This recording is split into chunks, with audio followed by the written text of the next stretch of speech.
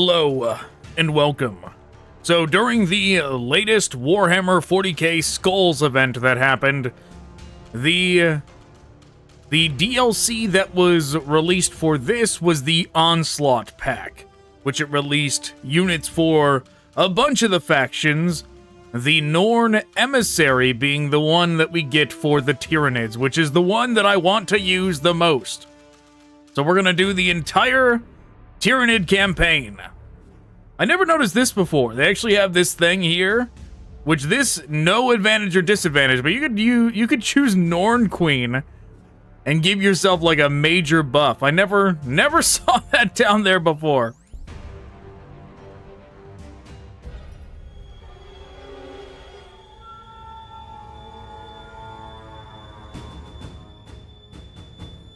In its isolation, Gladius Prime was an ideal research location.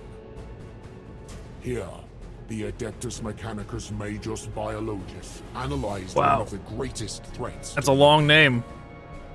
The Tyranids. The defeat of High Fleet Kraken at Fagundia showed that science could defeat the horrors. Every time I see a ship like that, it reminds me I gotta play Armada. Guard Outpost and Space Marine Chapter were unwitting insurance. Defenses, in case the Tyranids ever escaped. When the day came, they weren't enough. Nothing was enough.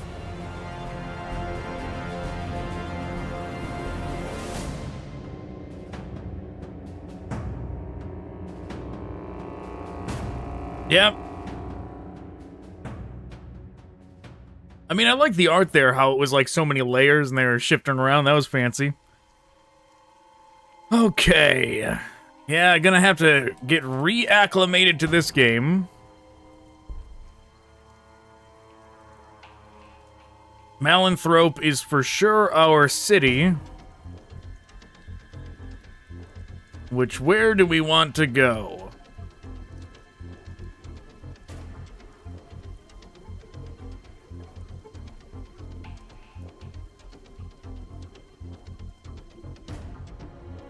$25, $25, $30, $30. You know what? Let's go down here, closer to the edge of the map.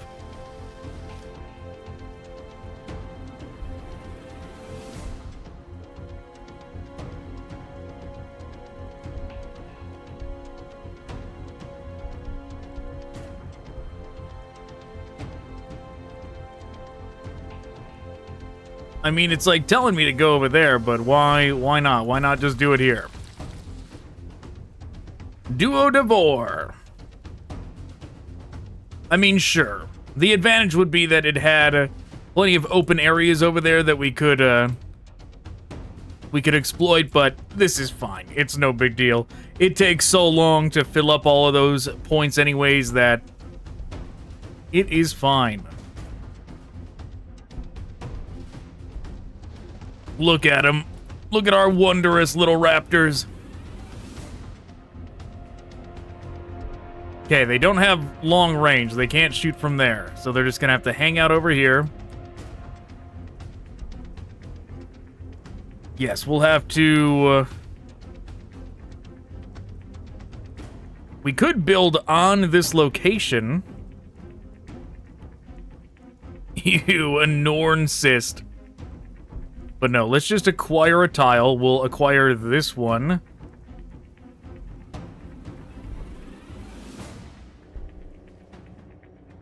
Choose research. Alpha Ovipository. Building that produces heroes as well as generates biomass and increases loyalty. 6 turns. Yeah, the thing is, we don't know what the objective is going to be, what it's going to want us to do. Basic close combat infantry. I mean, usually it wants us to do the hero thing at some point sooner than later for the campaign objectives. Wow, the Spider's Parlor. Enemy units in Tyranid cities take damage each turn. Reduce the influence cost of reclamation. Reduce the influence cost of overriding instinctive behavior. And gargoyles. Let's just go with that one. We'll go with the basic units for now. Which we don't know. Maybe the Norn Emissary is going to be in there. To Magos, Xenologus, Lexidium, report concerning Divisio Biologis operations on Gladius Prime.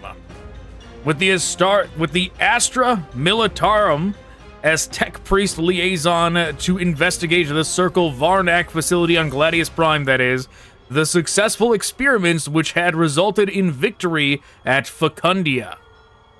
When the storm stabilized, the planet was cut off. Fearing the worst, I made my way to the Genitor facility, but found it an empty ruin.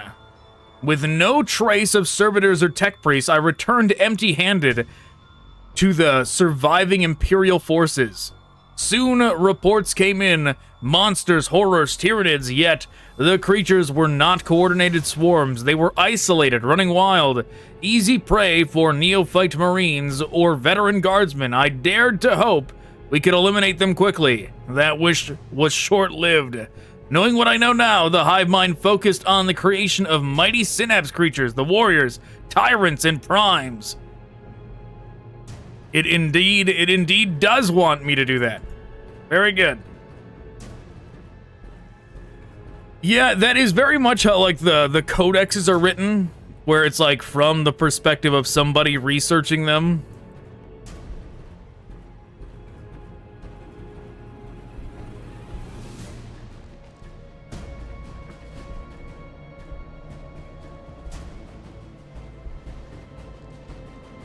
We're gonna be cautious for now. We're not gonna go try and fight those things yet.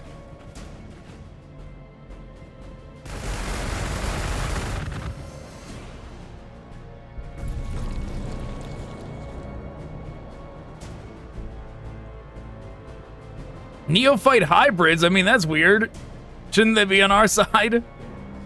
If they're hybrids, they're part gene stealer.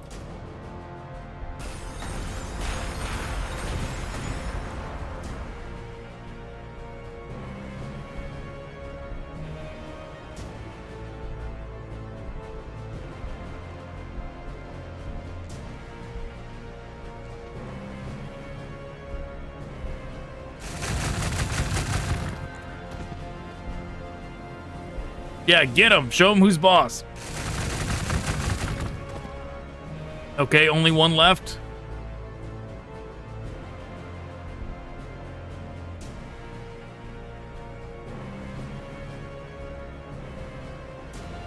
Okay, we could do this.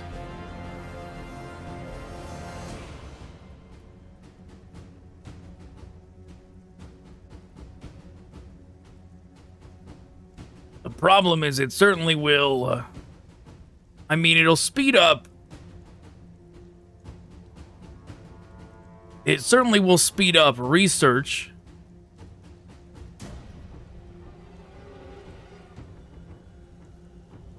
Biomass generation, well,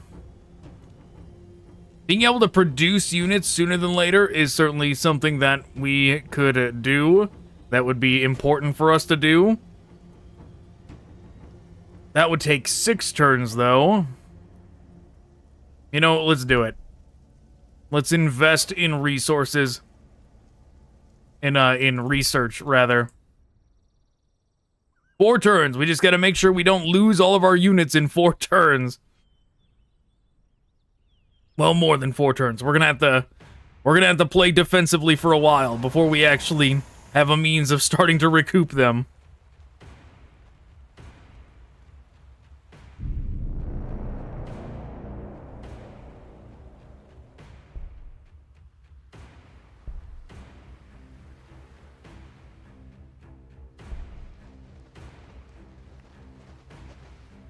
Defensively, we'll just stare at the dogs. Get out of here. Get away from our base.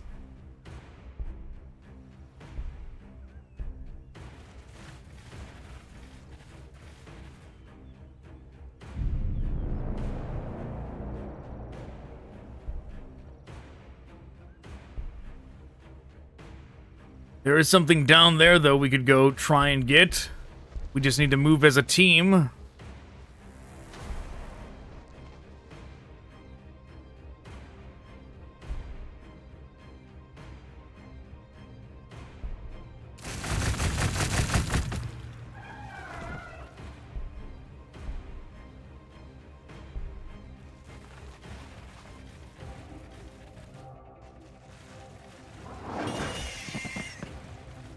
Okay.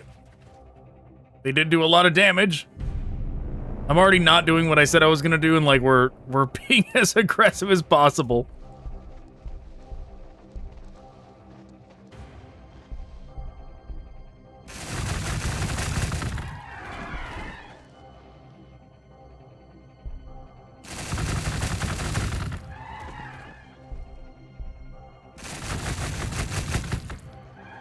But we need to clear out, like, the wild units whenever we can.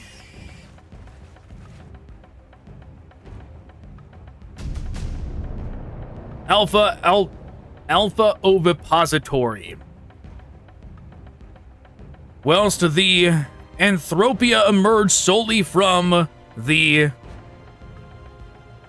Adanthropum's long gestation sacs, the most complex Synapse creatures take even more of the hive mind's resources and, crucially, focus. Each tyrant, Turvagon, and Prime requires careful design from the mind to give it that balance between total control and useful independence. The concentrated sensoria of the ovipository enable that focus.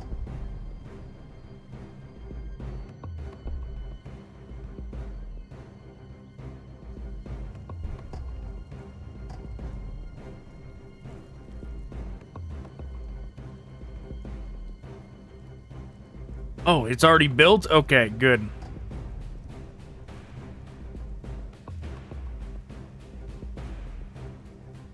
Yeah, it was set for the same amount of turns as the alpha thing, so it makes sense that it would be.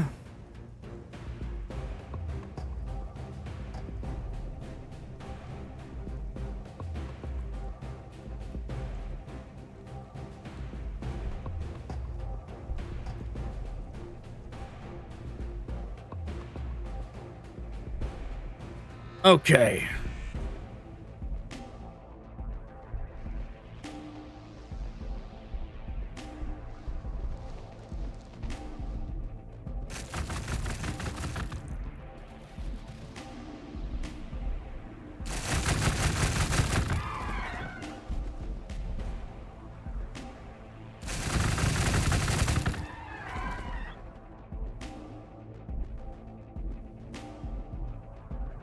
Yes, now we have it down to...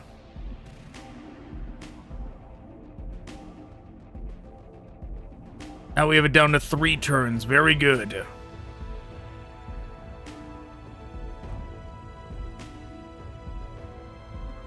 Reclamation. What is reclamation?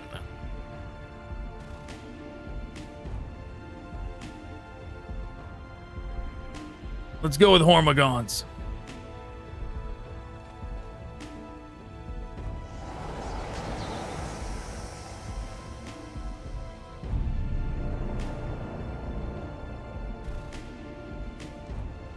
Well, that's bad.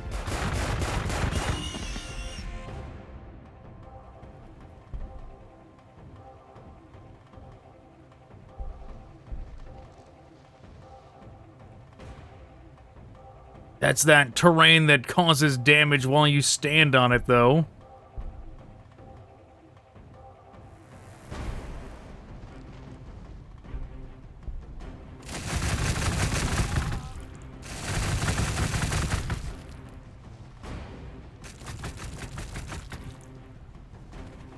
Oh, that's very bad. Yeah, we gotta get off of that.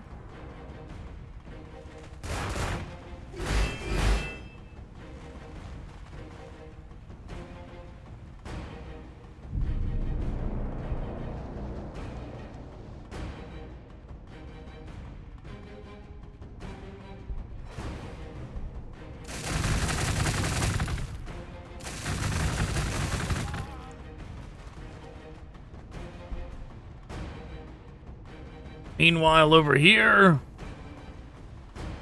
4 turns left for that thing to spawn.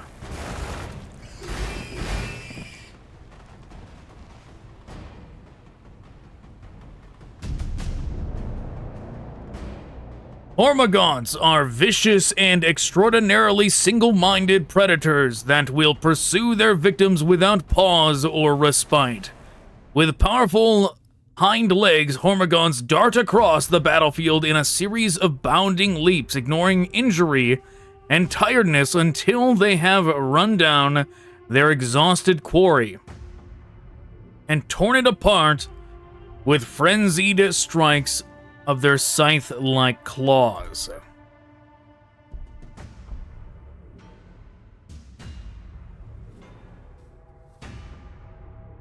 Yeah, you know what? Let's just retreat so we don't lose any more. They can have this.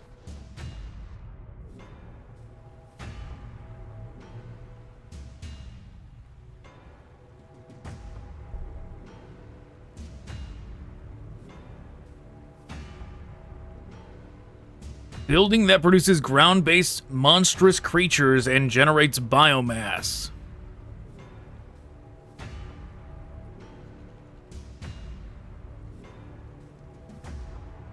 Reduces the influence upkeep of resource buildings. That's good.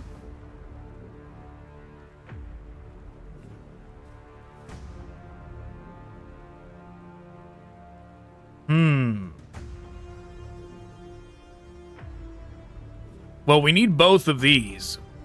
Generates research and increases population limit.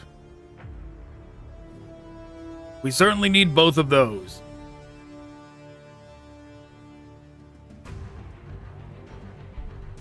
We'll do scavenger adaptation for now, though.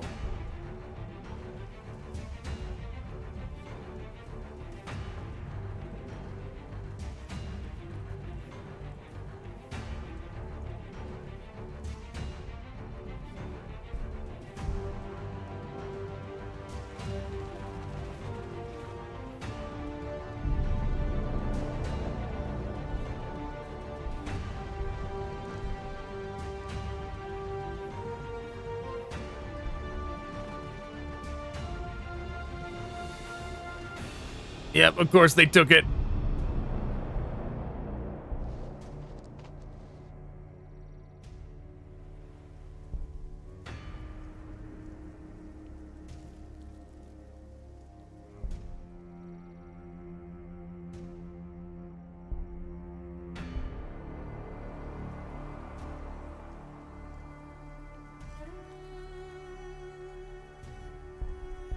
All right, ending turn.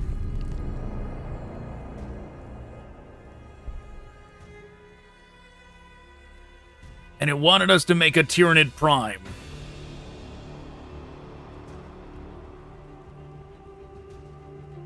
Reclaim a Tyranid unit to regain biomass and production at the cost of influence.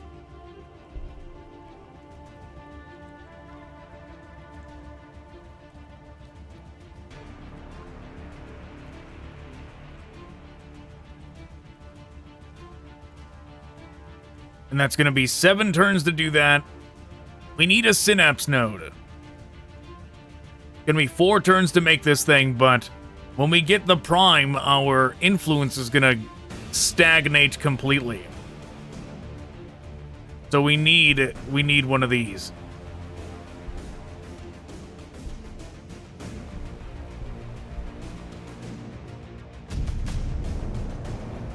The hive mind typically maintains close control over its swarm, directing everything but unconscious actions. But by loosening that control, the smaller organisms can be allowed just enough agency to forage for themselves.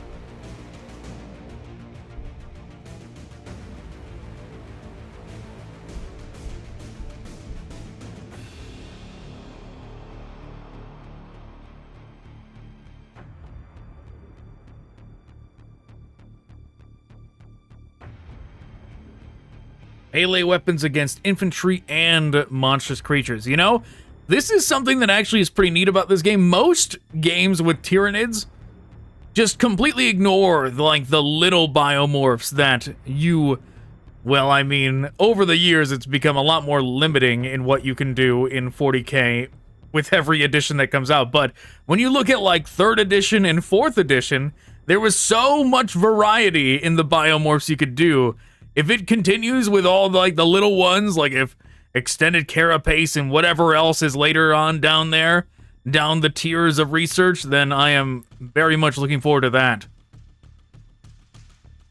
We don't even have any melee yet, though, so maybe I shouldn't pick this. But we are making that Tyranid Prime, right? And maybe that Tyranid Prime is going to have melee. But, you know what, we should get some of this other stuff, though. We should get the hibernation thing.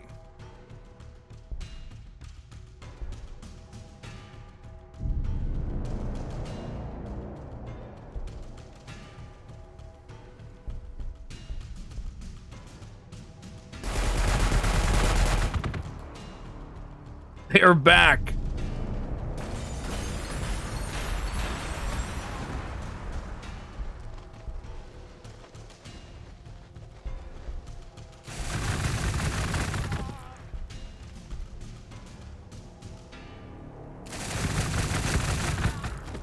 Maybe this time we'll actually run after them when they try and run away.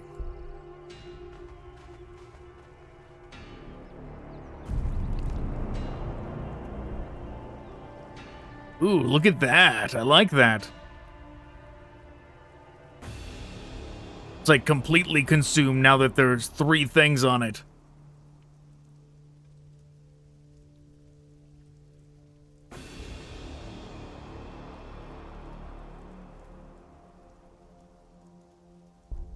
You know what? Yeah, let's go for more biomass as well. Or should we do... Yeah, we should do this so we can start building more units.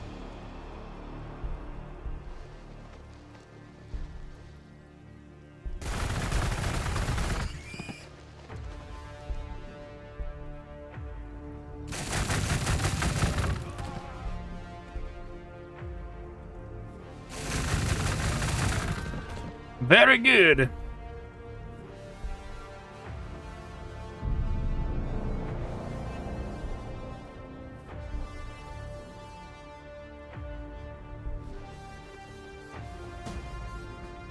Should have put them on there so it could actually heal them. Because we're not going to run over here yet. They're going to stick together, but whatever. We'll just hunker down for now.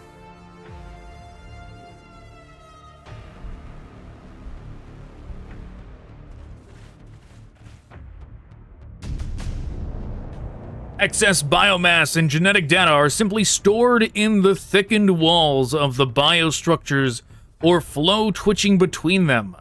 But when a creature has been grown, sometimes the hive mind deems it more efficient to retain it, but shut down its functions stored in serried ranks of marsupia.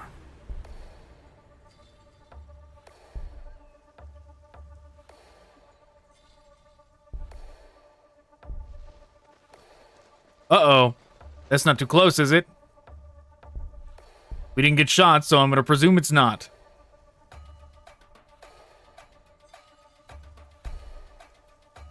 But it feels too close.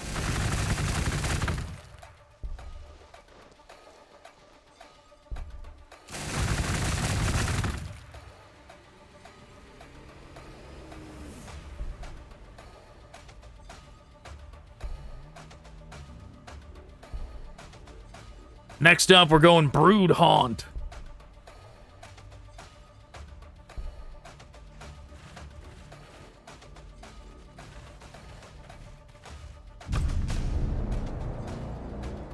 Where they appeared, the Tyranid forces and direction cohesion, I began to despair. Recover scattered units. Okay.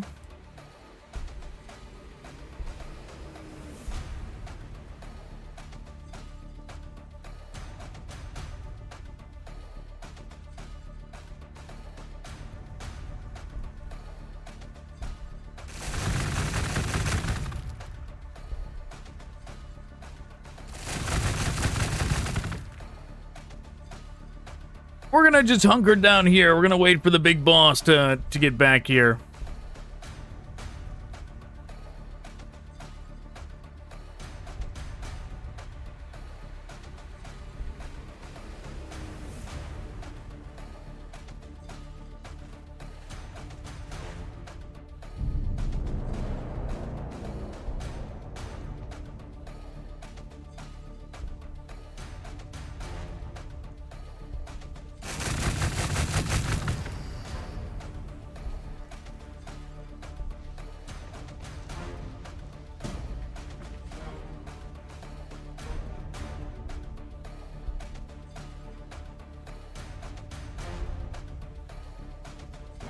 Two more turns before we can start making gaunts.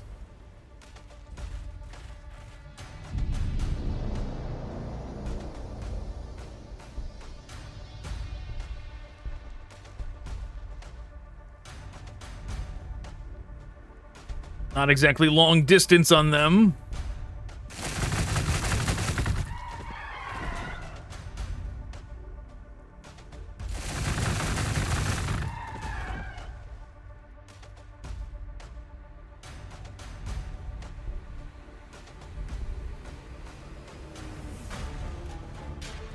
Should have went with toxin sacks. It would definitely come in handy once we grab this group. Some of the hive mind's creature creations are produced by separate biostructures because of the care and resources taken in their rendering. Others are simply large. The brood haunt houses those brutish giants that are far too big for the brood nest.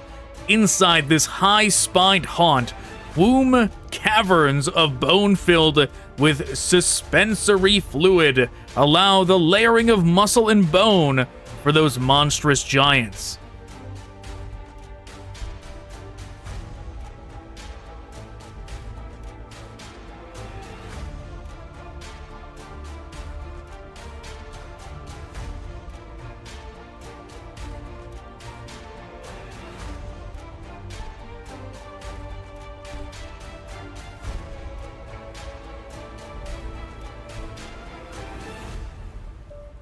Let's grab that one.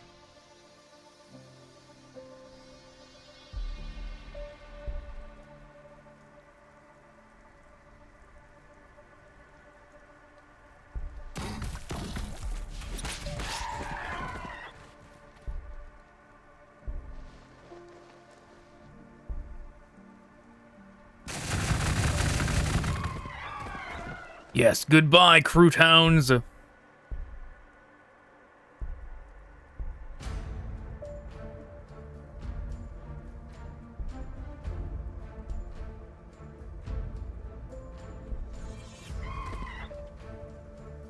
was wondering if that was going to finish them off, and it did.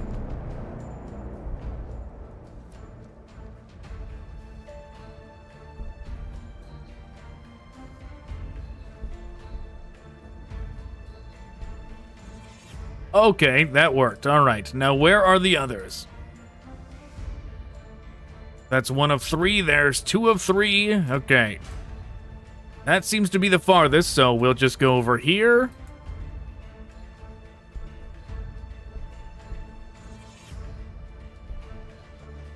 We'll let them lead the way.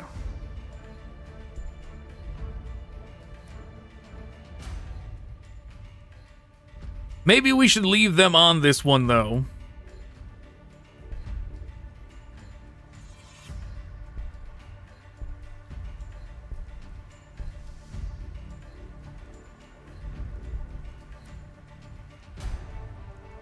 So we don't lose that. So we don't lose this thing.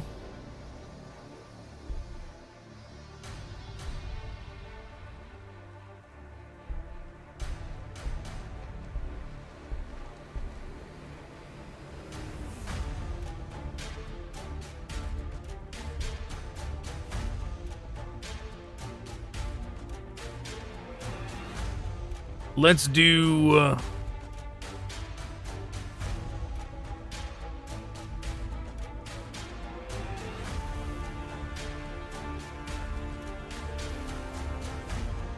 Yeah, we could do more research.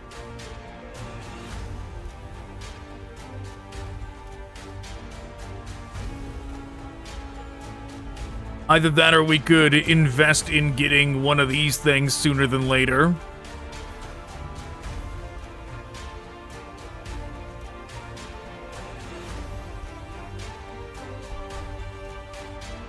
We do need more population, though.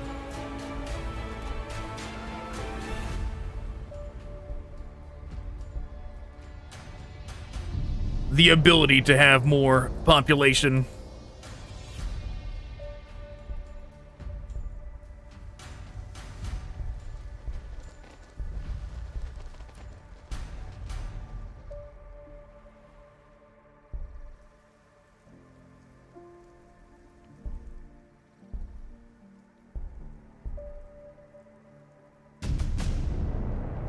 These parasitic glands secrete vile fluids, coating the Tyranid's claws, fangs, and talons with a lethal variety of alien poisons.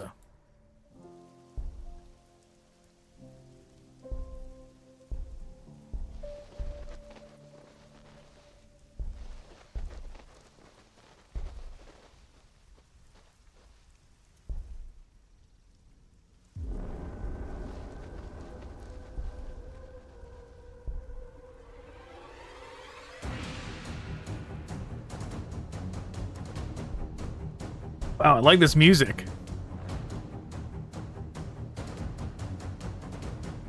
Synapse hero unit that spawns armies of termagants.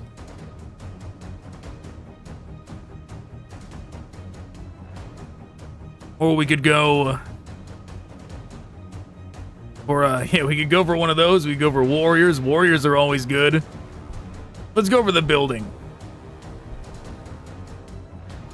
You never know. One of the quest objective things may be to have one of the buildings.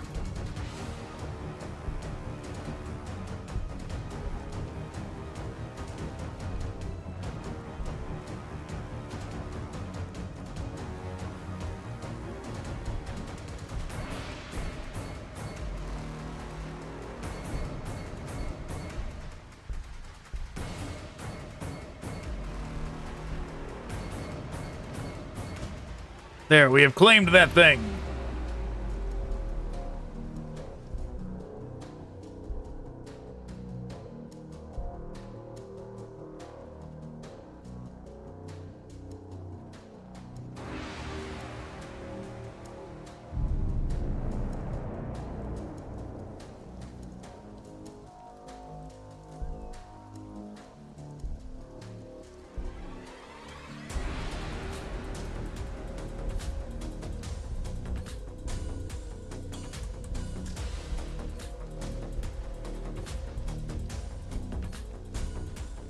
All of them can go that way. He can keep watch. That group can keep watch over there.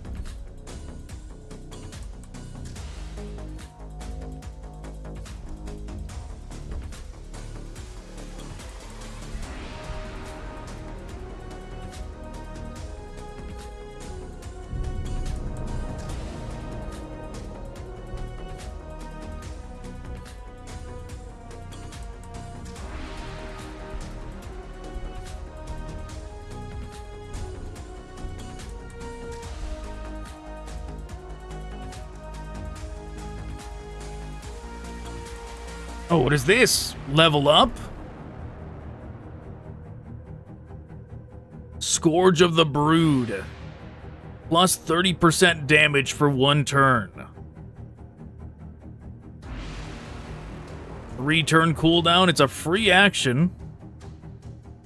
Passive, increase the feel no pain damage reduction for the turn after taking damage. Alpha Warrior. Oh, I see. So they... Wait, 1 out of 3? Increase the accuracy of allied Tyranid warriors in range.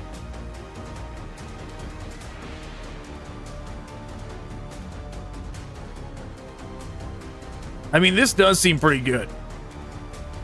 As I looked into its dead black eyes, I saw the terrible sentience it had in place of a soul. Behind that was the steel will of its leader.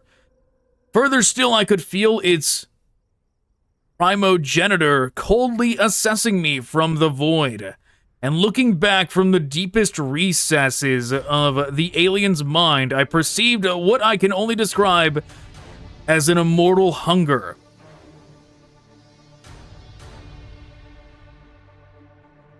Well, let's take that one.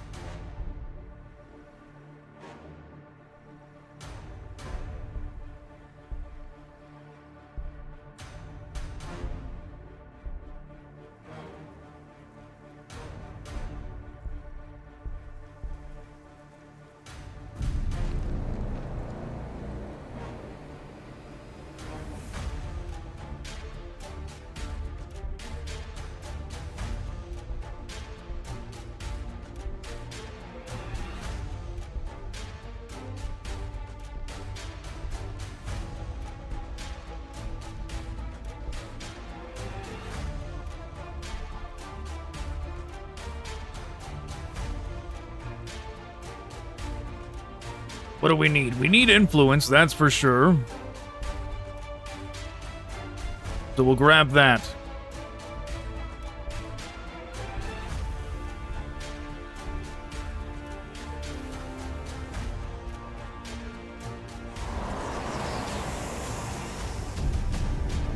Not all Tyranid creatures are equal, whilst Termagants and Hormagants require little focus and unspecialized resources. The construction and gestation of more complex creatures can take more care.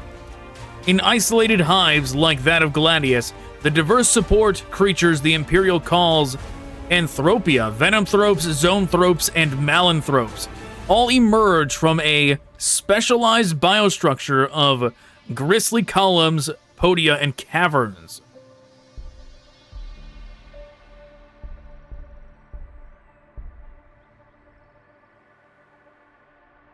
Not making it convenient to get over there, are they?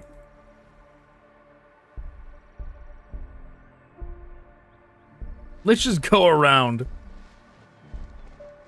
I don't want to step on the wireweed stuff and take unnecessary damage.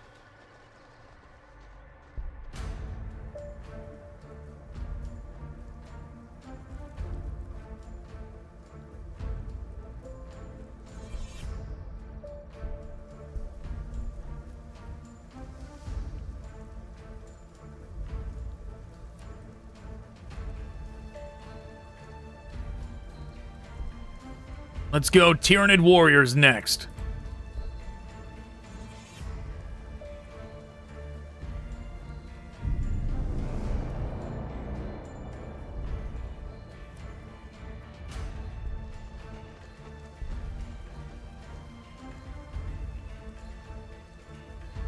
Well, we found something problematic. It's Chaos Nurgle stuff. Poxwalkers, okay.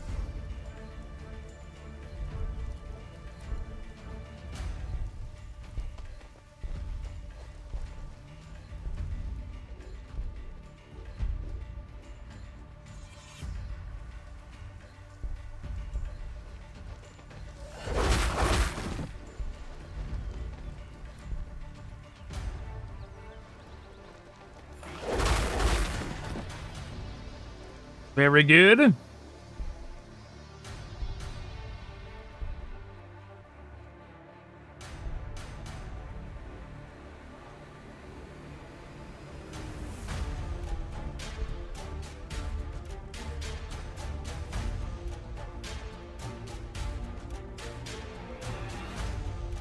It is curious that that was the way they decided to add to make it a Tyranid Prime. They did just kind of give it the biomorphs. What? Disband? No. They did give it the biomorphs that are available, like the pokey extended carapace and the adrenal sacs. That gave it 2 on its shoulders.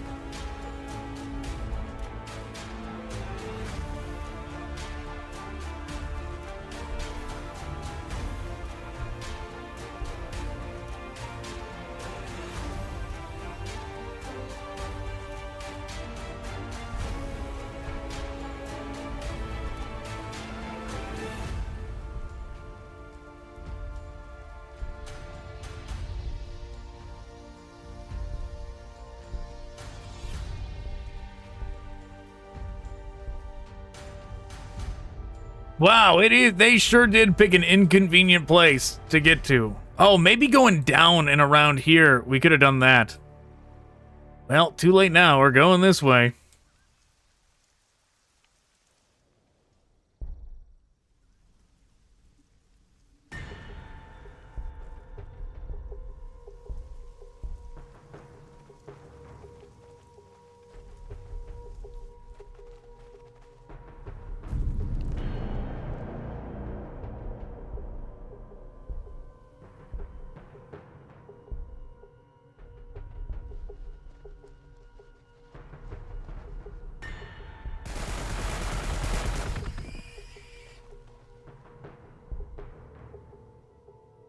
How dare they?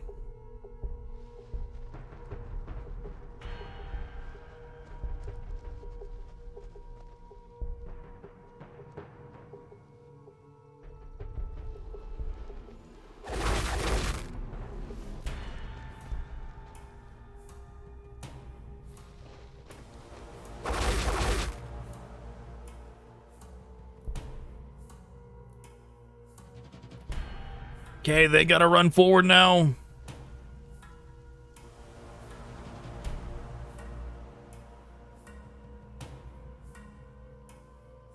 Oh, we could get more.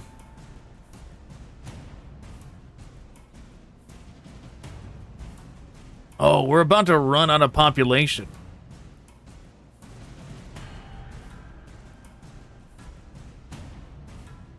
We're not going to be able to build more things for the time being until our population increases. But it is going to increase next turn. So that's good. Let's do biomass.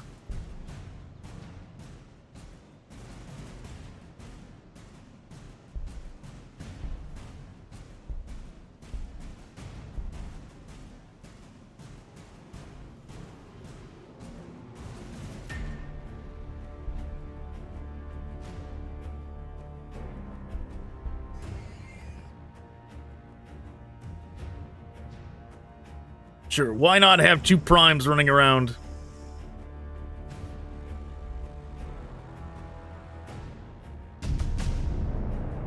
Tyranid warriors are the most adaptable of all the hive mind's bioforms. They are creatures from the blackest of nightmares, unstoppable killing machines with pulsing ichor for blood, needle-sharp teeth, and darkly gleaming eyes that reveal a terrible intelligence at work. A Tyranid warrior stands twice the height of a man, its carapace protected by a thick chitin. One might expect such a creature to be slow in its actions, but a Tyranid warrior is lithe with reactions as swift as a whip.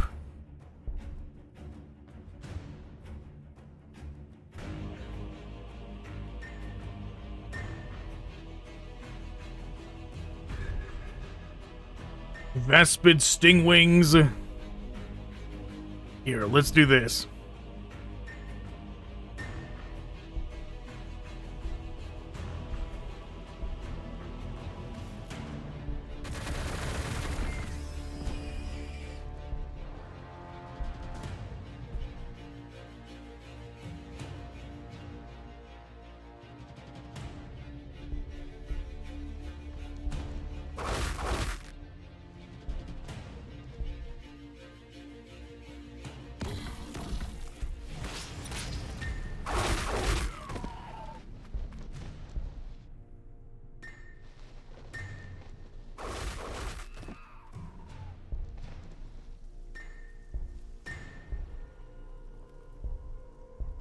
Okay, they're still protecting our extra areas. We'll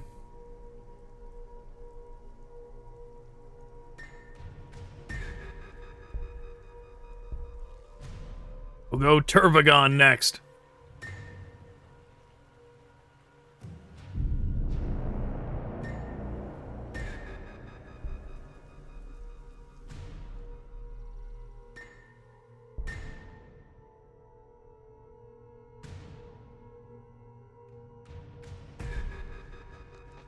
Oh. That's a bit problematic.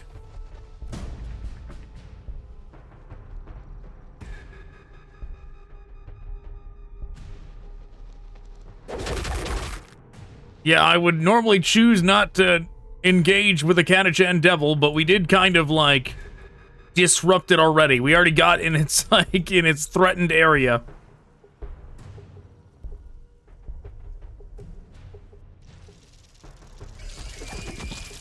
More than one! That's real bad.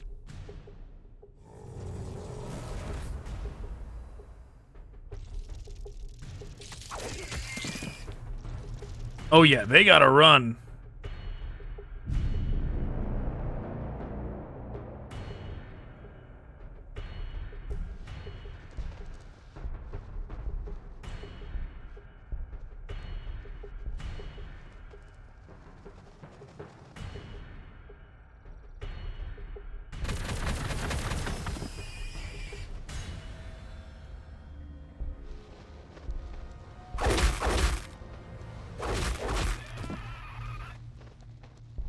They did a lot of damage.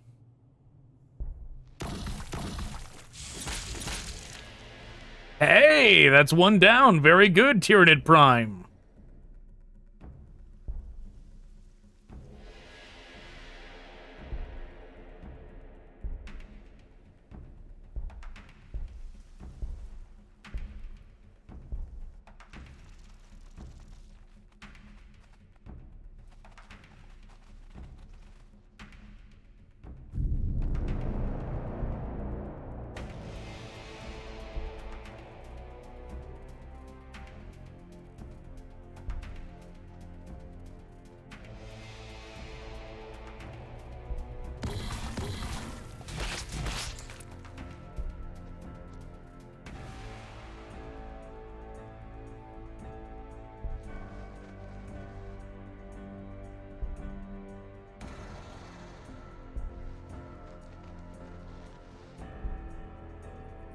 Finish him off.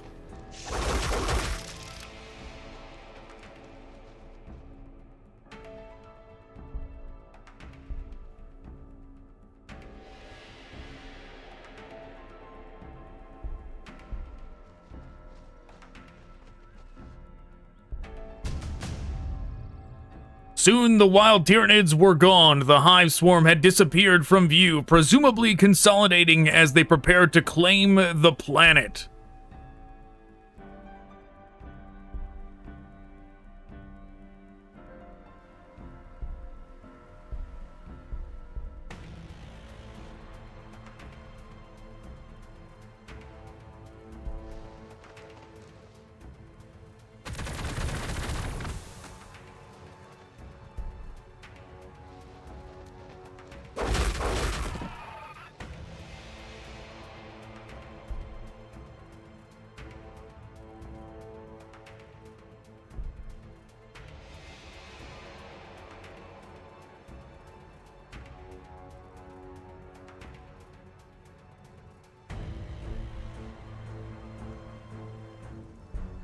Yeah, upgrading the warriors, definitely.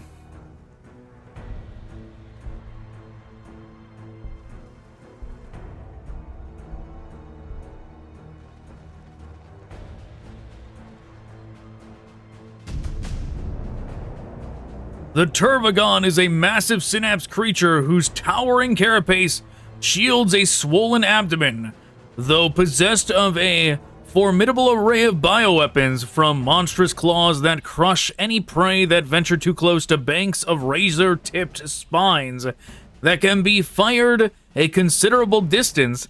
The Phagein's true threat lies within. Every Phagein serves as a living incubator, within whose bloated form dozens upon dozens of termagants slumber in a state of near life. The Phagein can spawn its dormant broods at will, jolting their minds into wakefulness.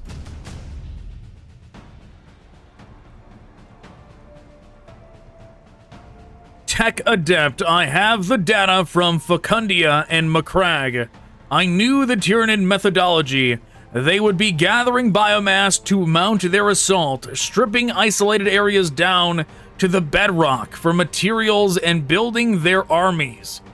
And the hive mind was a gourmet sampling the local genetic data, creating warriors tailored to our weaknesses to ensure victory. Even now, I knew the Malanthropes would be massing, working behind the warriors.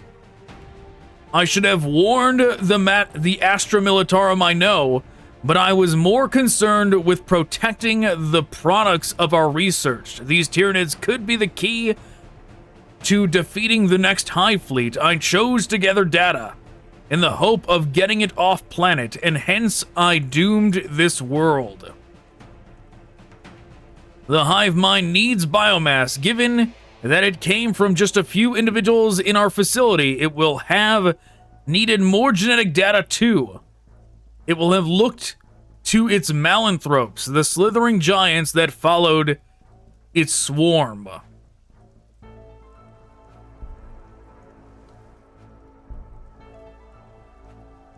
Okay, so we gotta build that thing to build a Malanthrope.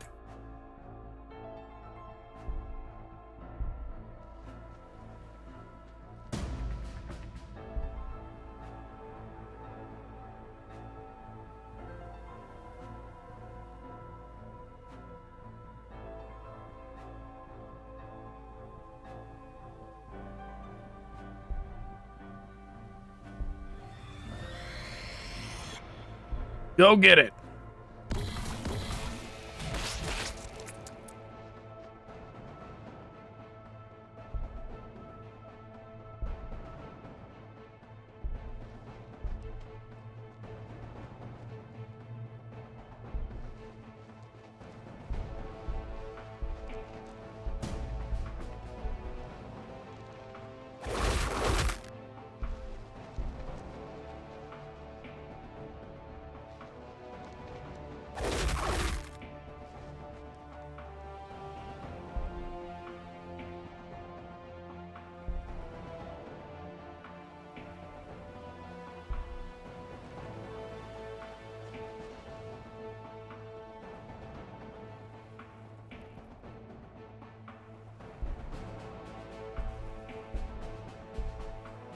Okay, they're all watching the perimeter.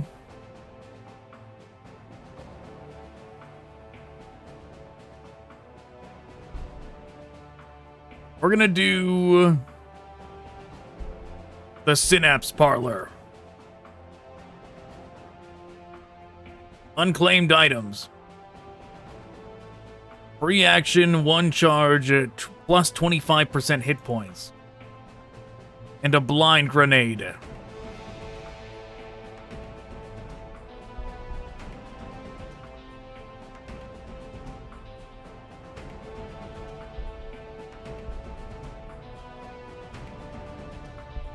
Sure.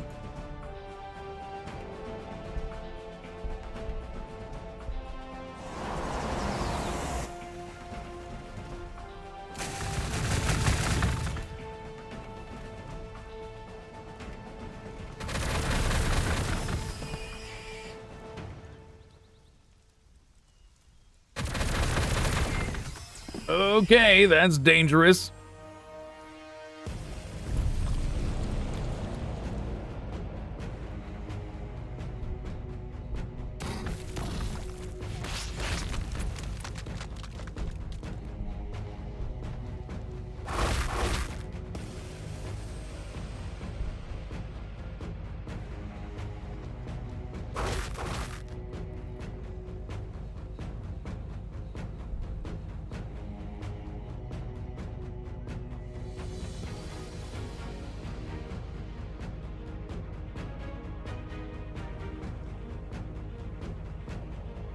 They're not letting me join up with the group. Let's just run over here.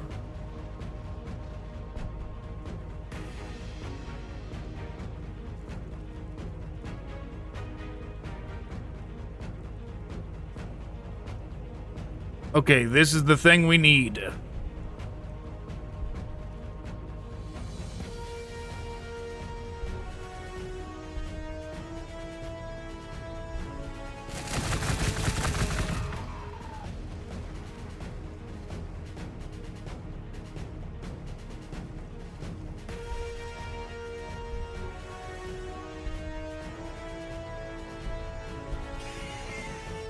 Yep, what I'm gonna do is I'm gonna put them here, and this group will be able to join the main force.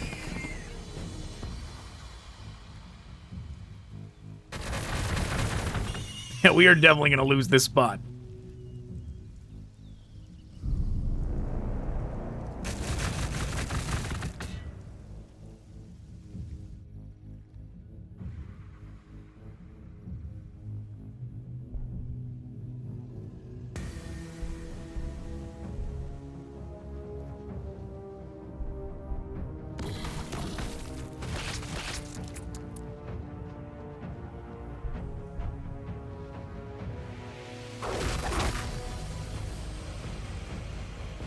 Wow, subterranean assault.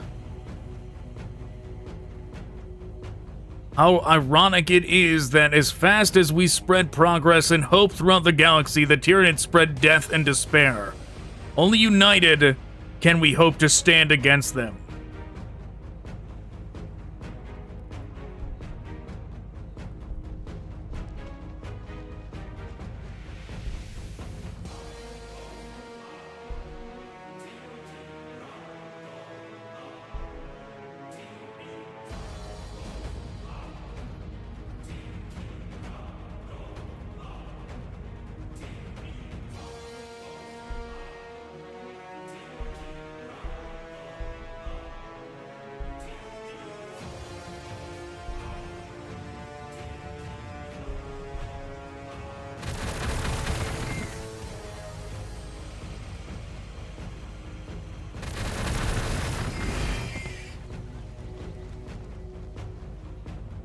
Oh, they're trying to take that one as well.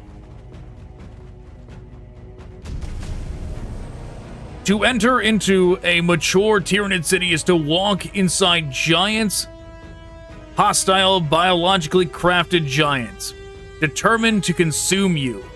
Toxin-coated, villi-lashed infantry, valleys sprout teeth and claws like maws, and town square-sized sphincters open suddenly, dumping entire unwary armies into acidic reclamation pools.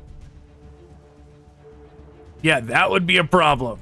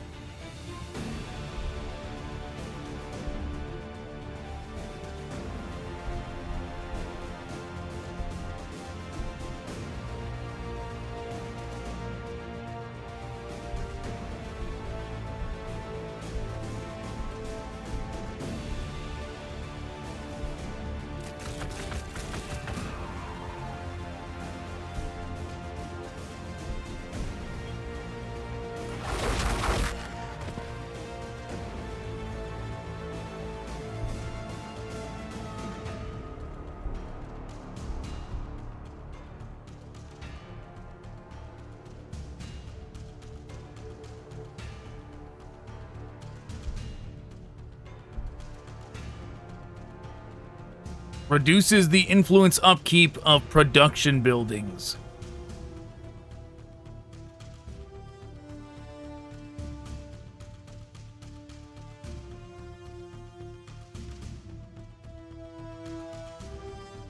Giant grants Tyranid warriors, Tyranid primes, and lictors an additional ranged weapon.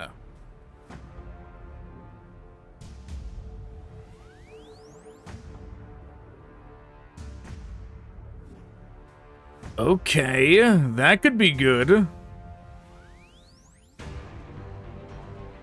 Melanthropic Gustar Flagelli. How far do we have to go to get a Norn Emissary?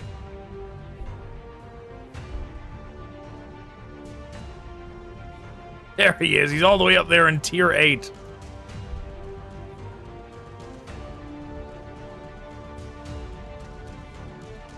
Building that increases loyalty. Let's do this first.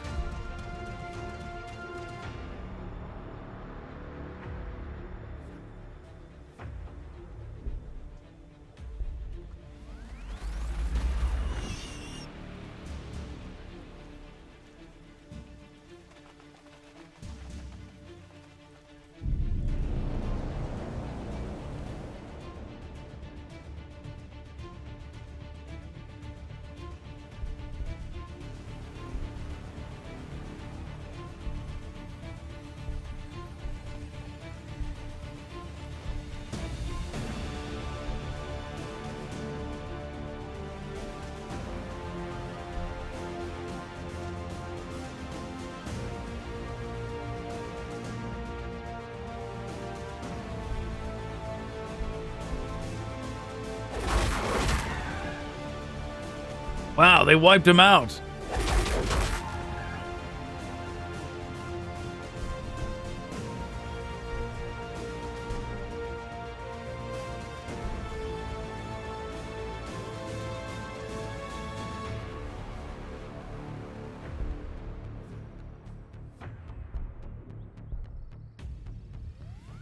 Okay, just do both of those.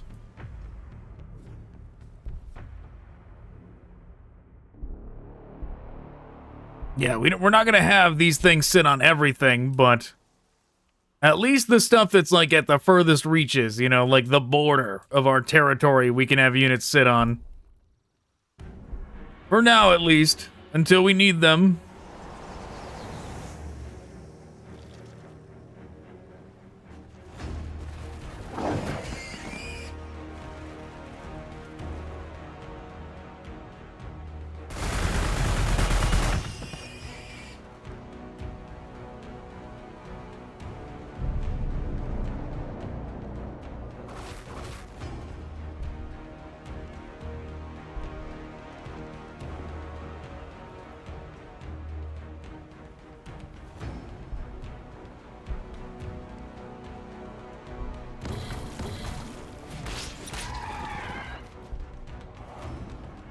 Oh no. They turned them hostile, those weird things did. Where'd they go? No sight of them. There they are. It better not turn my prime traitor. That would be very problematic.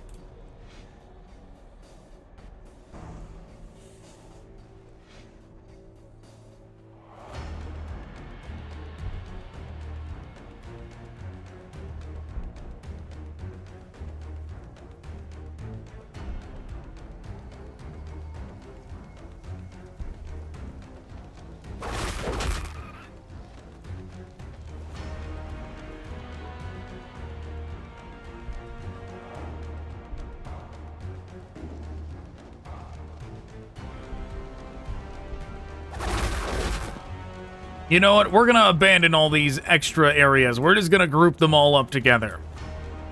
The force will move in mass.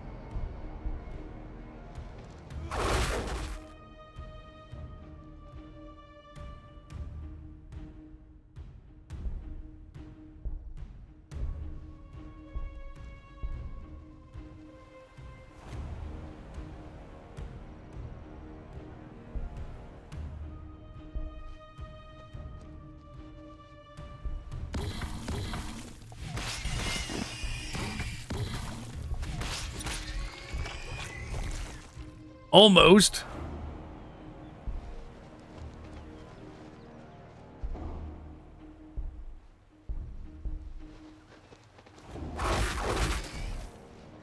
There we go.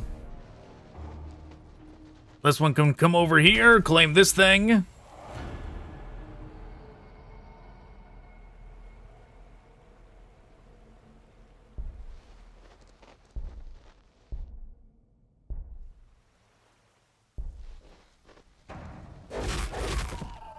And they can just hold them off as long as they can.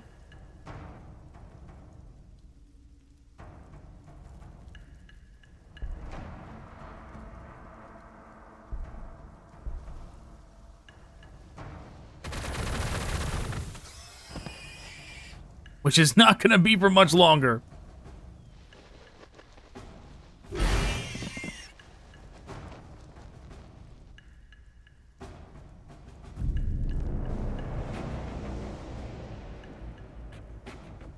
Run, my Tyranid, run!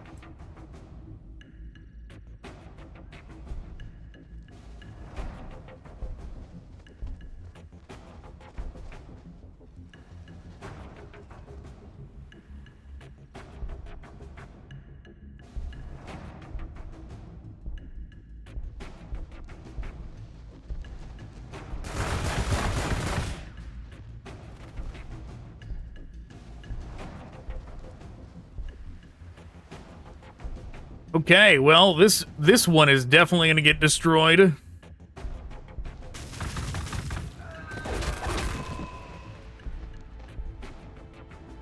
You know, I could have used the damage boost from these two on those, like, floating ones that brainwash your units. But I forgot to. Oh well.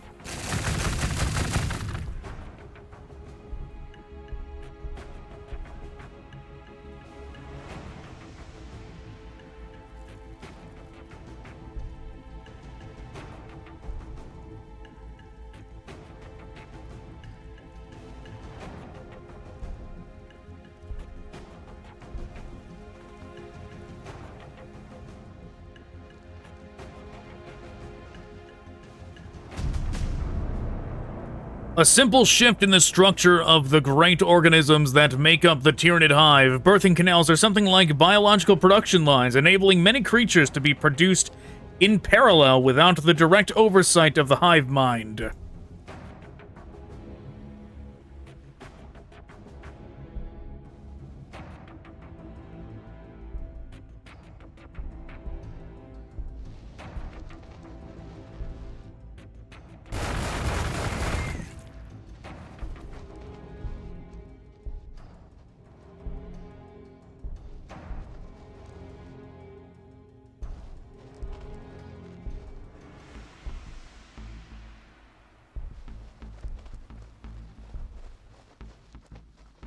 All right, all of them can move on down.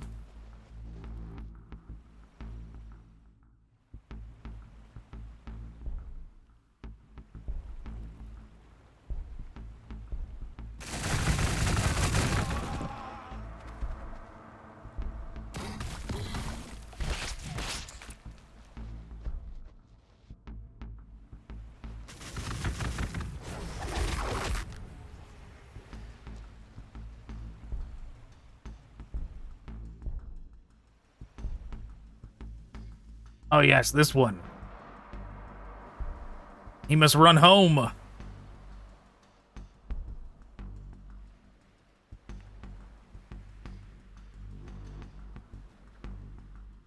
I mean, it's probably going to want us to make a hive tyrant at some point, right?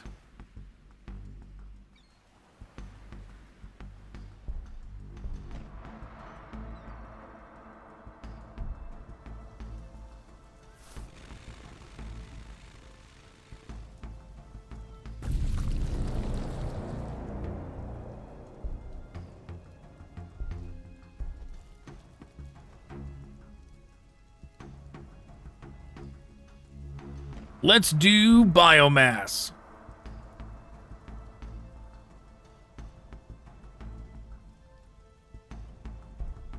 You certainly need more of that.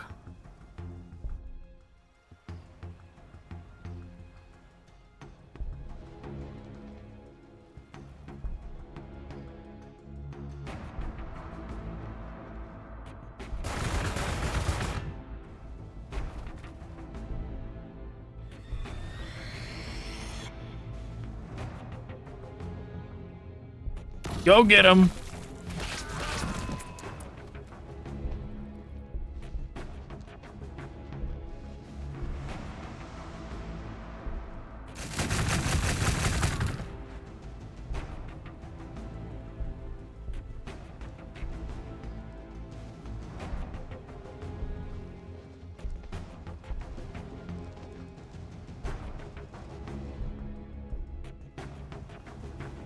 Yes, we will swarm over the entirety of the map.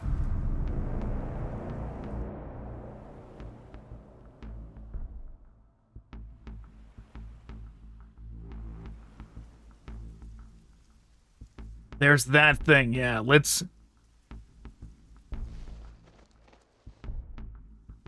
get ready to approach this thing as a group.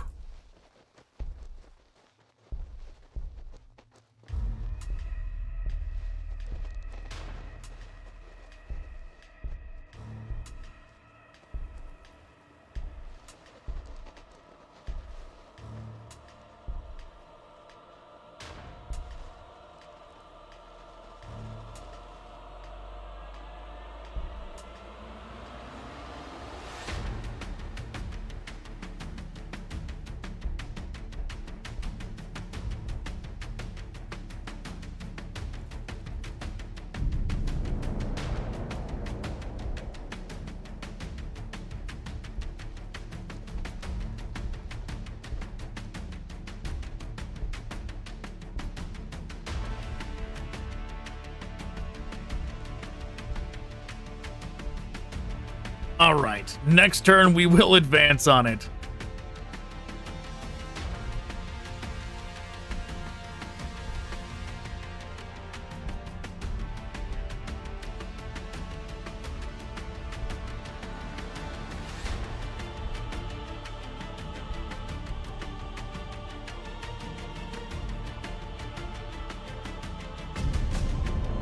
Hive Tyrants are the commanders of the Tyranid swarms and enact the Hive Mind's will on the field of battle. Though individuals display a wide variety of physical characteristics, all Hive Tyrants are fearsome, hulking monsters that tower over even a dreadnought. They are brutally strong, able to shatter Ferrocrete with sickening ease. Every part of such a beast body is perfectly created to kill, even the layers of chitinous plating that protect them. A Hive Tyrant is a formidable opponent at any distance, as deadly with ranged weapons as it is with Bone Sword or Claw.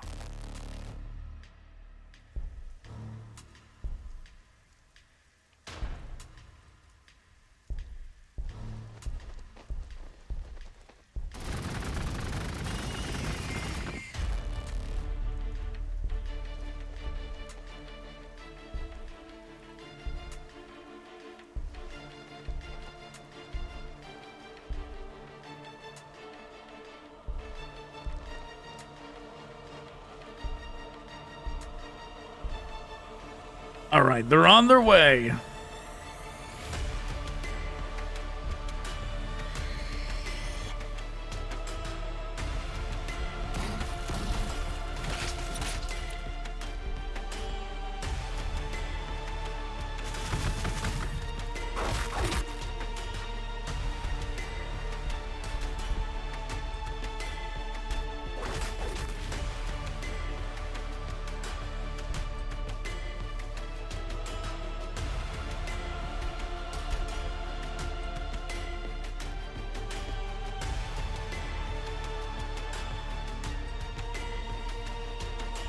Reduces the cost of founding new... Oh no, this is what we need.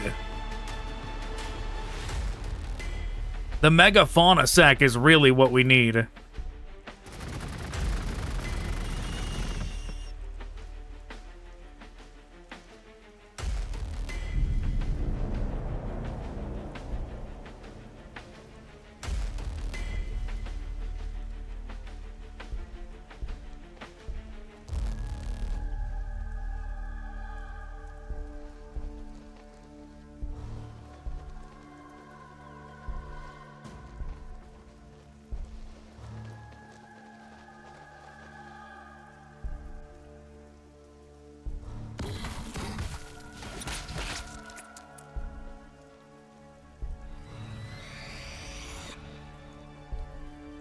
Go get it.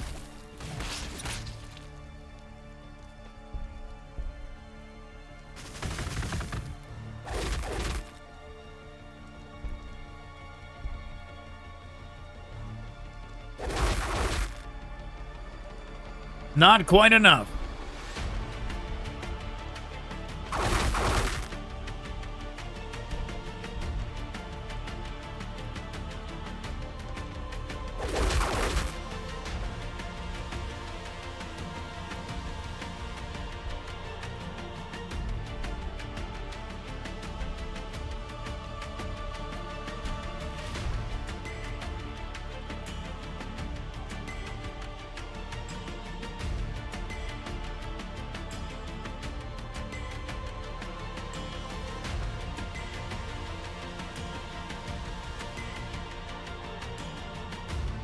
Let's do research.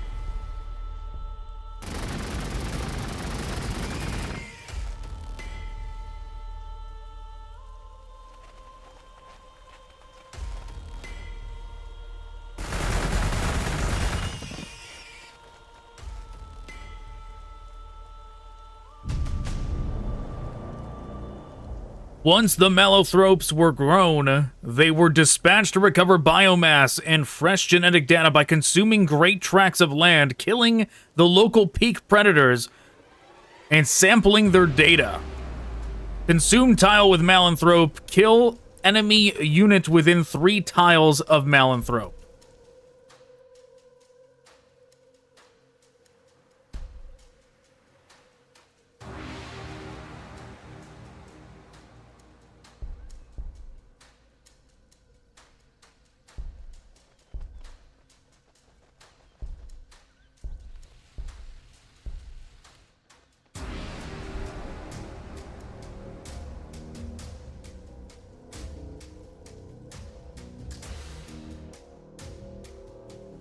Okay.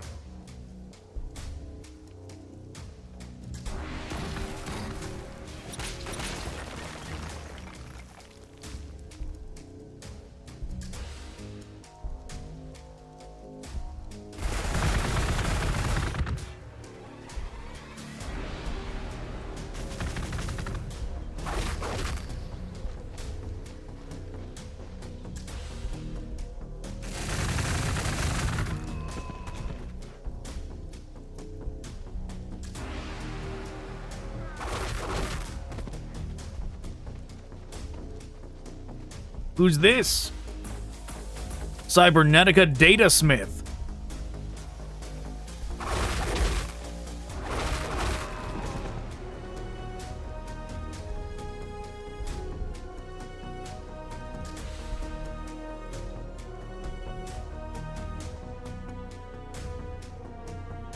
Consume tile. Maybe I should consume tiles quite a ways away from our base.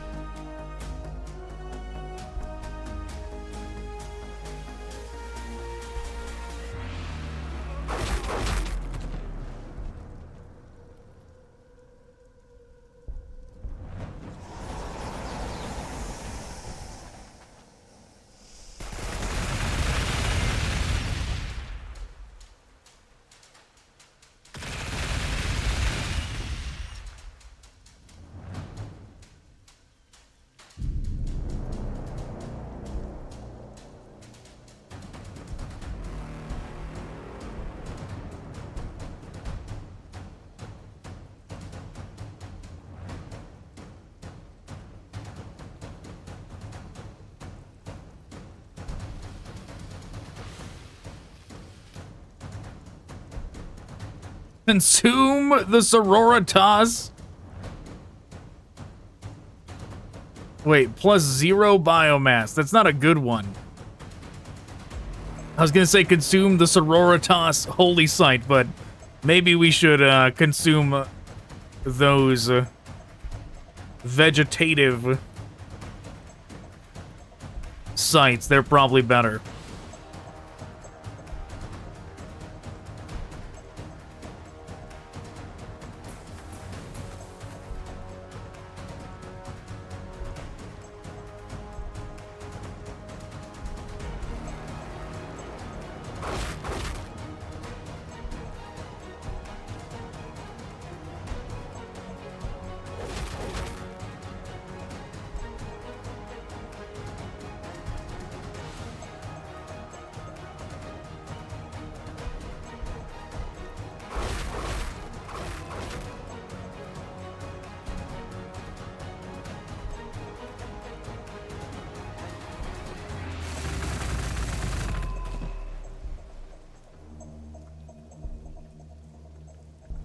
There we go. Now they can move up.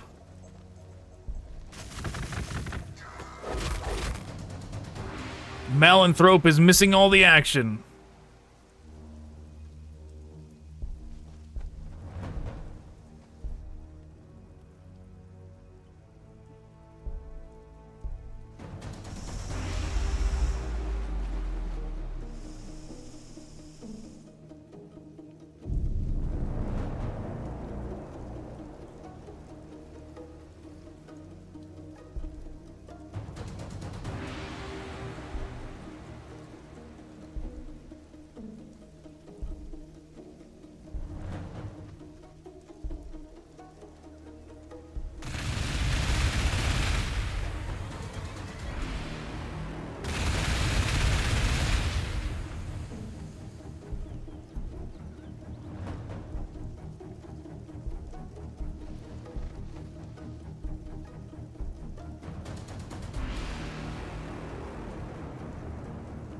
Where's the Malanthrope? All right, get up there.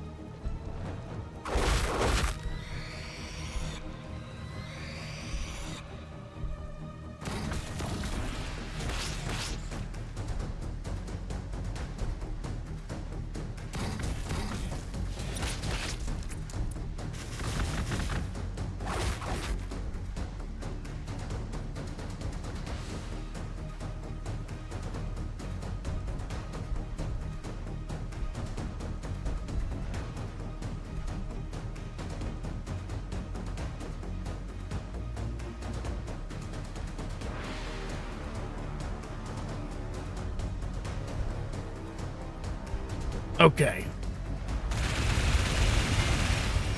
Well, they're dead.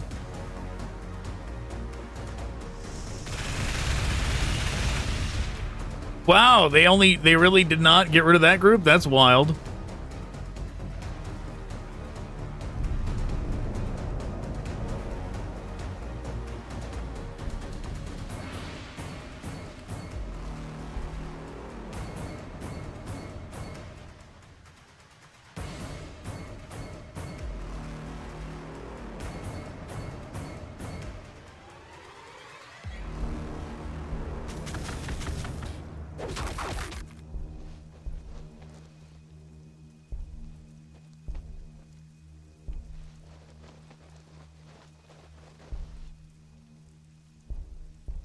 Okay, let's see if they can do it.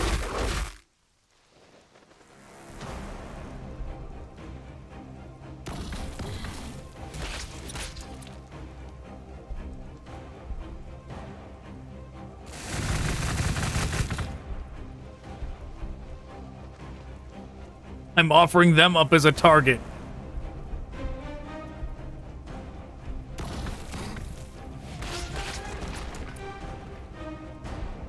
That's one.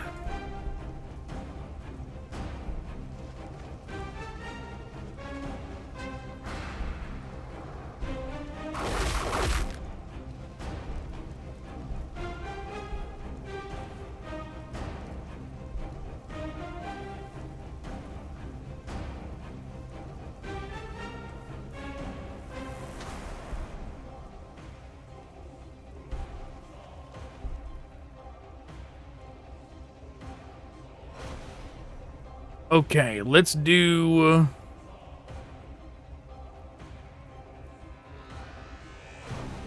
I think we need another population increase relatively soon.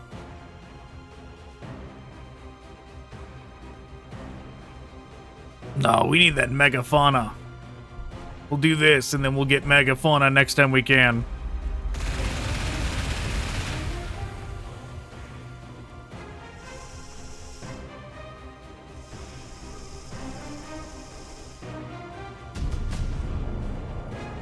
Nothing reflects the inhumanity of a hive more than the megafauna sac. To a human eye, its smooth, membranous dome is reminiscent of a design from a museum.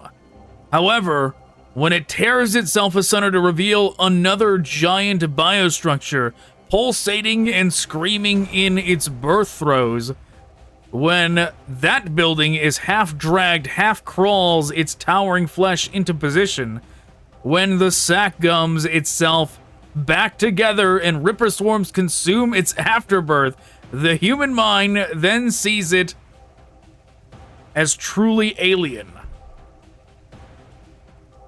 Yes, I'm sure.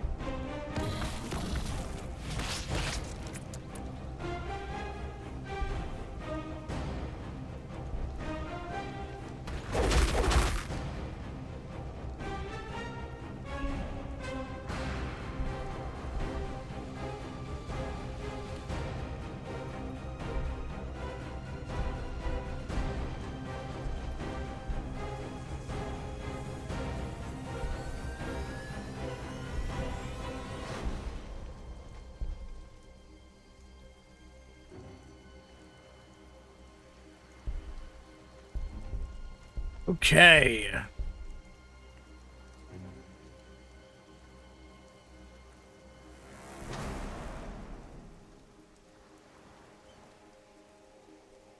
I'm still hoping to find one that it says more than 0 biomass.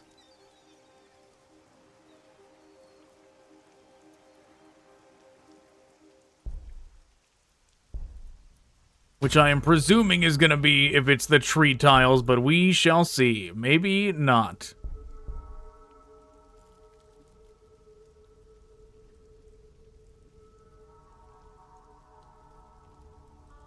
Reduces the cost of founding new cities? Sure.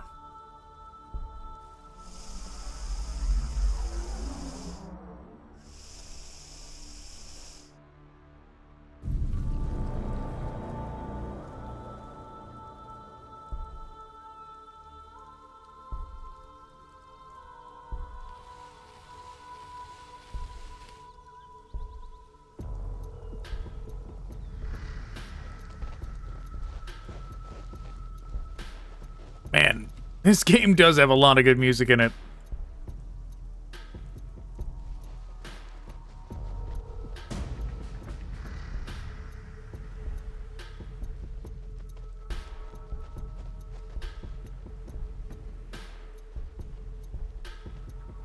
Wow, that's a lot of whatever all that is.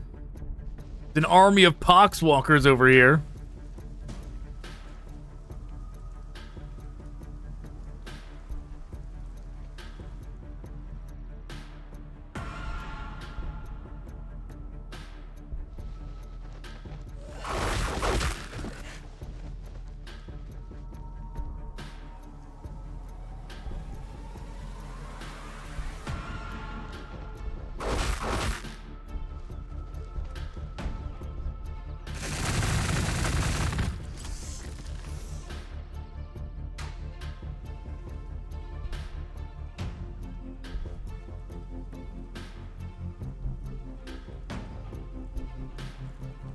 Nine turns for the megafauna. So we can't get that yet, actually. We need to do this. Because we're about to be maxed out on population.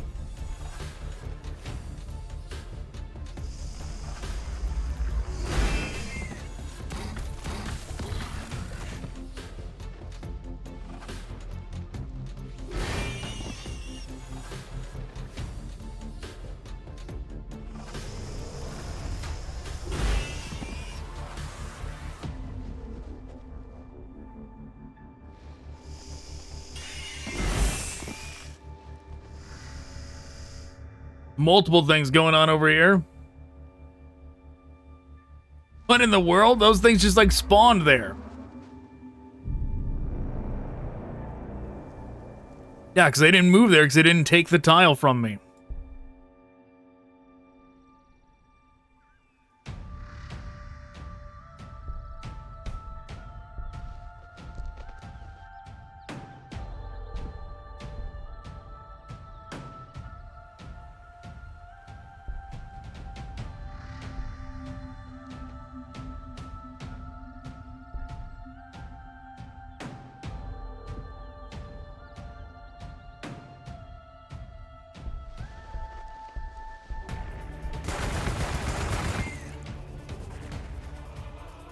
Well, we certainly are fighting a battle on all sides now.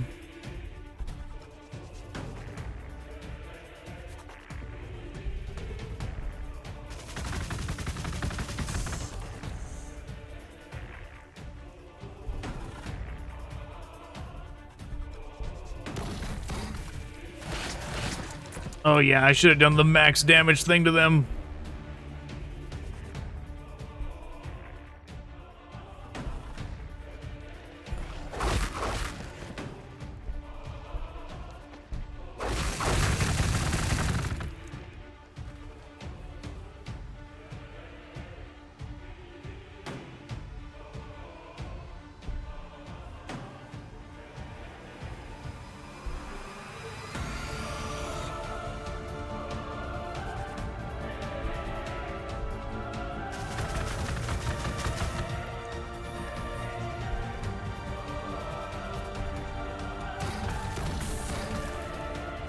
Excuse me? Oh my god, that's such a waste.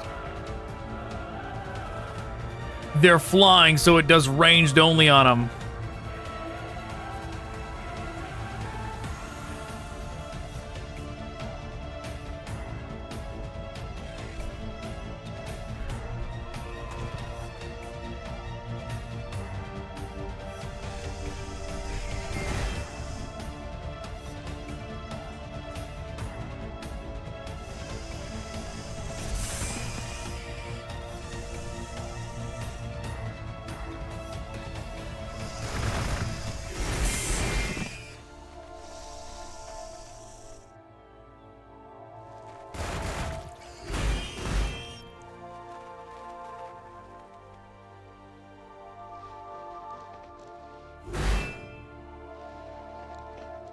Yeah, we're gonna tear these ones apart.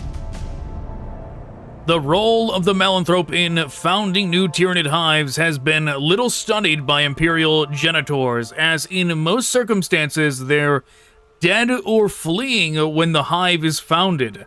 However, it's believed that they transport the city seed to new locations when a forward brood location is required. Unusual Melanthropes have sometimes been observed with specialized physical structures that enable them to perform this task more efficiently.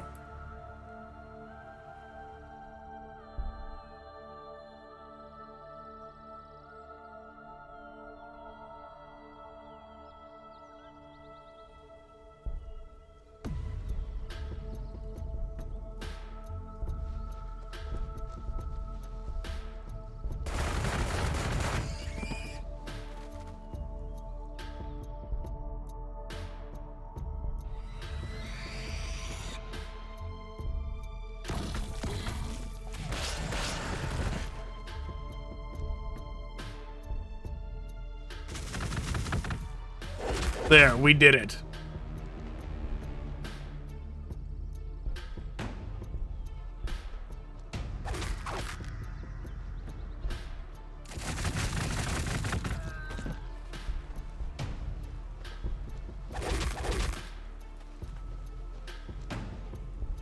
Let's just find out. Nope, same thing. Oh, now I see.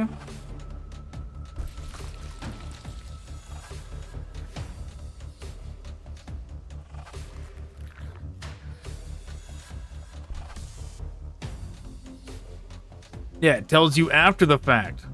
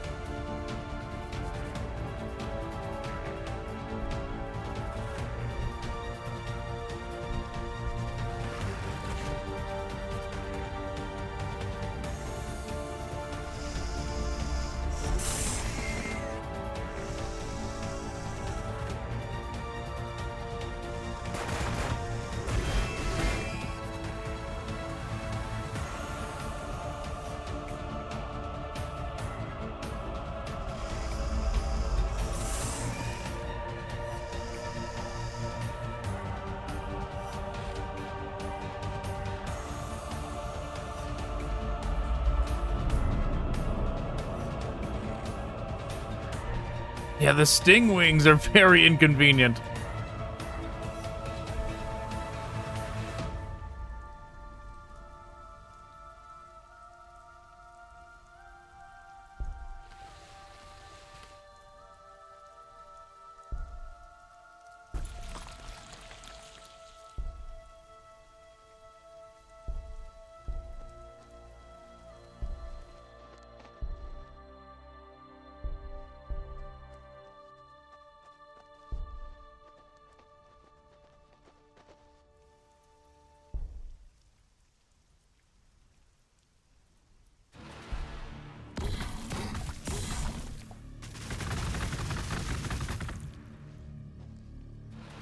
Yes, the great Stingwing Purge has begun.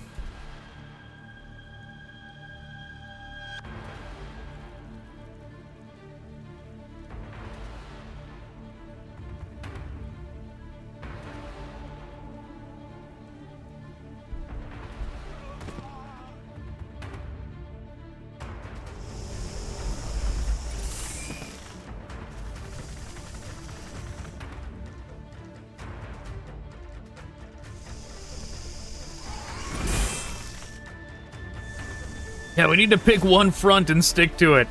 We're spreading too thin.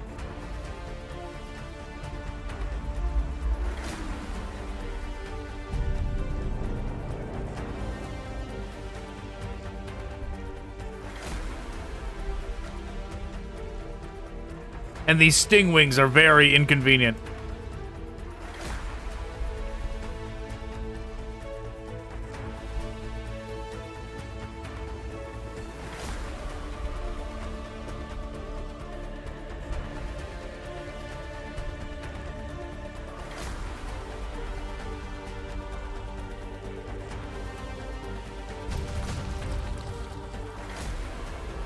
Soon, the Tyranids revealed themselves much stronger and more varied than ever I expected, given the limited numbers in the research facility. Consume tile with oh, one we already did.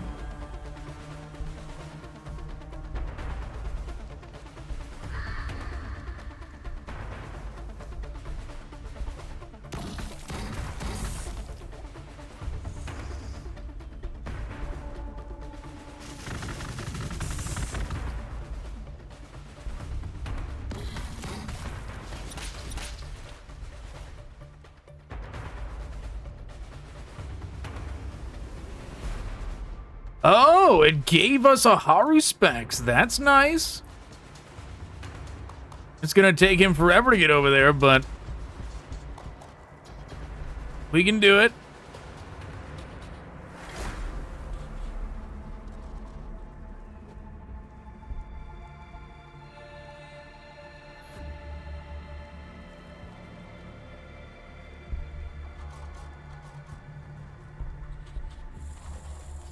Yeah, let's just go claim all the tiles on the map. Let's just get a bunch of Malanthropes.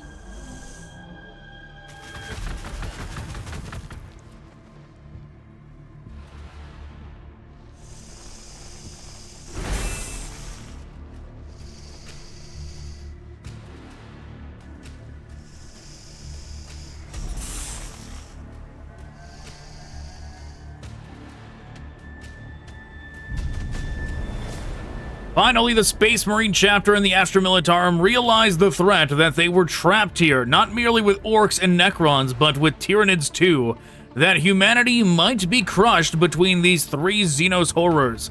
My remaining flesh ached with despair, yet an unexpected ally gave us a chance to destroy them once and for all. Tech Adapt, the planet itself rose up against them. It seems that Gladius housed some long-forgotten Xenos technology, perhaps the self-same that trapped us here under the warp storms. Great spires of burnished exodite metal rose from the ground around the Tyranid hives. From my analyses of its remains, I suspect it may predate even the Eldari, as far back as data missing. Where the spires rose, the warp storms intensified, purging the planet's surface of life. The Tyranids were thrown back for a time. Survive the invasion and kill all invaders.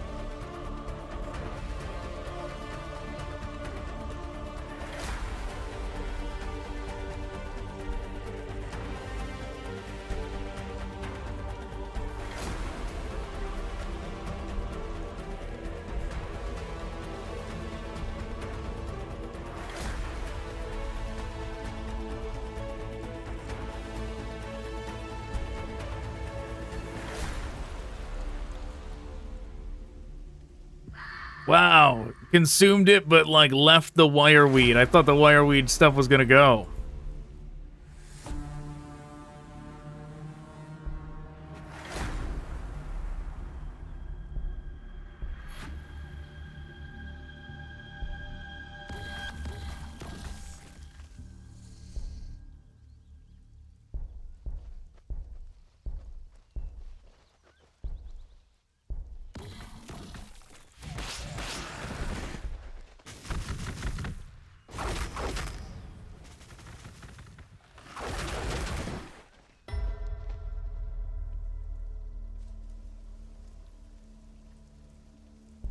Yeah, just hang out over here, hot respects.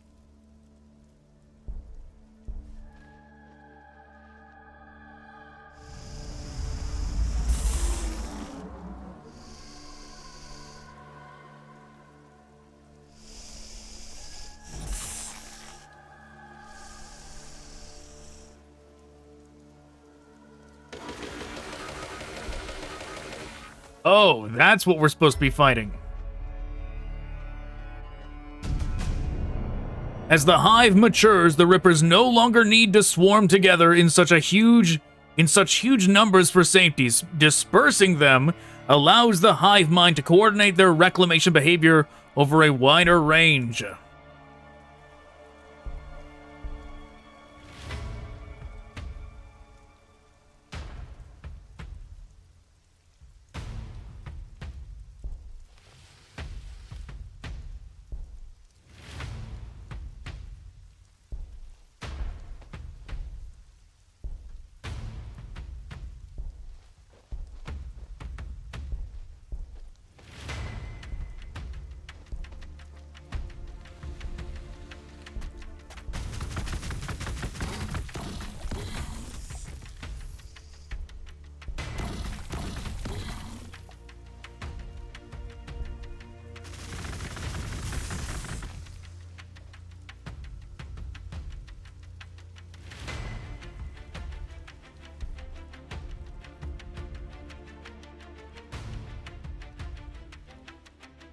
Yeah, is there any more vault sentries is what I'm worried about.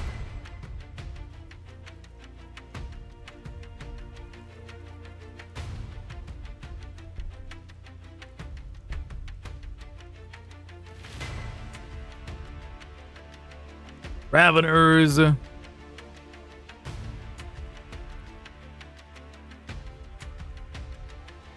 Extra infantry armor.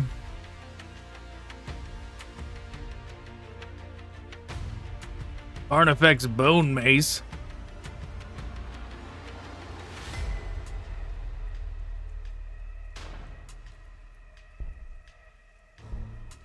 Let's get the thing that makes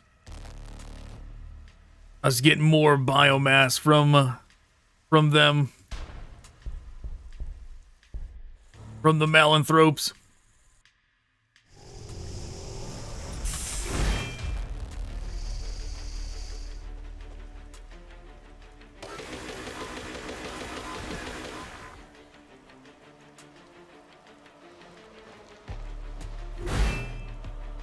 Maybe I should make that Malanthrop into a city. That Malanthrop about to die.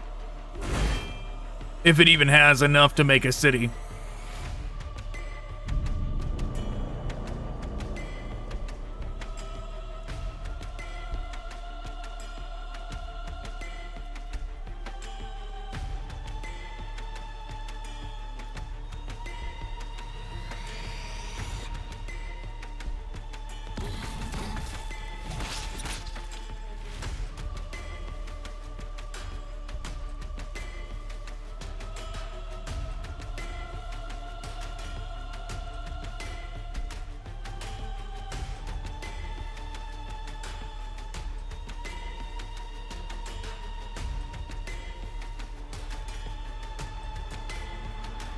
Okay, reduce the...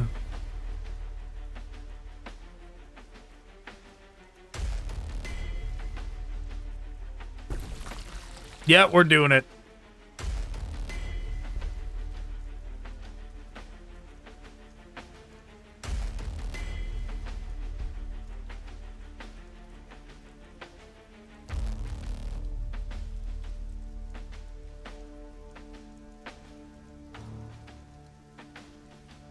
Let's do biomass.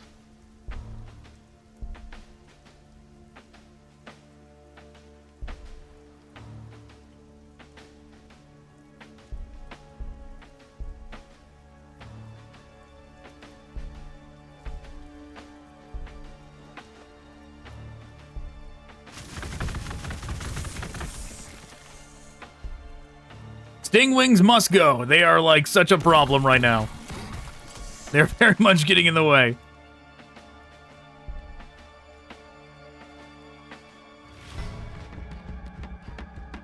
If I had been moving the Haru specs, he'd already be over there by now.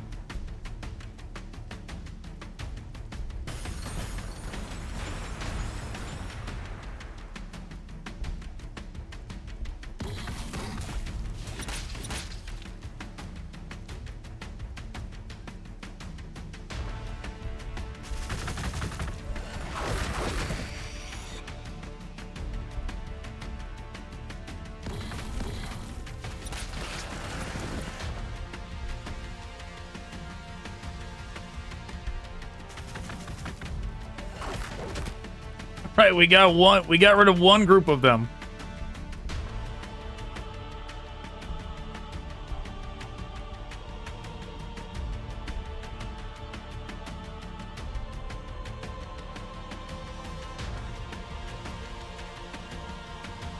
We're in the negative on loyalty, I just noticed.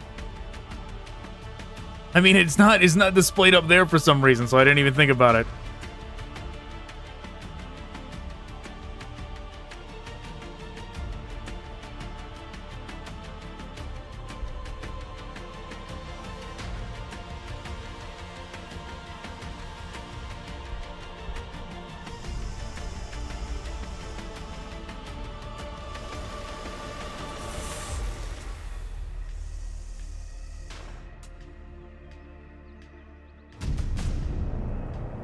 An unusual adaptation of the malanthropic form, Gustar flagelli are filament-thin tendrils that surround a malanthrope like a fleshy, wriggling cloud. It's presumed that they enable the malanthrope to gather and retain more genetic data from recently deceased enemies.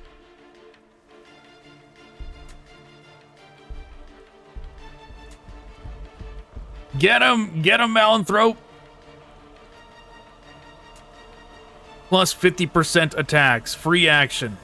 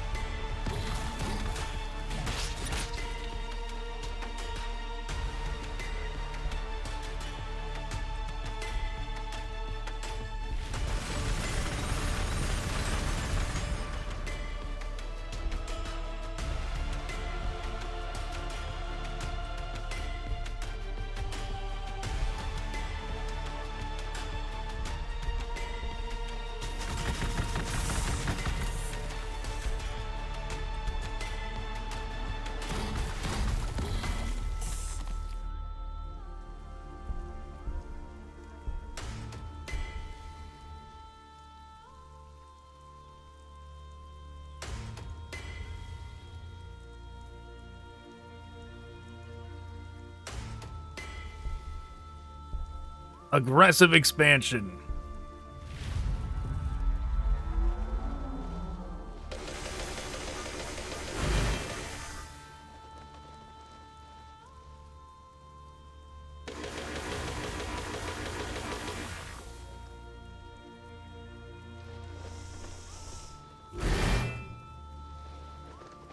They're trying their best to break through.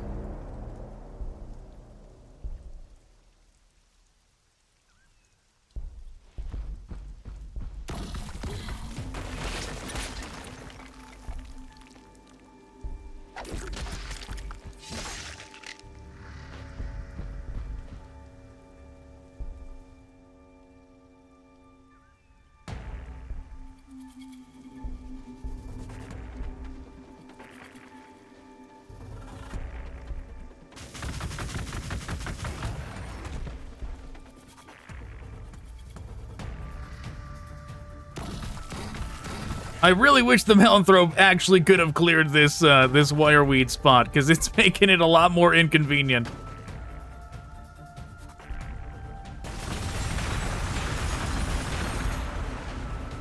I don't want to take damage, like having to go around.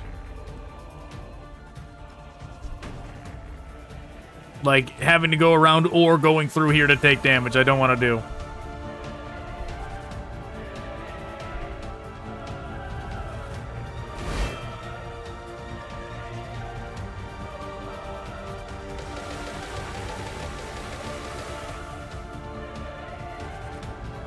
I suppose we can claim the tile. As soon as we get our biomass thing up and running, then we can claim that tile.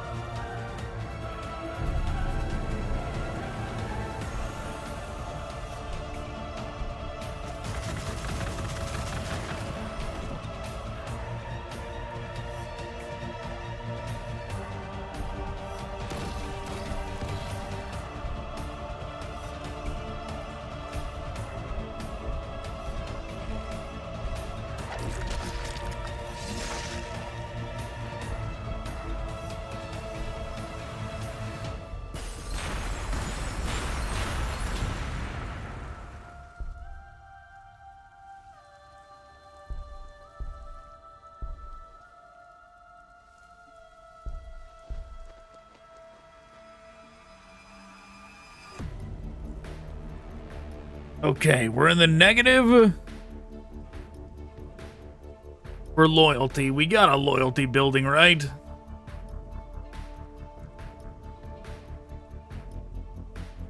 Or did I not? Did I not research the loyalty building?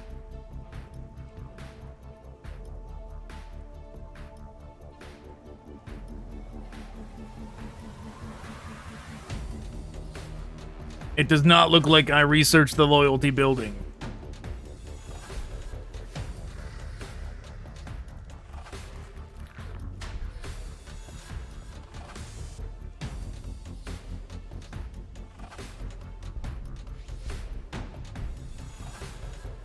$11 turns? Well, we need to.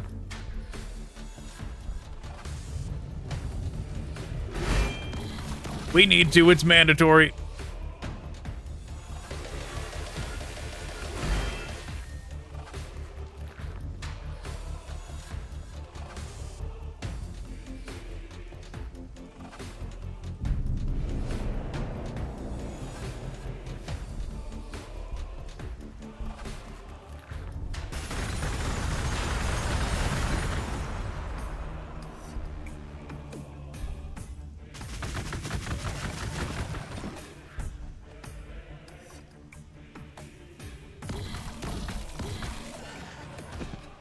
Wow, still standing.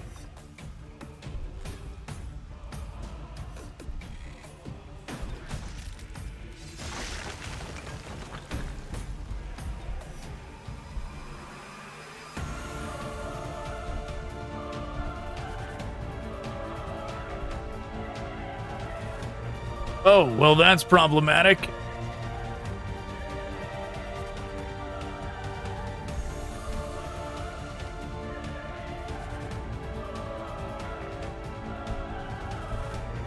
Yep, should have seen that before moving them away.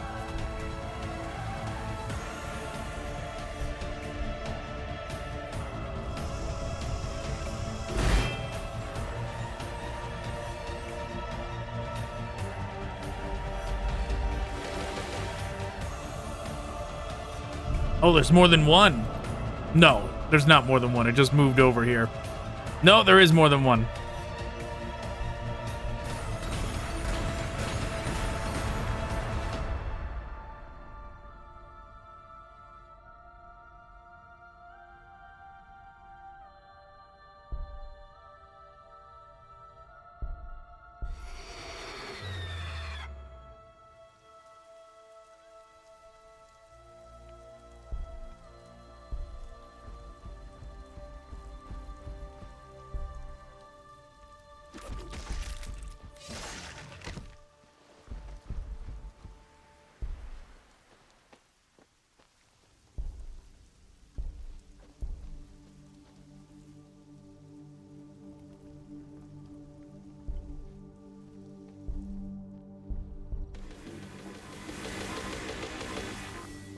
Well, that's bad.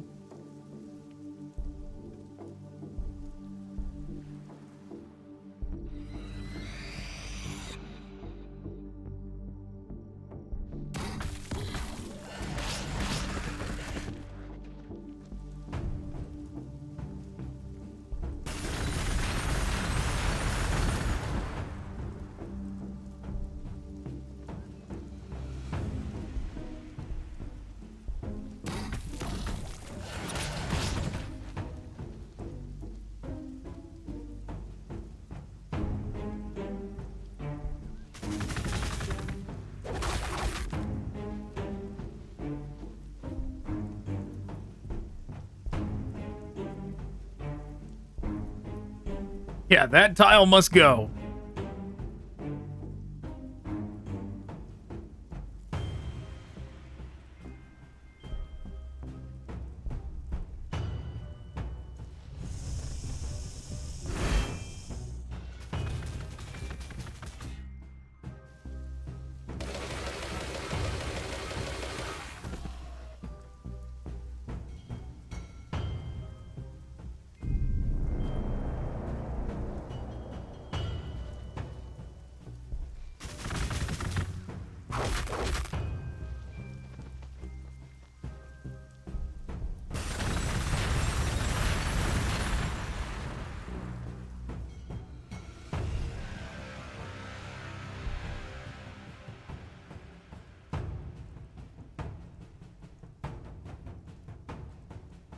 The Tyranid Prime reduces the armor of the target enemy unit.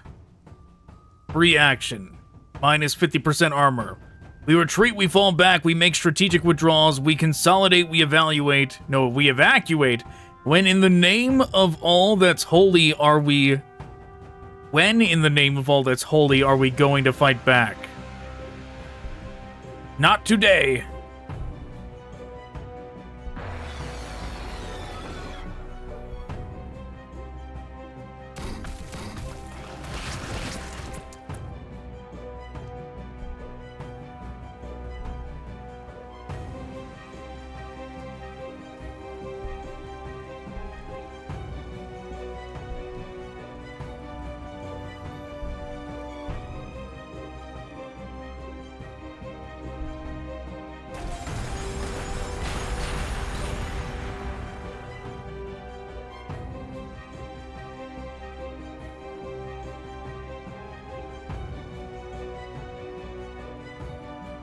Okay.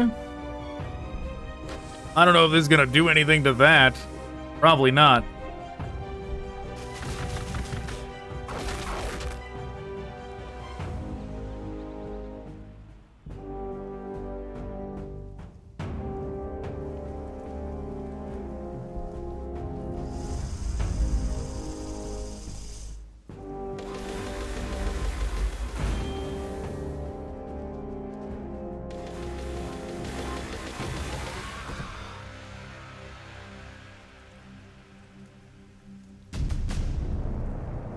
Tyranid cities place little value on size, but focus instead on productivity. As long as a city is efficiently churning out troops, it doesn't matter if it occupies land, but when a city must expand, it can do it extremely rapidly. From sphincters fly hooked tendons, dragging seed pods out to the landscape, where they erupt like barbed stranglers. In moments, the land is occupied, rapidly gestating a new structure.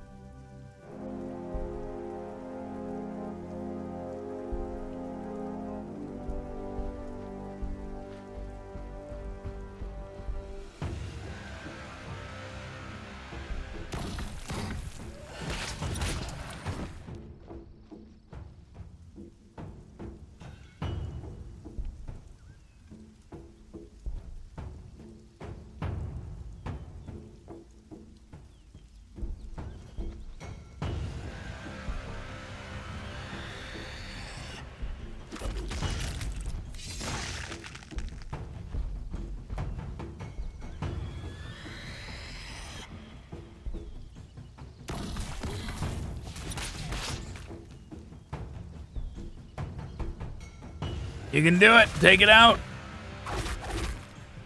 Nope, they could not do it. They did not take it out.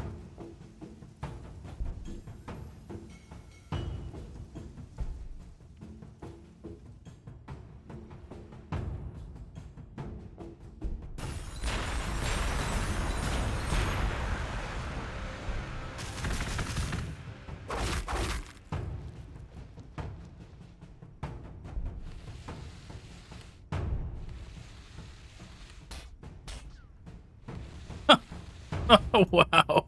Just smacks its tail around on it a little bit.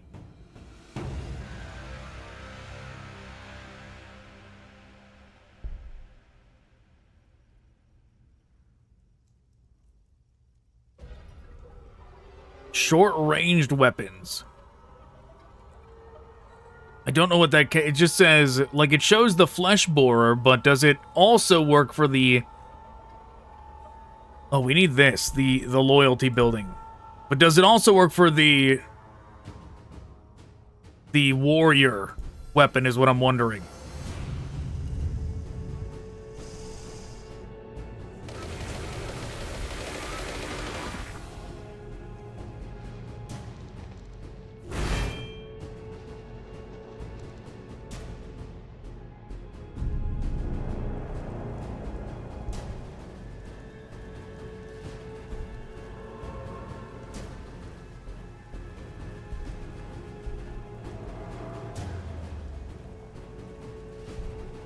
Oh, you know, I should have used that as well. Yeah, I should have used Scourge of the Brute as well. Oh, well. Too late now.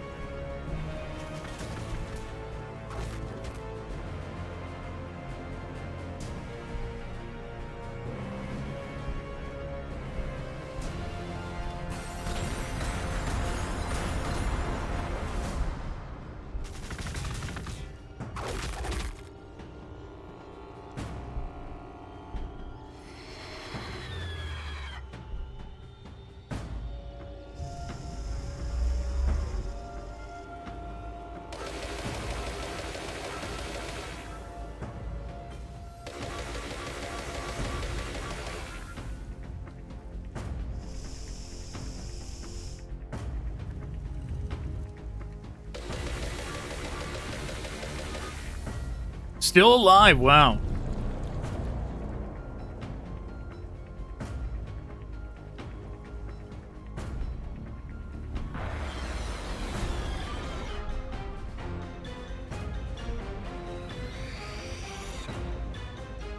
Get him, Prime!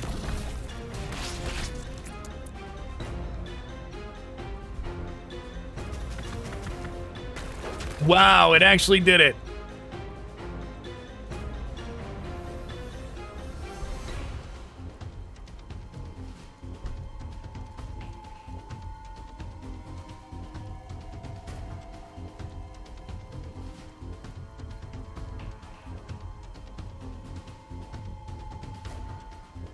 What, we're not even allowed to build on this thing? That's terrible.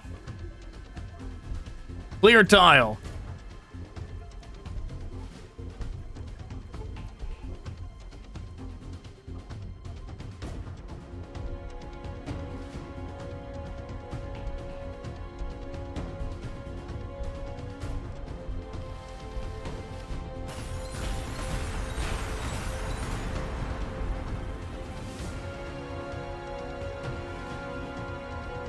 Okay, living incubator, level 1. A foe engaging a Tervigon up close will find itself assailed by waves of skittering Termagants. Such a confrontation is terrible to behold. For a Tervigon's capacity to reinforce is vast, and its broods are driven into a near frenzy by the need to protect their progenitor.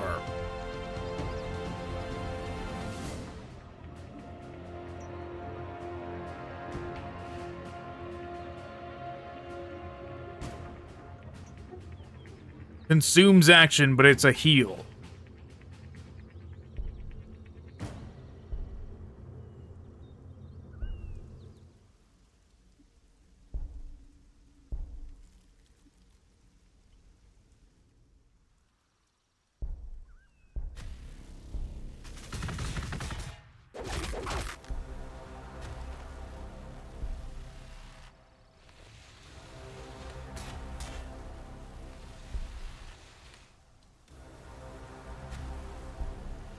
Oh, I was clicked on the wrong thing.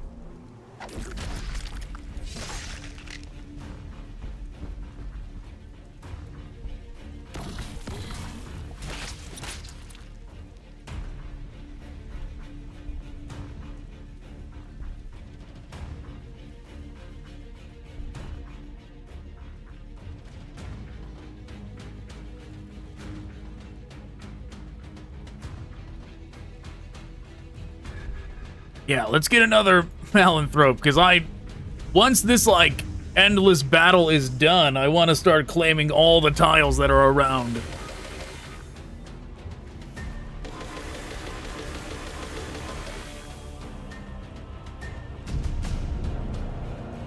An Imperial Scholar might make an analogy between a coherence node and something like a radio tower, and certainly its orchid ear appearance fits, but it doesn't transmit, but receives.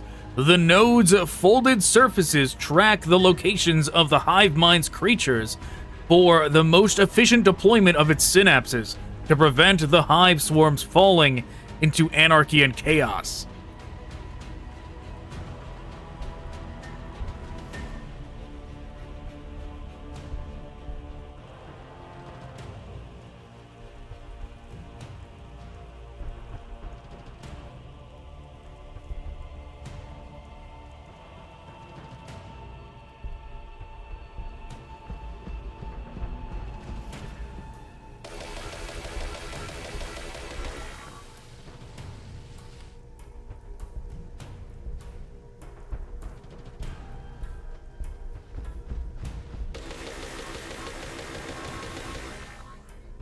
There's so many of these things. Shop, free action. Oh. Wow, that's cool, but no, we're not gonna do that currently.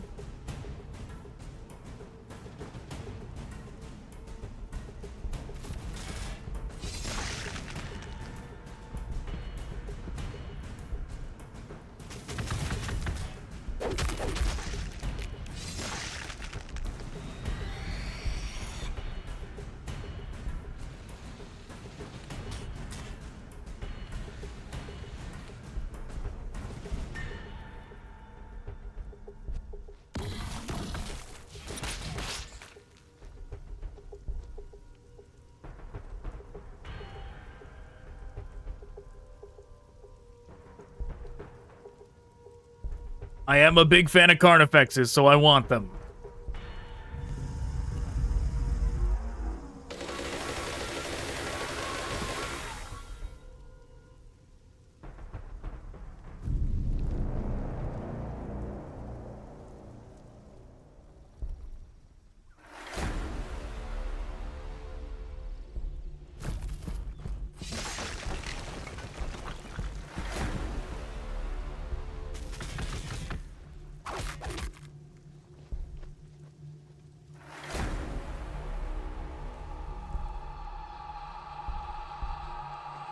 No, wrong thing.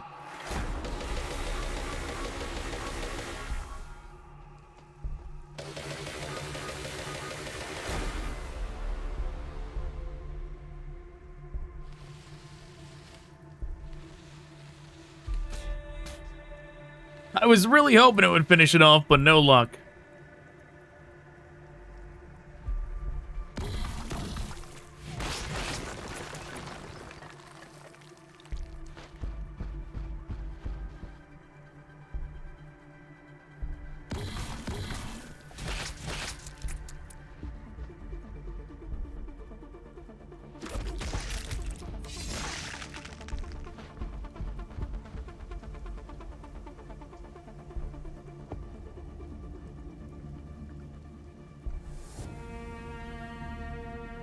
Oh, I forgot I had those brewing.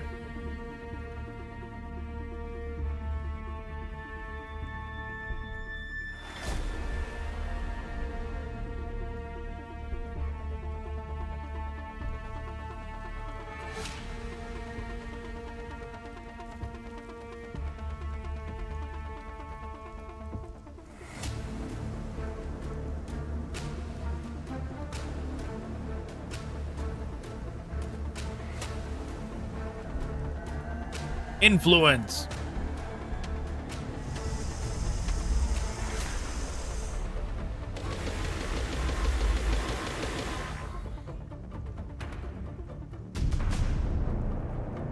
Carnifexes are living engines of destruction, towering monsters of unyielding armored chitin and knotted alien musculature. They are one of the toughest and deadliest of all High Fleet's warrior creatures, created to spearhead assaults in massed battles. Though the hive mind has since created larger warrior organisms, few are the Carnifex's equal in terms of size to strength, nor in terms of sheer destructive potential.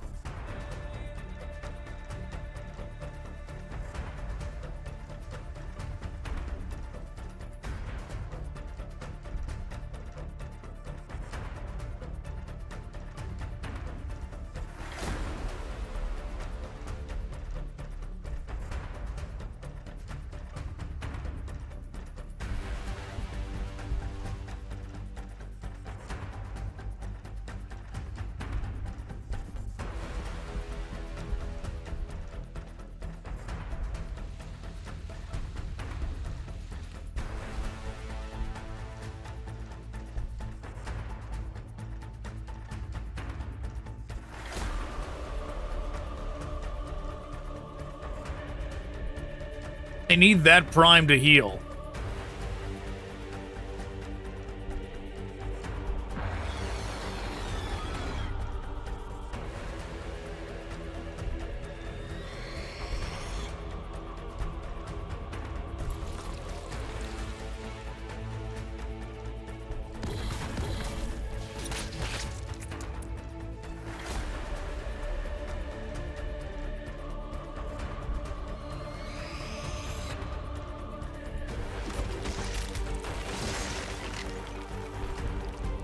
Okay, one more down.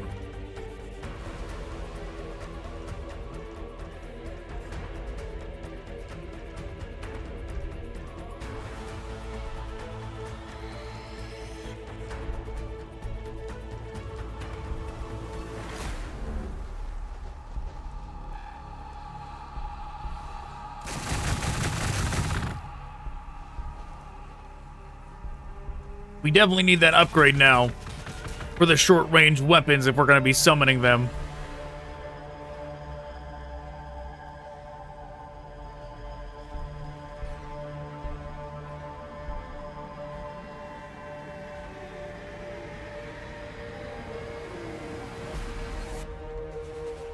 Giga Borer Hives.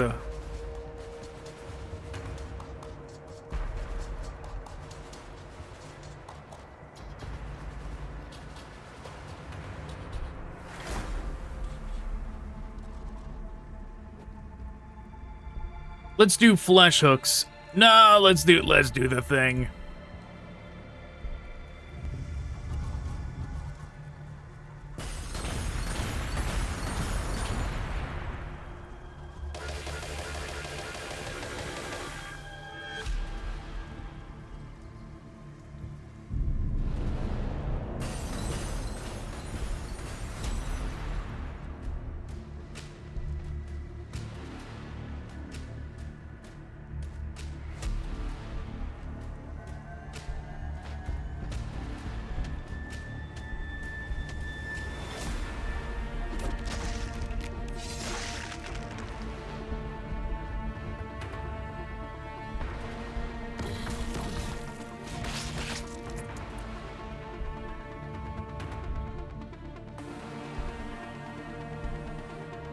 Everyone else, head back this way.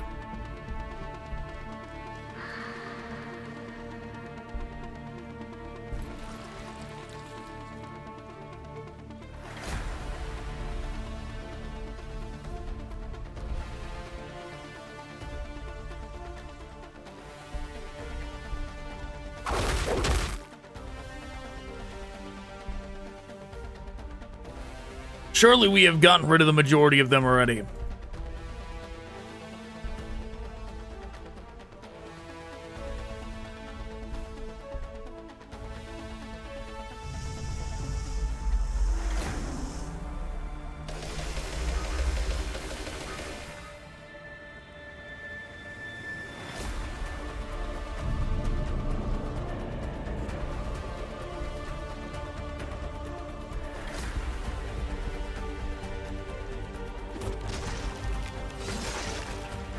Hey, good. We can leave this area now.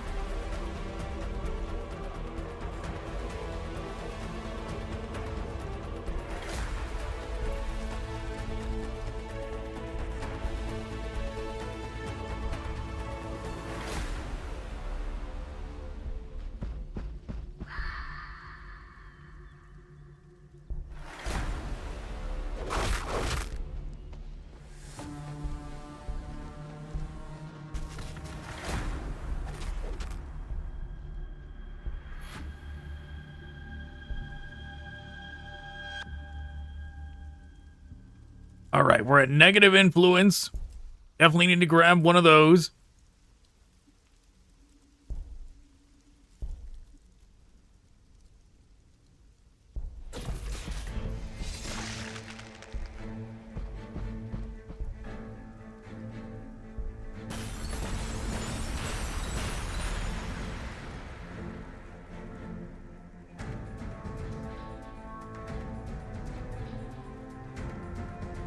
Where's the Carnifex?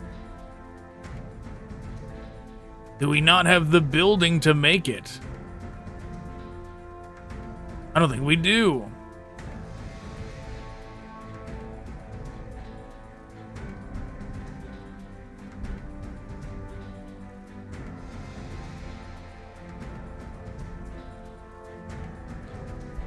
We'll just tell it to do it after we get the other thing up and running.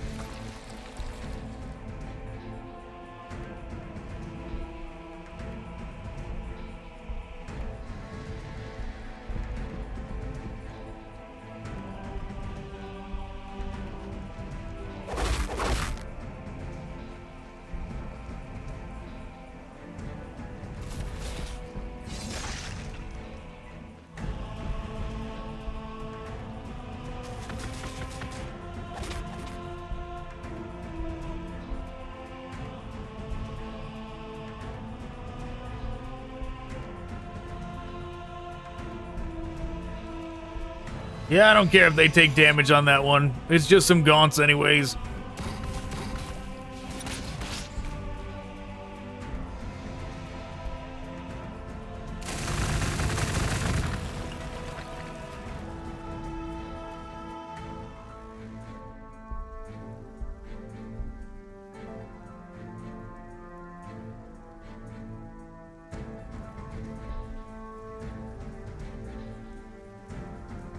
Okay.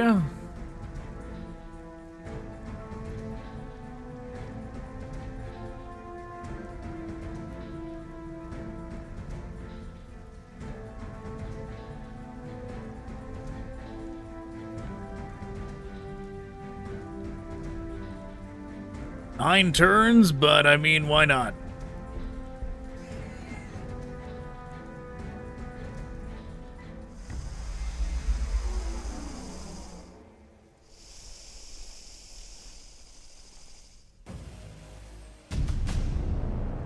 The unique and disgusting borer nest is comprised of a compact nest of borer beetles, acidic insectoids that launch themselves in a frenzy from the weapon. Gigaborer hives contain fewer, much larger beetles, simply enabling more damage.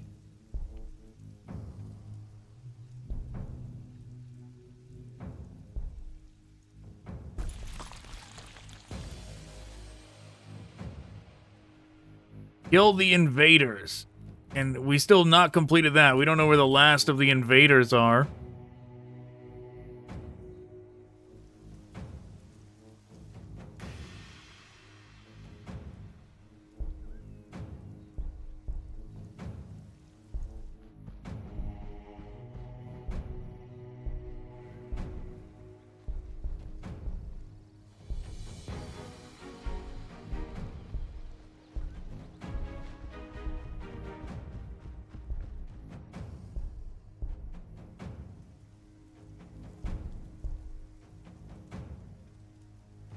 Let's do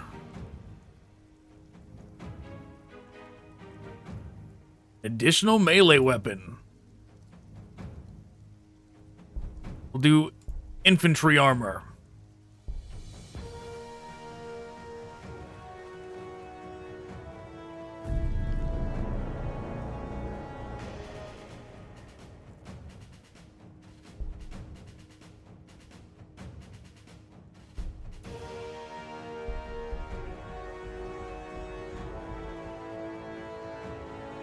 Still at negative 15 loyalty. Probably should do something about that.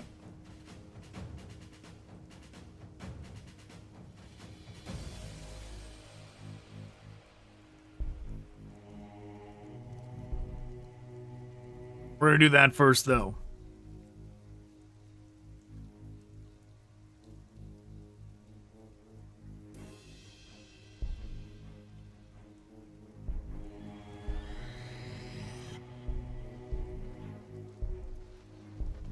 Yeah, the Gaunts can go search.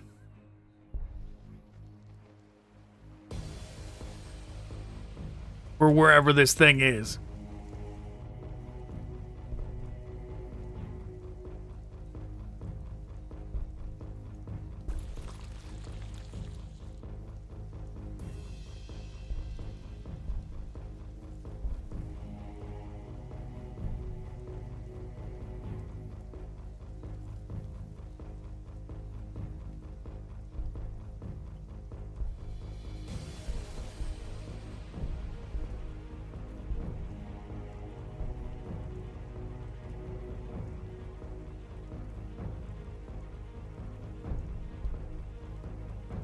All right. Still no sign of it.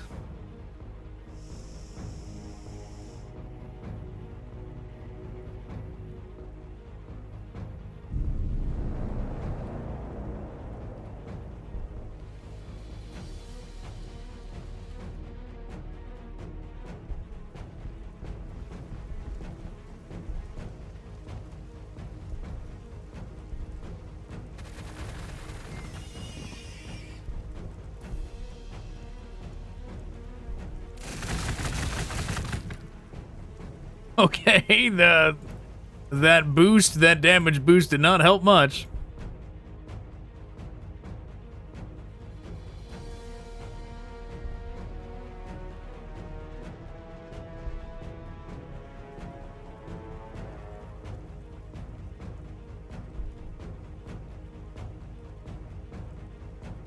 Yeah, the Malanthropes certainly pay for themselves, so we're definitely just going to keep making them.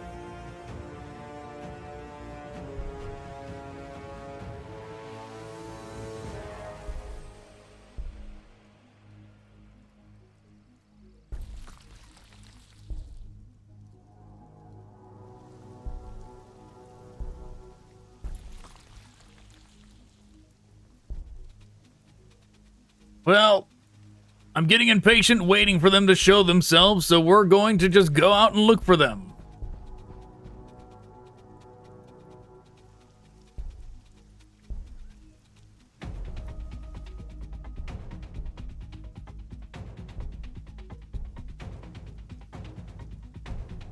With some of them, at least. There it is!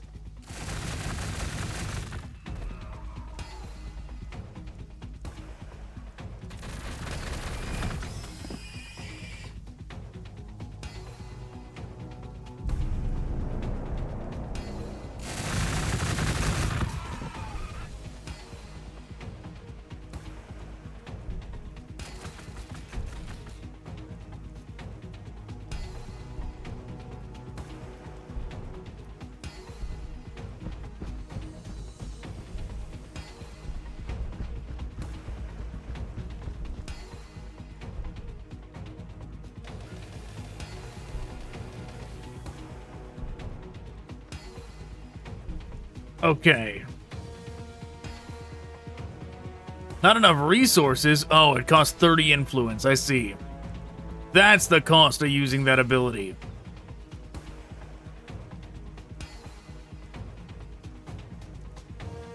Oh, and they can clear wireweed as well. Oh, yeah, I definitely It would have been nice if I noticed that that was a thing on there earlier.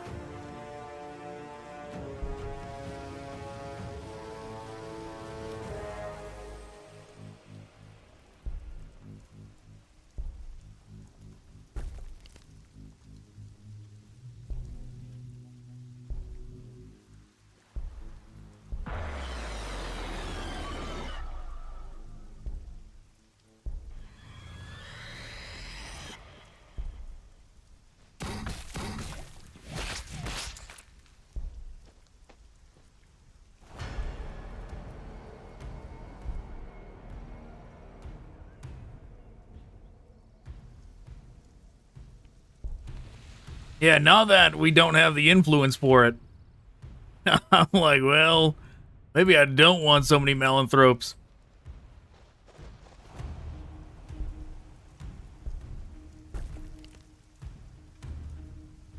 Still, using them to clear wireweed is good, though.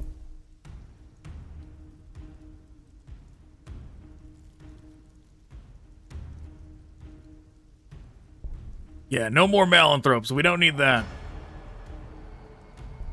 We could take some more warriors, though.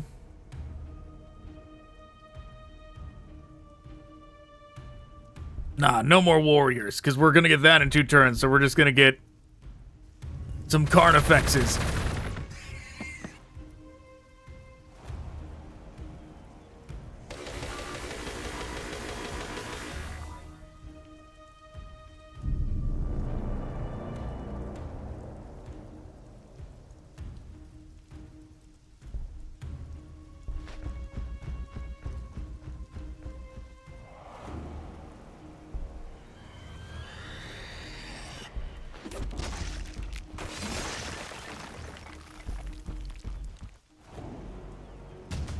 Finally, the Imperial forces who had been prepared to die defending our cities seized the moment and attacked. I lent some of my Castellans to the effort, however small the chance of victory was. Survive and kill the invaders.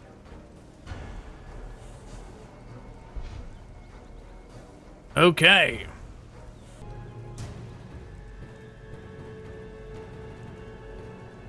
What is this?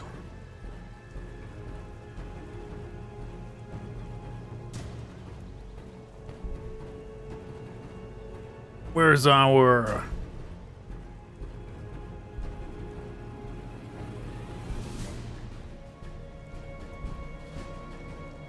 He's our one that is the highest level so far. He can have it.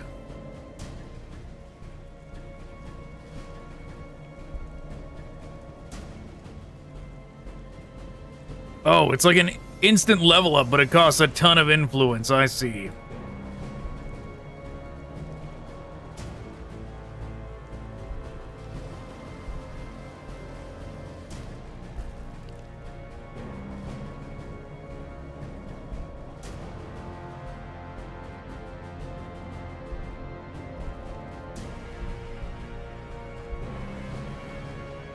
Don't even know when we lost that.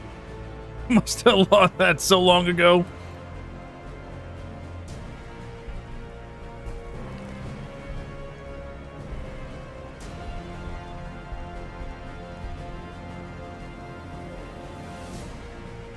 Sure, you know what? Let's get rid of these.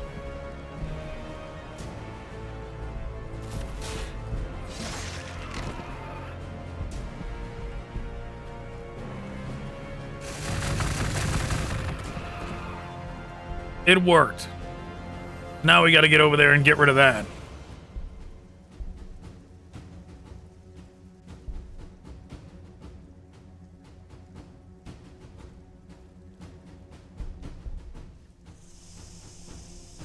Where the human forces are going to be coming from, we don't know yet. The hive mind is a frugal mentality. Why sacrifice resources armoring troops that will be reclaimed anyway? Only when the gamble makes sense does it invest in extra thick chitin and bone for its fauna.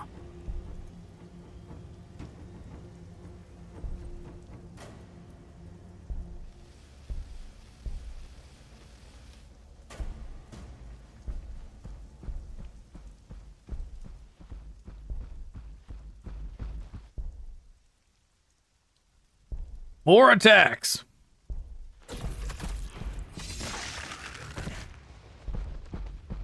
Wow, that was not a lot of damage. Presumably because of the cover that they're in.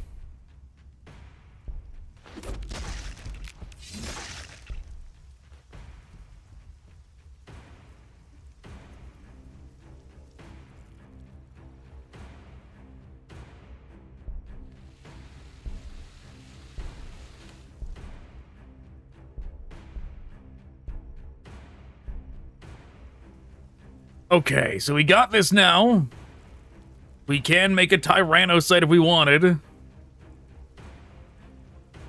Normally acting as organic drop pods discharged from orbiting hive ships, Tyrannocytes have been adapted by the Gladius Prime hive mind, isolated as it is by its warp storms. Here they act as lumbering floating transports, carrying creatures as large as carnifexes and protecting them until close to the enemy.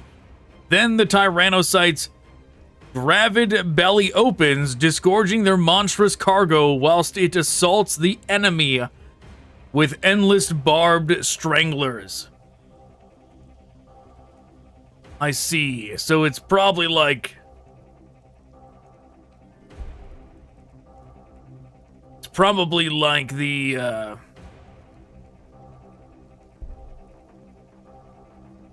You know, let's do the... We do need to get the loyalty thing.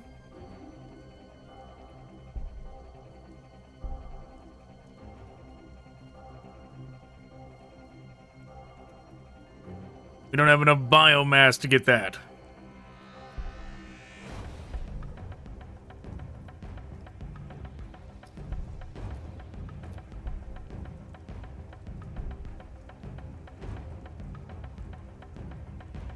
Bioweapon Symbiosis increases the armor penetration of melee weapons. Artifacts Bioplasma decreases the loyalty penalty for the amount of Tyranid cities.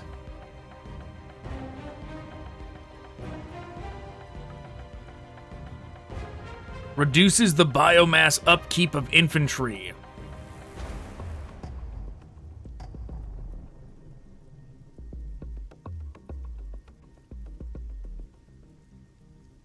Sure, I mean, there's a lot we gotta get. You gotta get all this.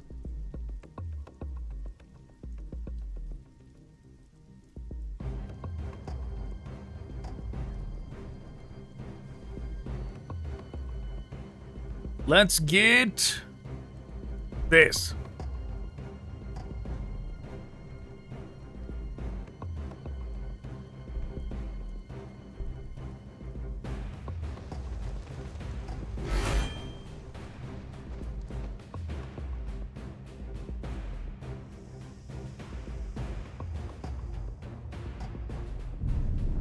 Still no sign of where they are, unless it wants me to go find them.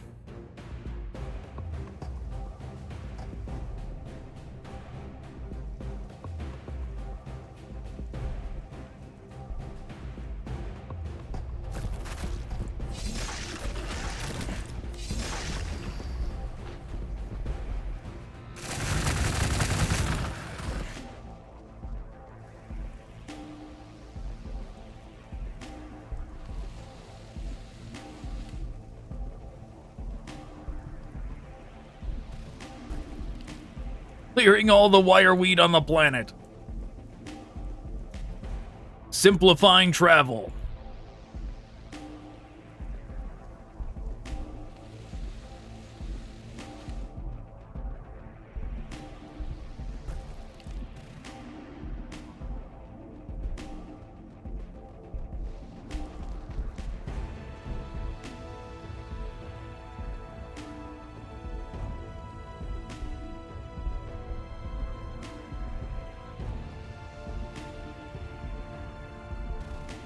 I would like to know where these enemies are before setting off in any particular direction.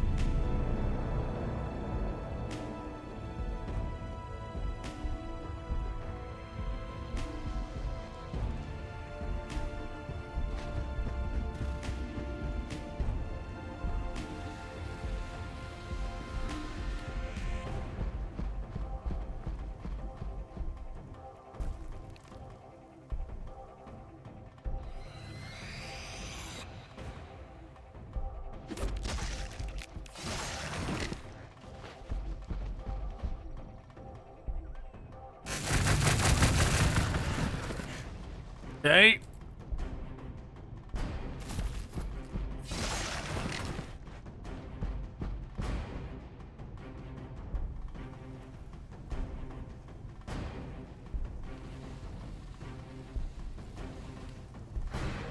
I would not want to leave the base undefended and then them decide to, like, emerge from the darkness right next to the base. You know, like all of a sudden they come from over here.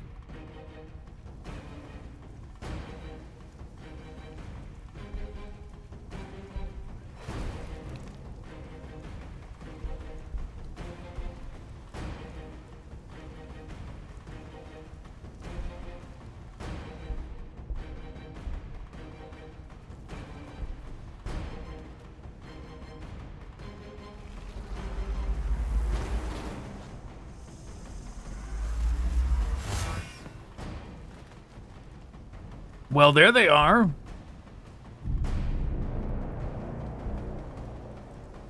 Don't know where they came from, but there they are.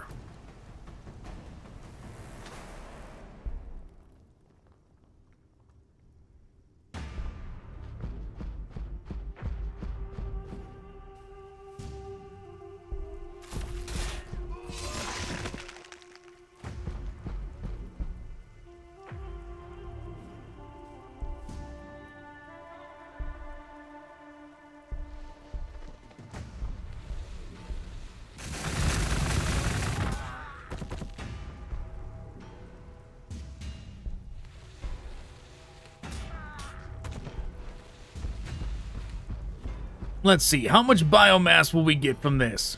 We're at 76. Oh, they didn't die. I was looking up there waiting for the counter, and it never showed up.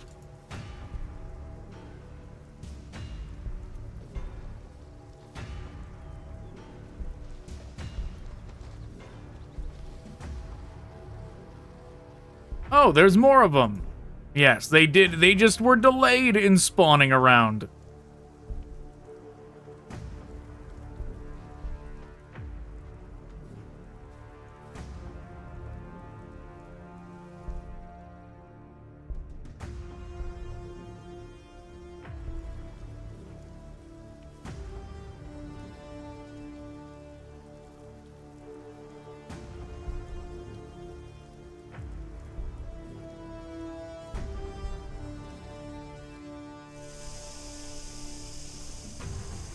We really need more biomass.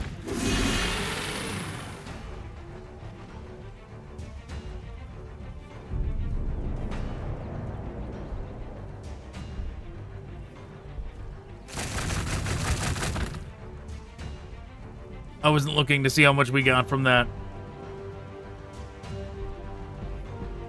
So we're at 37 now.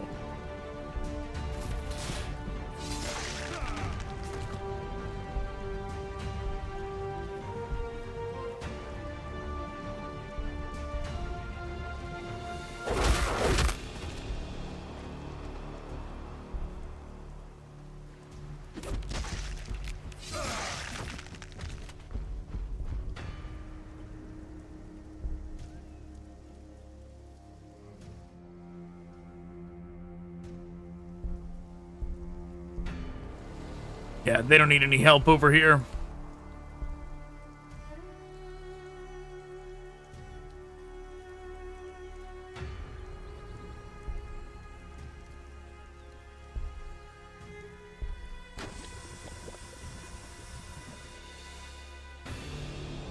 Okay, that was not worth it.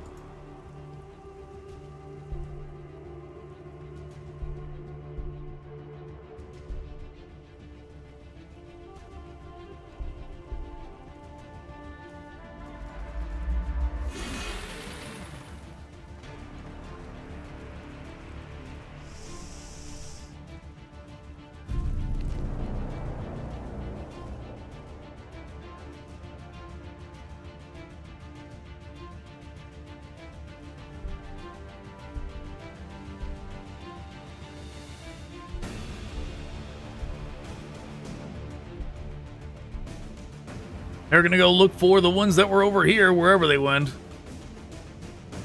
All right, so we're at 47.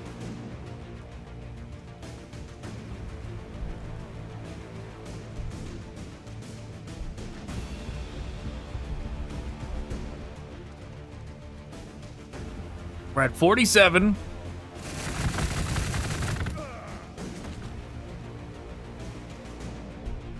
We didn't get anything from that. I thought we were supposed to get extra stuff from the Malanthrope being around. Wherever, whatever we got, I didn't see it.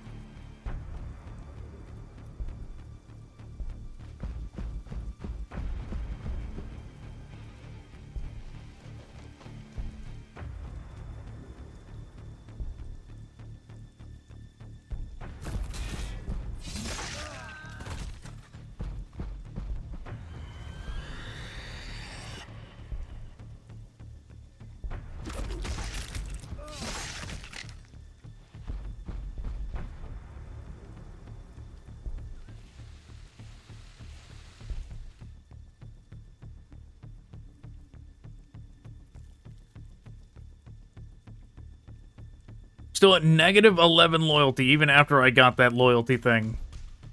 Let's just get some more biomass.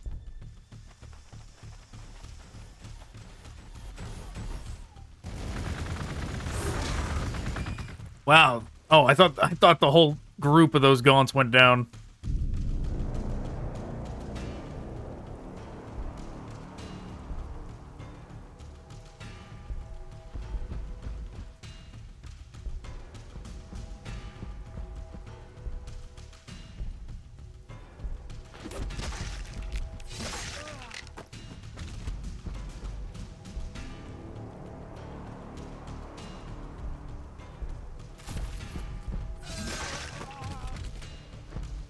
Oh, they did go down.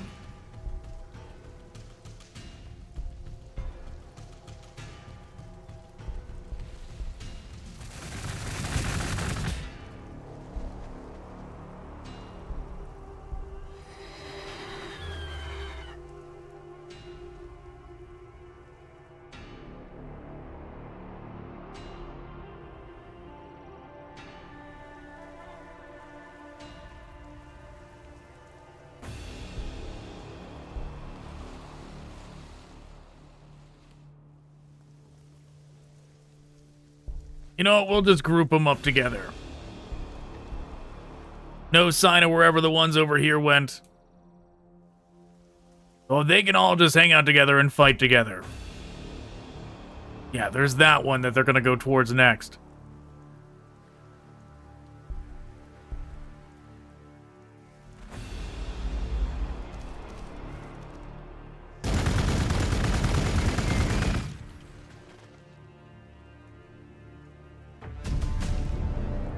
Throughout the hive, from the great producer organisms to the smaller maintenance creatures to the substrate itself, small packages of gray matter are dispersed, increasing the ease with which swarm creatures can be controlled.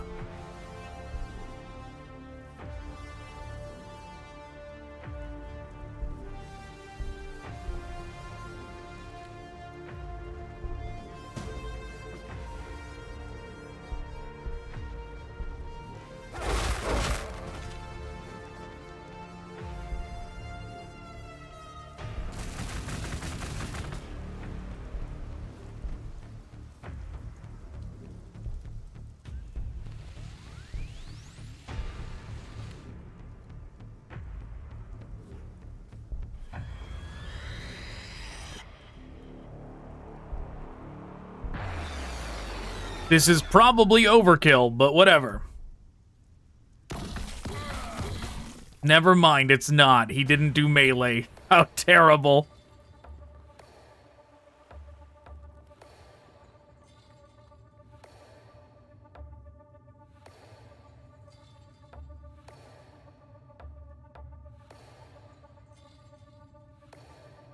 Should I do this or should I just attack? We'll do this. It was effective.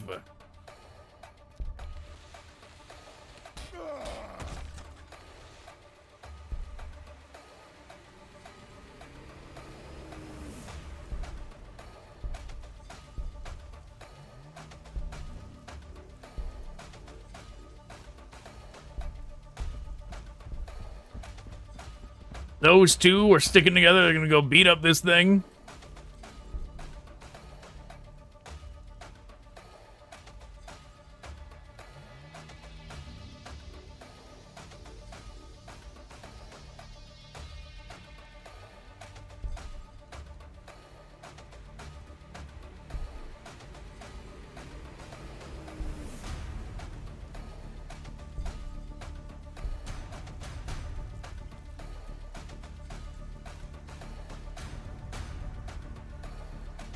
I mean, the Malceptor is pretty neat.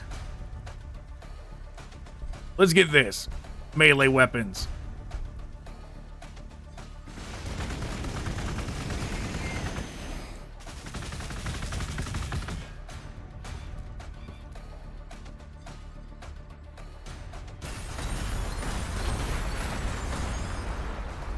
Wow, very good. One's already down.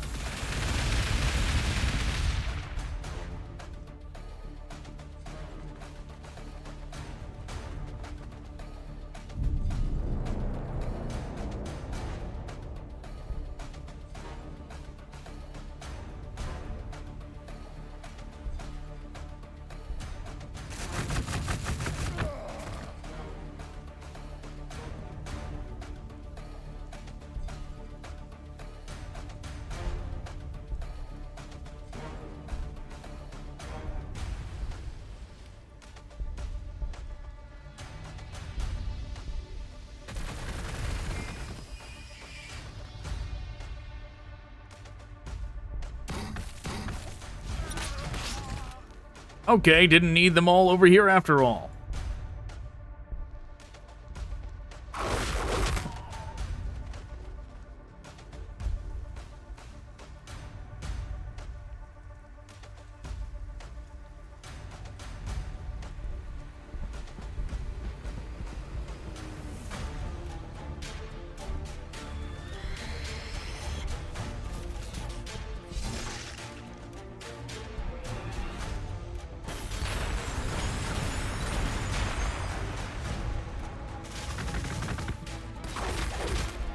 Very good.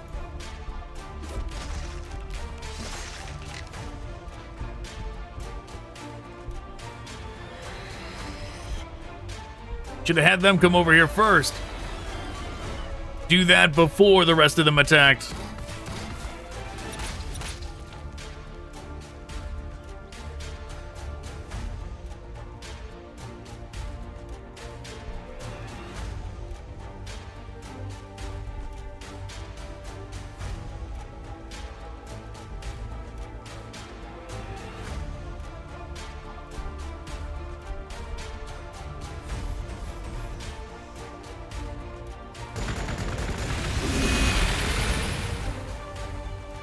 You know what I haven't been looking at? The population. I need to see if I need to make another population building or not.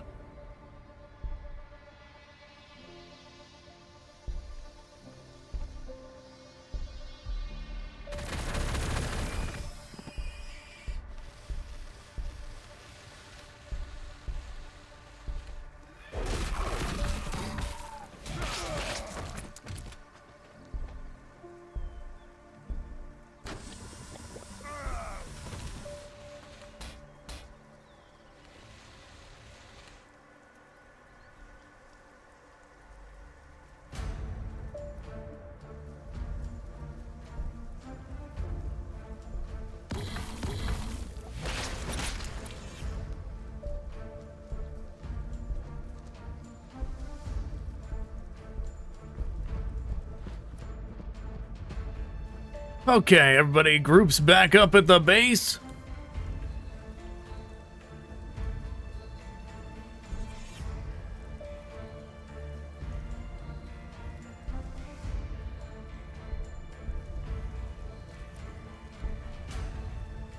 Over here.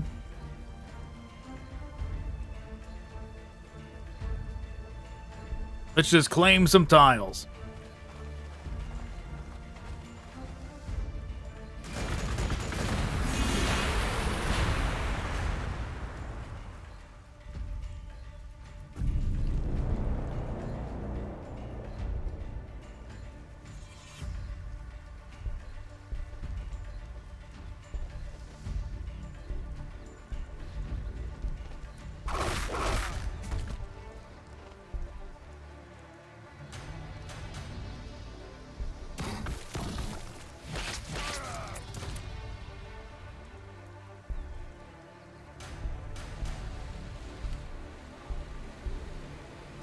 All right, they're going after these ones next.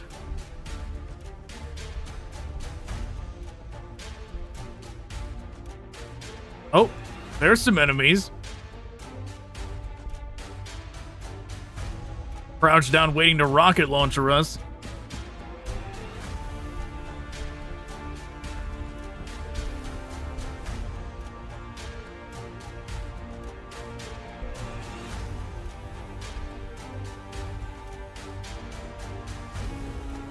Requires action, mass incubation. Reduce the cooldown of living incubator. Oh, so you can just rapid fire. You just rapid fire this off a ton.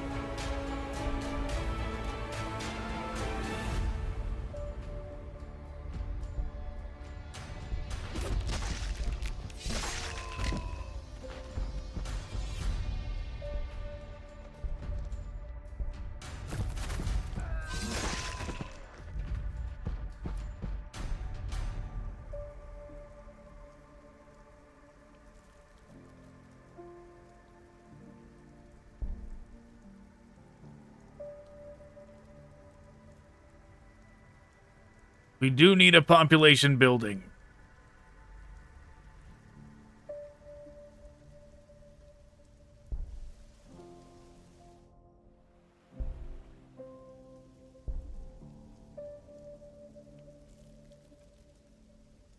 Let's do right there.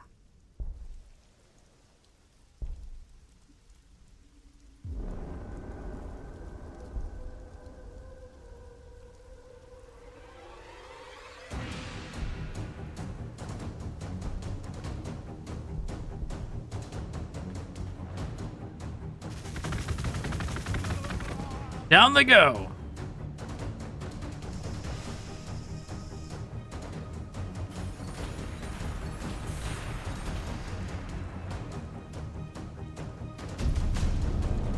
When the Tyranids were first encountered, particularly their forerunners, the Zotes, their weaponry was typically a range of separate organisms. As time has gone by, the Tyranids and their weapons have grown closer together.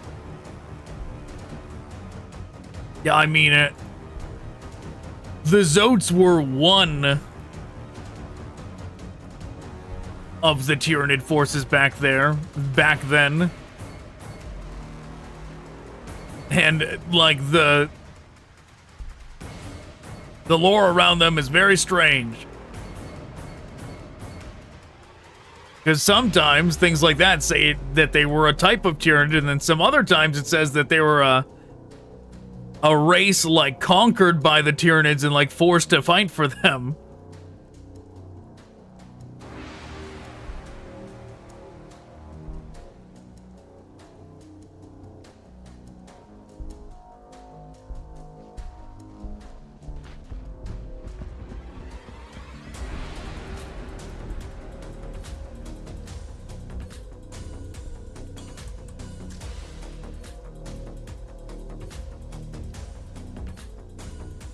Wasn't there a group over here that we were going to go after next?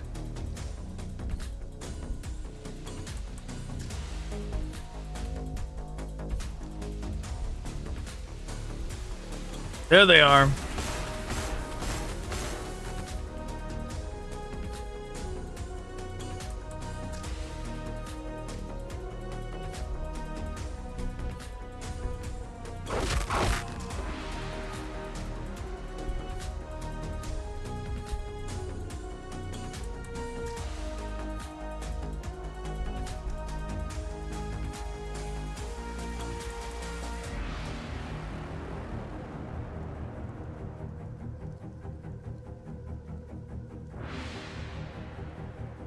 Grants hive tyrants and those other things a template weapon.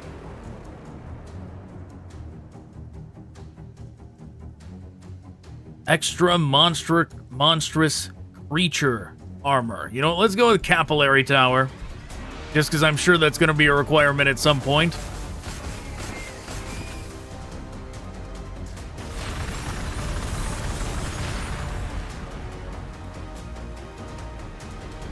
Oh yeah, I should have attacked those other stingwings with this thing. Didn't even think about it. That thing sure is brave for getting totally decimated.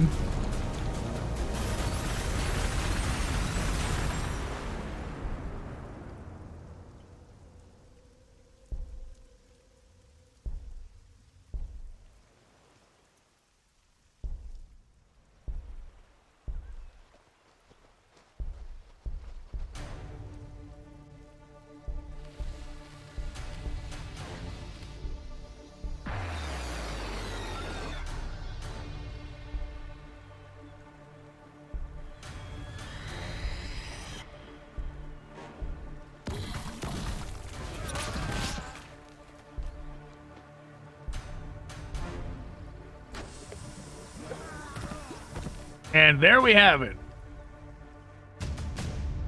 Oh, that was it. Okay. It was all for naught. Our forces were destroyed, torn apart and rendered down in the reclamation pools. Even the ancient spires toppled.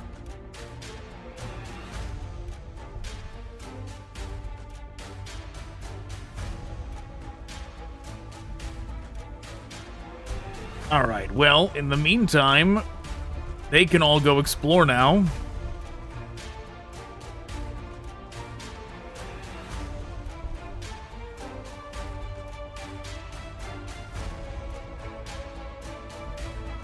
Yeah, 99 turns. How dare they?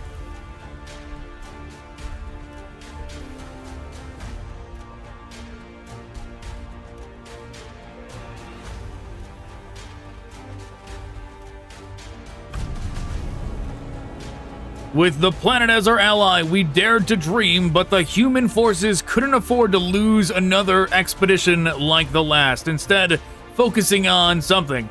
Thankfully, the planet's ancient mechanisms threw up another trick, a psychic signal akin to that produced by the doomed astropath, Unfecundia, which somehow divided the hive mind against itself. A second hive arose to fight the first. And a real hope emerged amongst the defenders that the High Fleet would spend all its biomass in futile internicide. I had no such illusions. I knew that one swarm would prevail and emerge the stronger for the test. That soon, the isolated Tyranid strain would call out to space and attract the nearest Hive Fleet, perhaps a fragment of Tiamat. And then all would be consumed. The two hive minds met in battle soon after. I don't know if the original survived the Challenger, but it mattered little. The winner adapted first, then consumed its opponent's troops, so it shared the genetic data of both. Okay, defeat the enemy camp. Use the production building to reclaim unit. Use any production building to reclaim units, okay?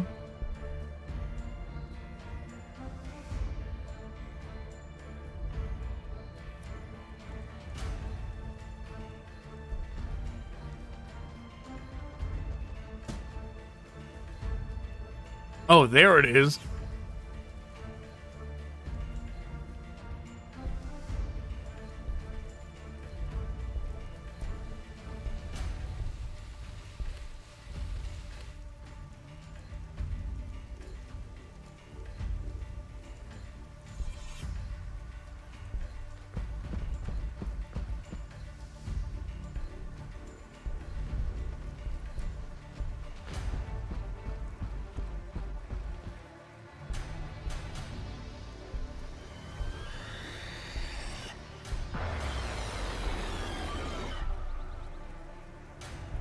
Yeah, we'll show him who's boss.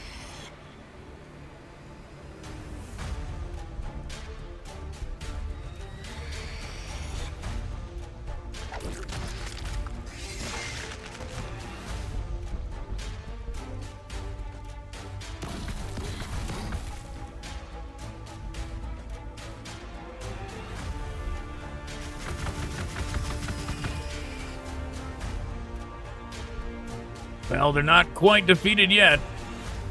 That group of Raveners.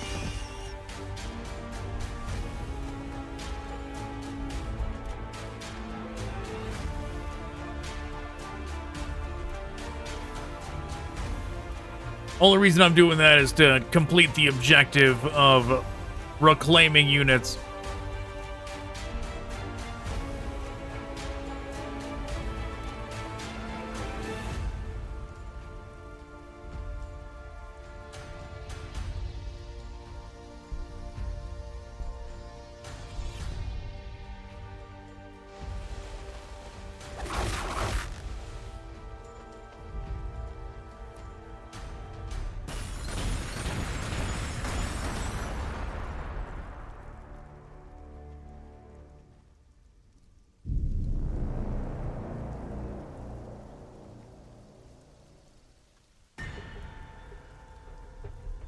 So this normally takes 3 turns. But if I do that, now what? Now it says 10 turns before I can do that again.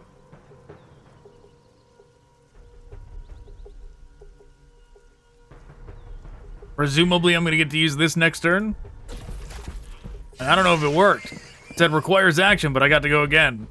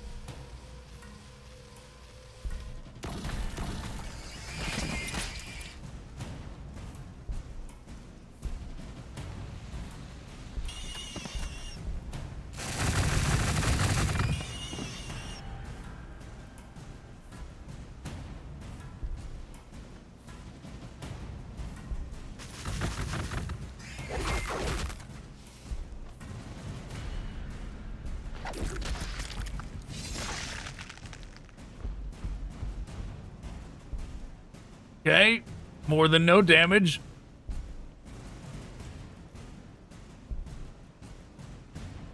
One more turn before we can actually start getting population again. We're in the negative on influence, that's bad. But that's probably because we spawned an extra group of gaunts.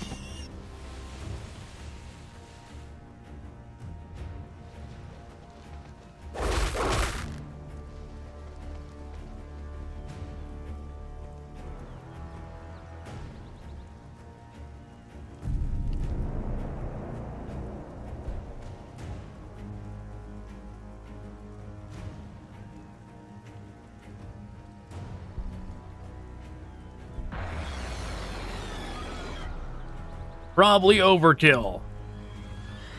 But whatever.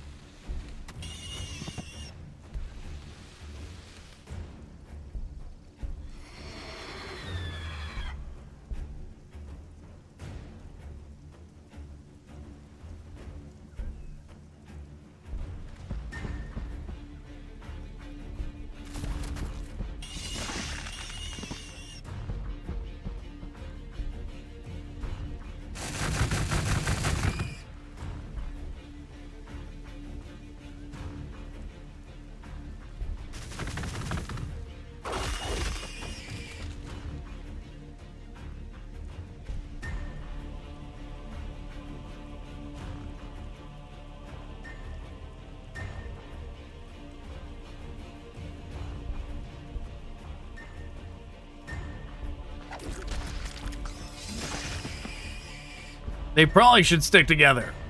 These two getting separated over here is probably not the best thing to be doing.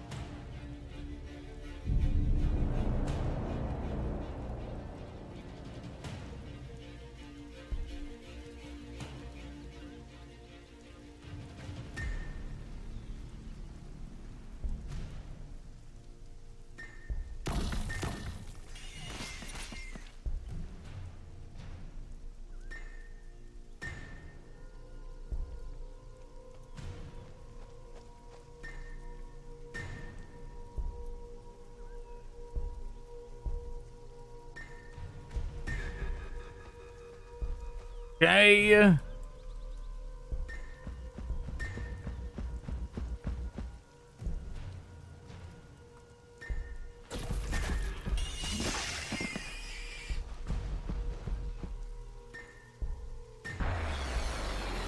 Do that to them. Self buff.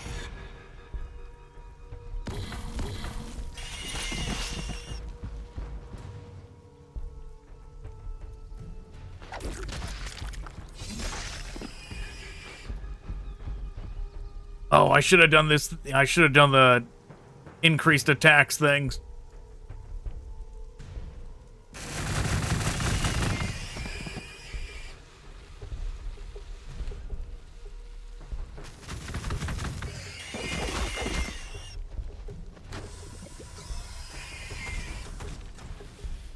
Wow, that worked really well on them.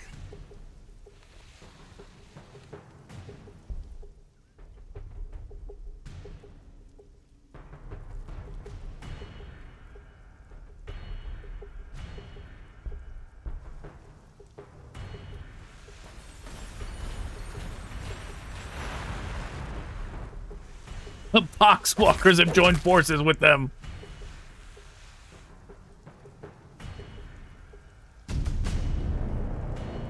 All as a human hive city, capillary towers are the backbone of Tyranid conquest. Here, the resources of the planet are siphoned from reclamation pools and fed up through the troposphere to meet the umbilical tongues of orbiting hive ships.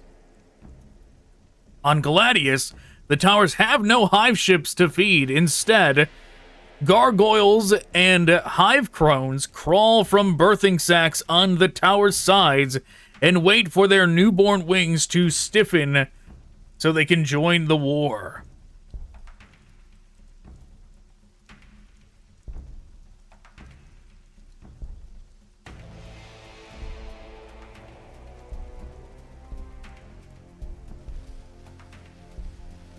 I'm getting rid of the Malanthropes.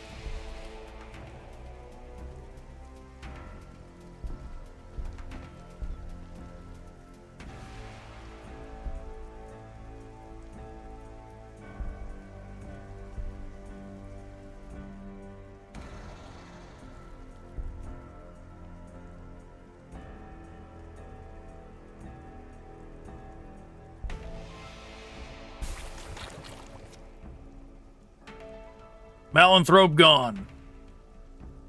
But no, we don't have enough influence to do it, to do another one.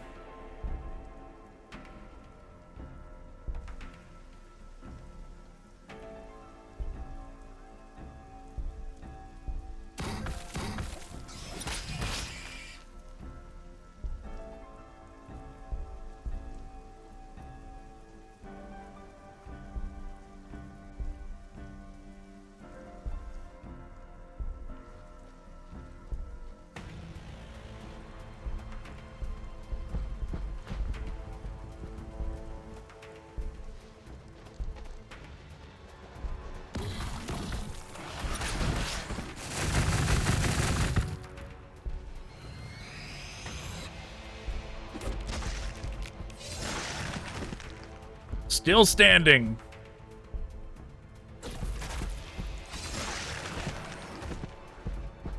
Still standing, wow.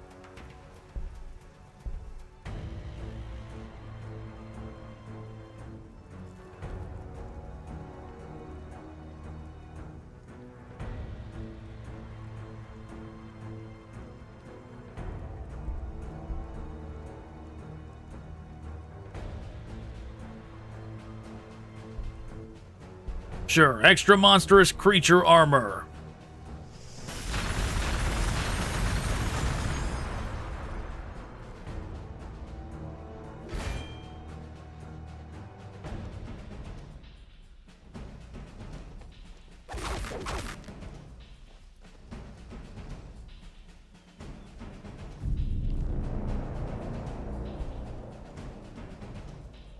Did I even attack with them? Yeah, I did.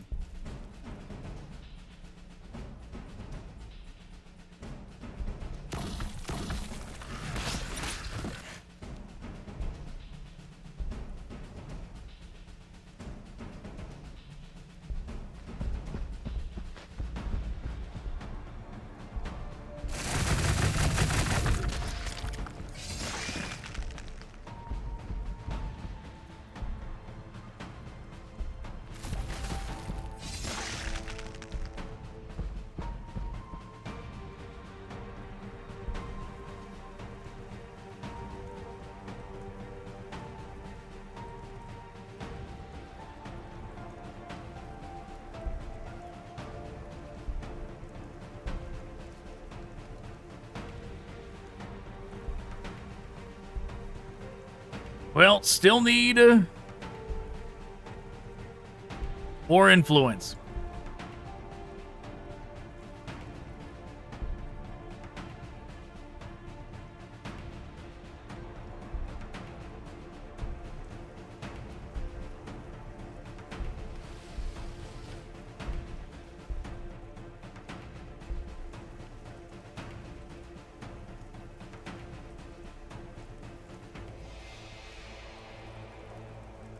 Let's do...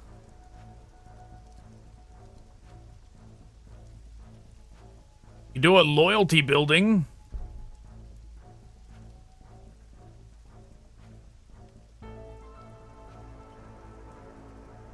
No, we'll have them do influence as well.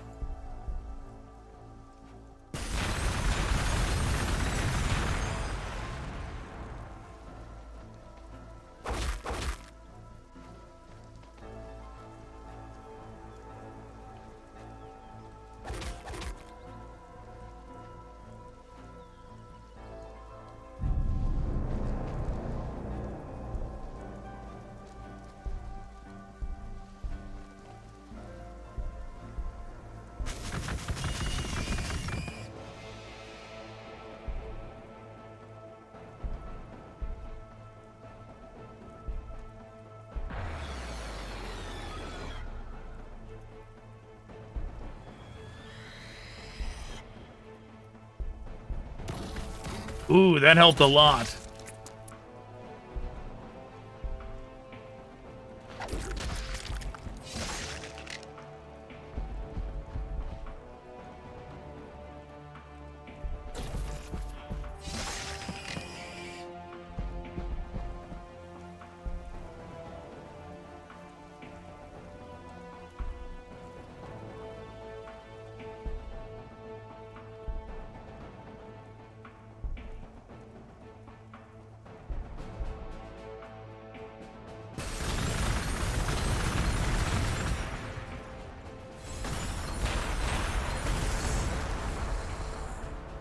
I'm gonna have to remember to actually attack them with this one.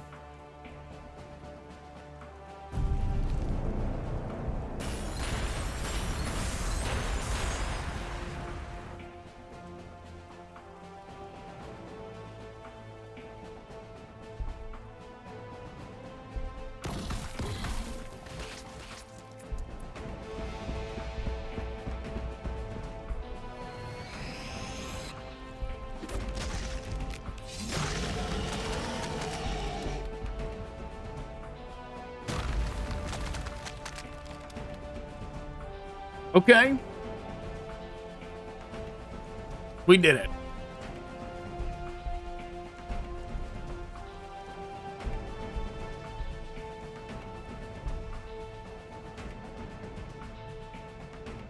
There's one over here as well.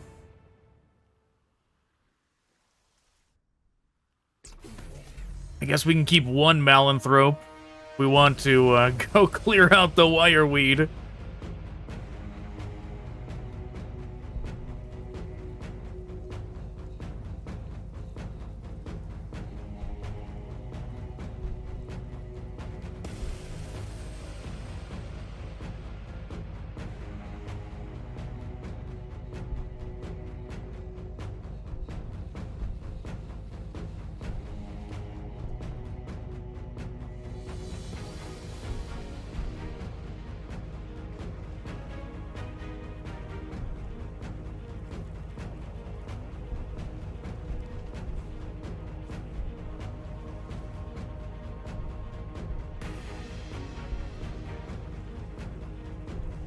Okay. Over here. One more thing for influence.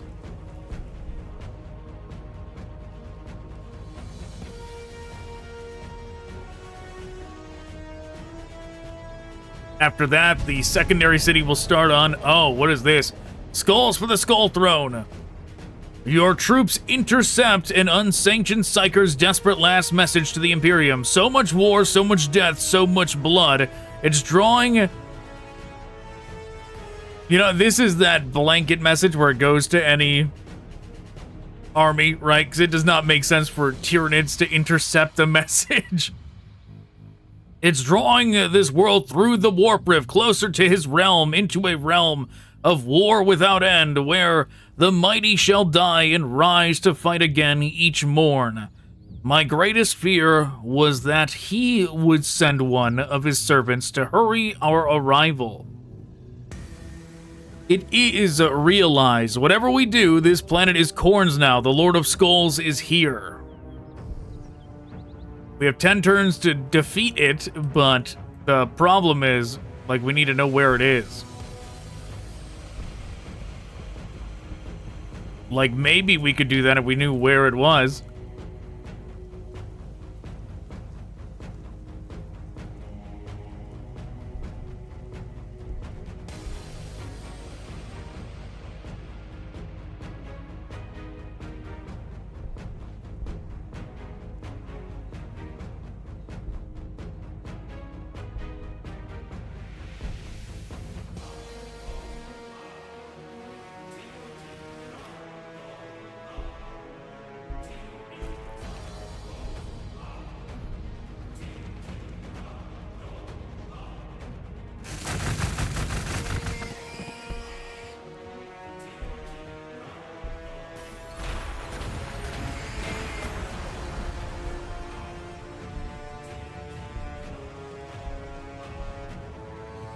Now, we could go around like we did before, but I'm gonna let the Malanthrope do its thing.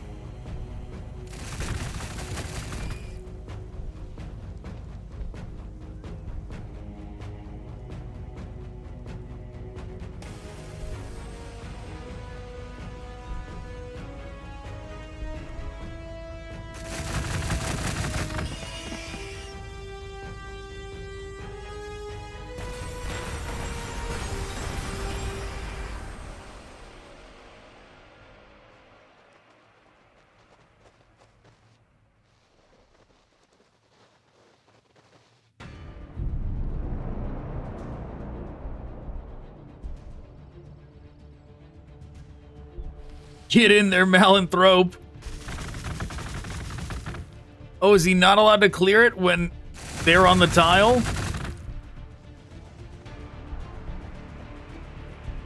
He's not allowed to clear it when they're on the tile. That's much worse. He's super dead.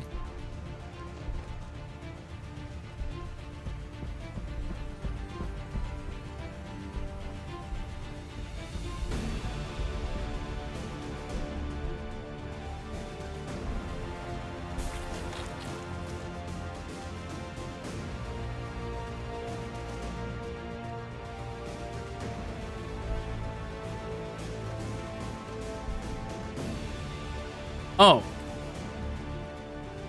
There he is.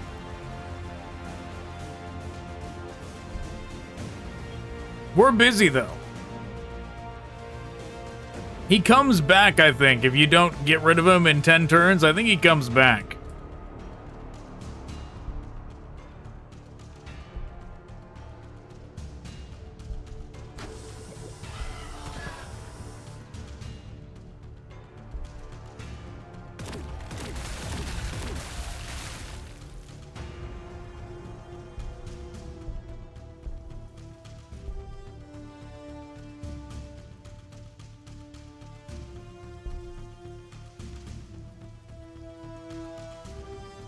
Let's do...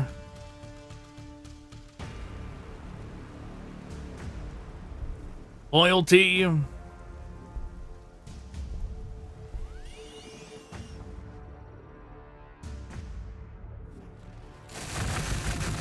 Should have been keeping an eye on the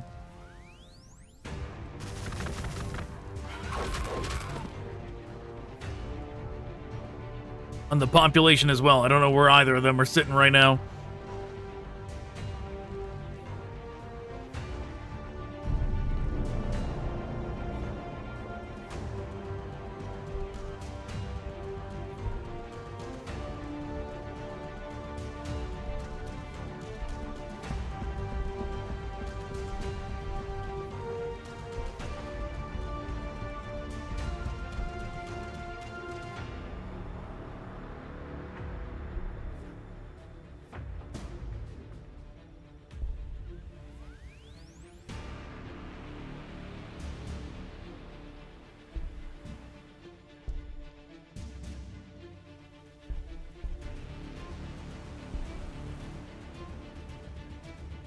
Mission complete.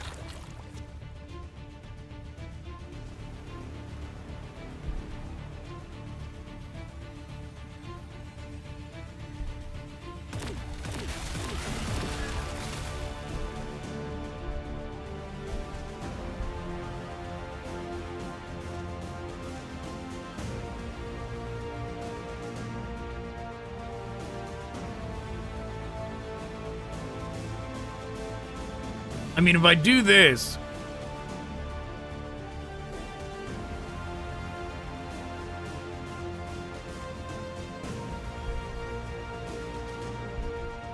Five turns, we're doing it.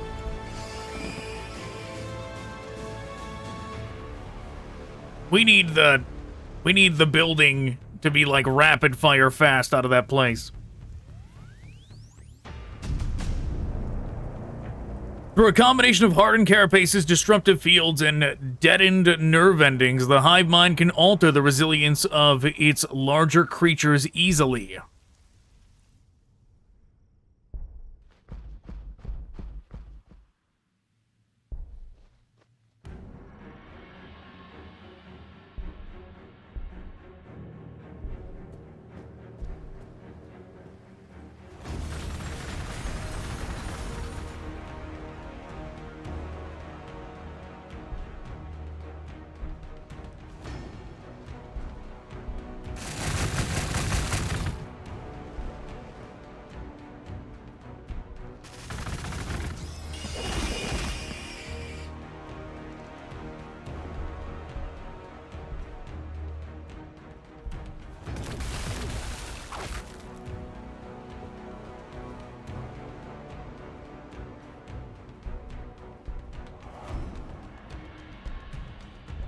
Okay.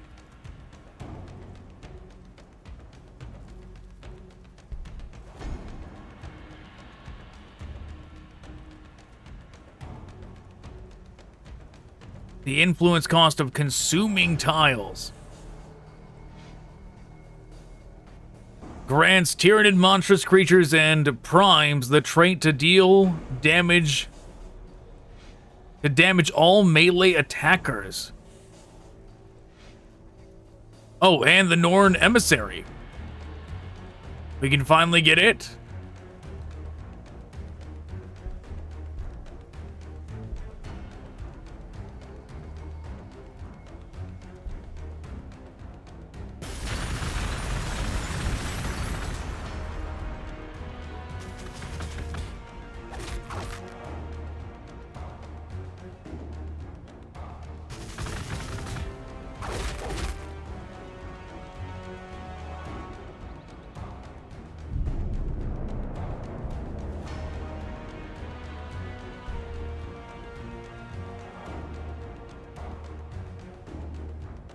Living battering ram.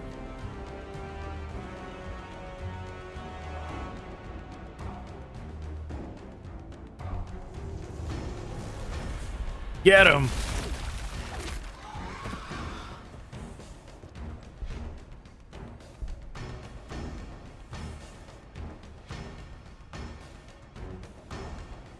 I really want a Malanthrope to go over there and get rid of the wireweed.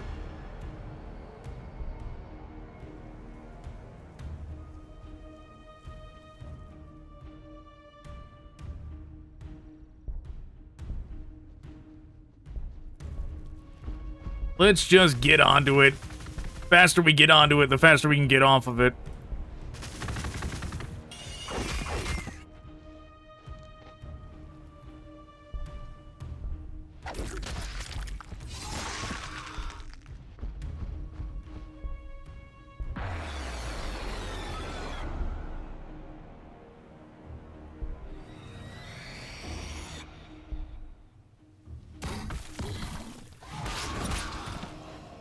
Very good.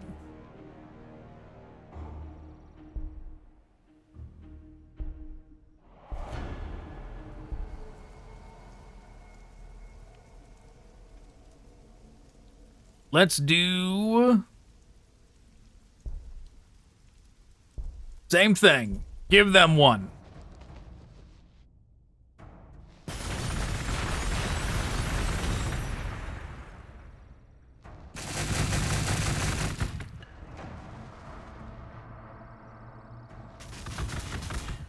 Like, as soon as they are producing, they can produce buildings, like, as fast as possible.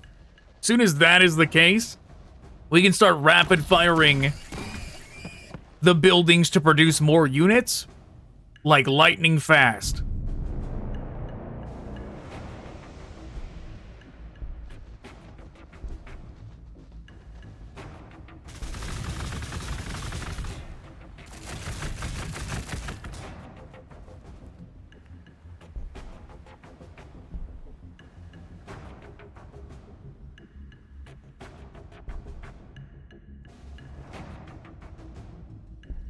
The Carnifex is definitely gonna die.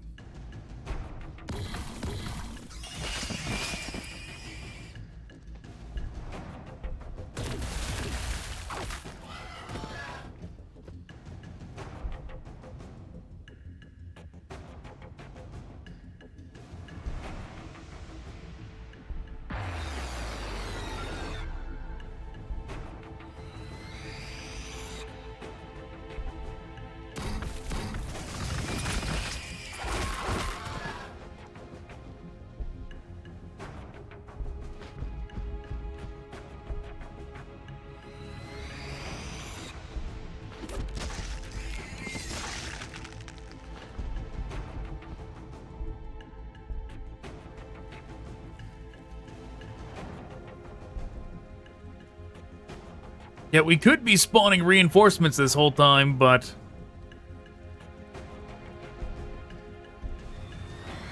that's what we really should be using, spending that to heal up.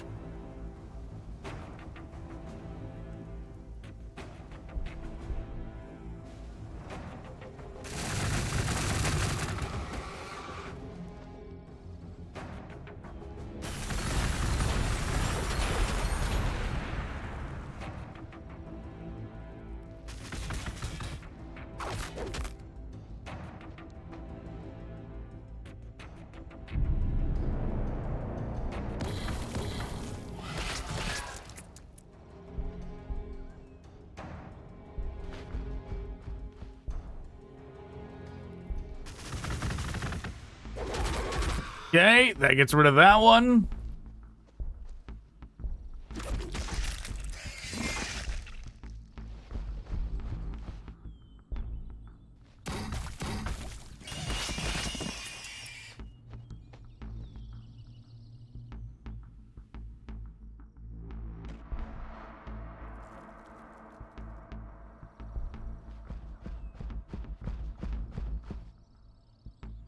Reinforcements are on the way.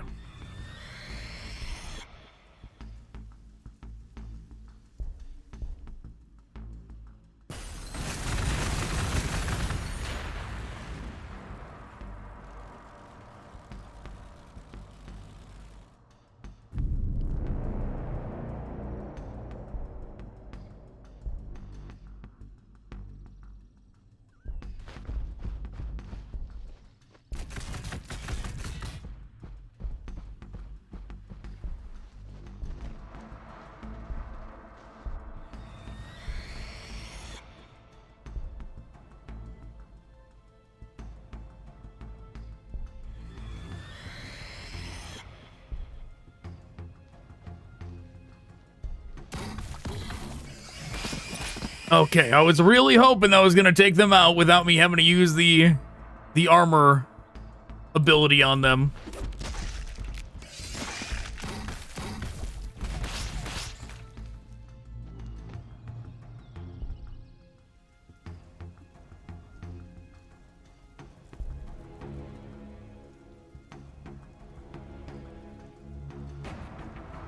What do we not have? No valid targets. Oh, okay.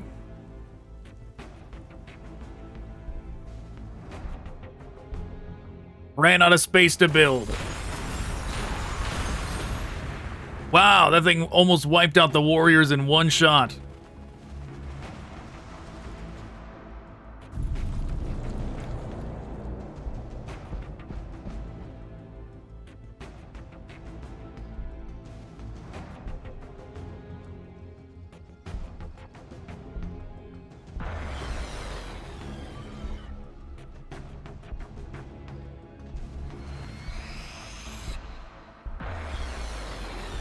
I wonder if it stacks.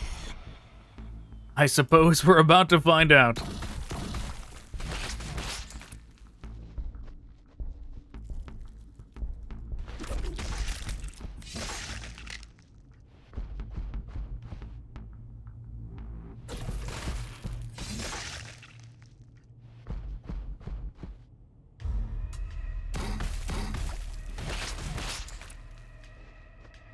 Nope, not quite. Close, but not quite enough.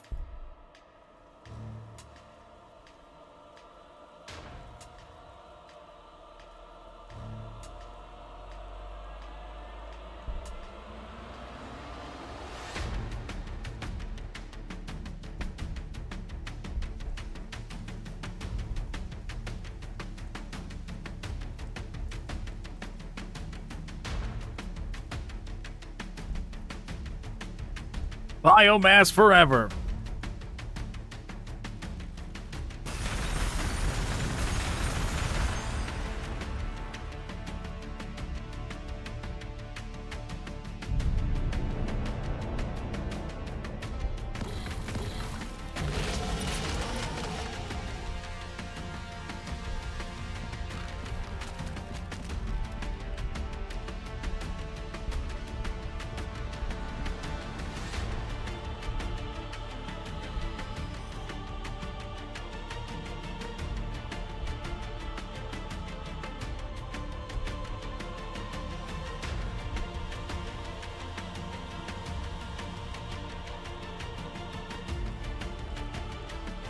Okay.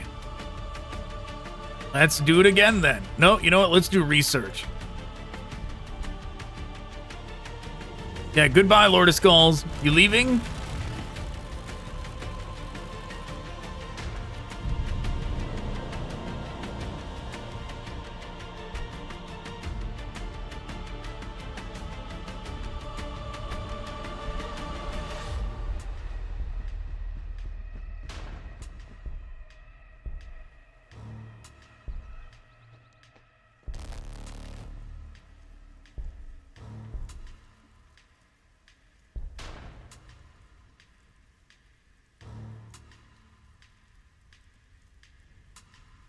Okay, let's do...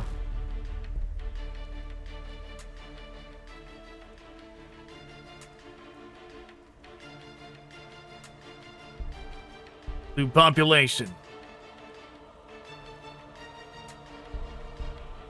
So we don't have to think about it for a while.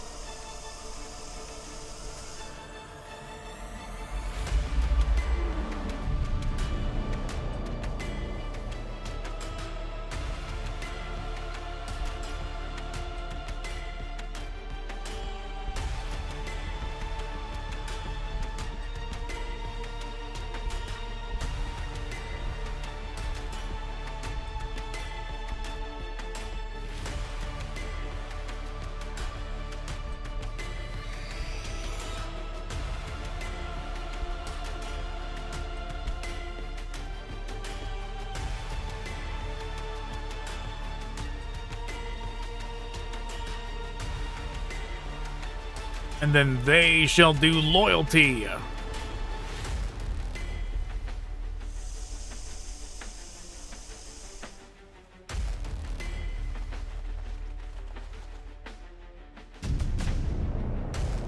Each Norn Emissary is spawned for a specific purpose, be it predating on a strategically gifted commander, abducting a knowledgeable prey being at the behest of its Norn Queen, or some other ineffable task.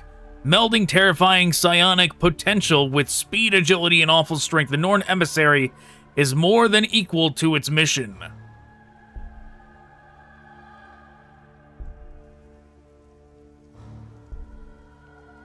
"13 turns.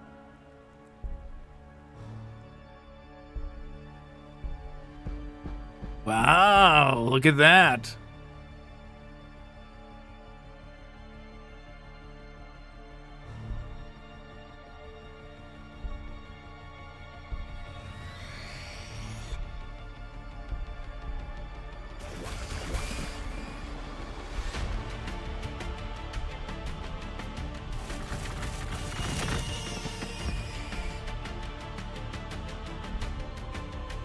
This is the flying one, obviously.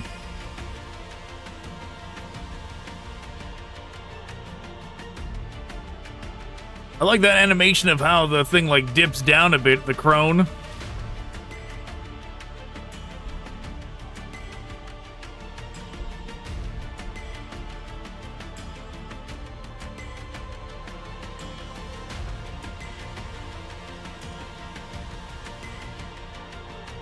Armor penetration of long-ranged weapons.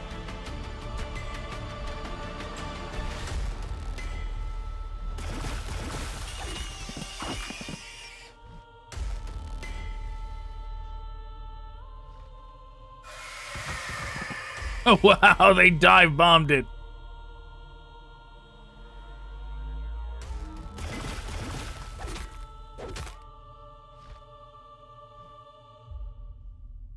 Yeah, I think they are definitely going to back up. This is not the way to attack this base. We got to go from this way.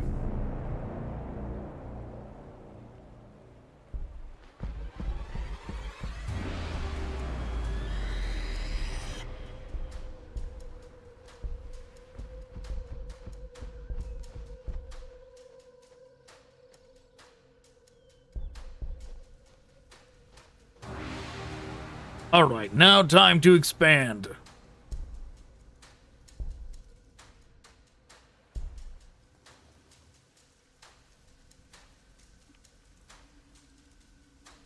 $13 required, but we don't have the population for it. I see. That's the problem. Okay.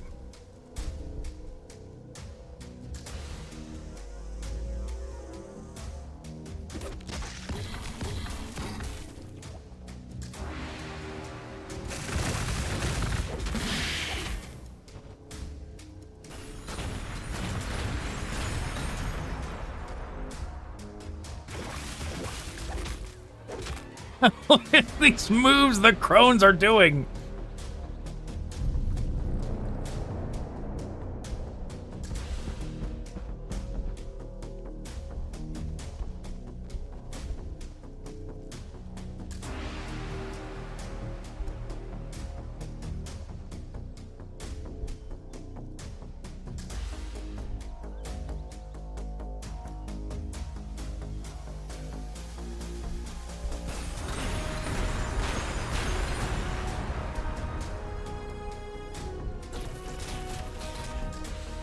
Well, you know what? I should have done this first.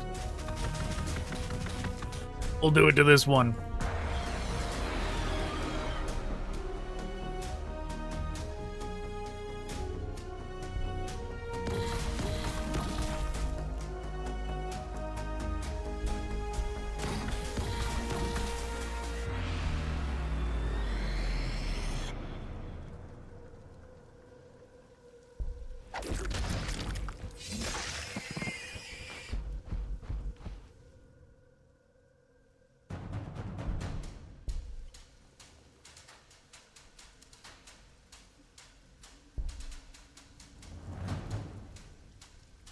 All right, just keep claiming the tiles.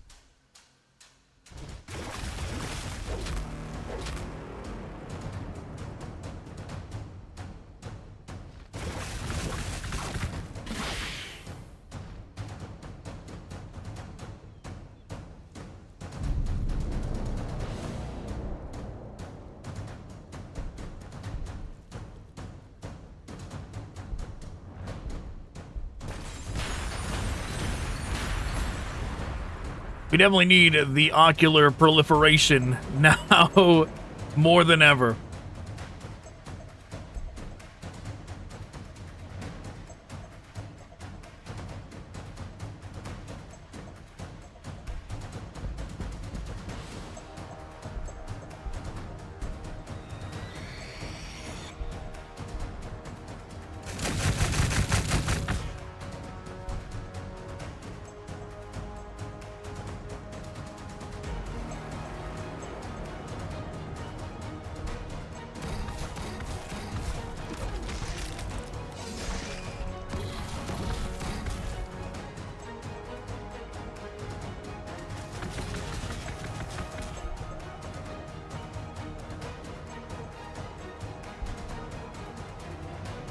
Yeah, the Haru specs is just kind of dwindling down the gargoyles while we're trying to fight off them.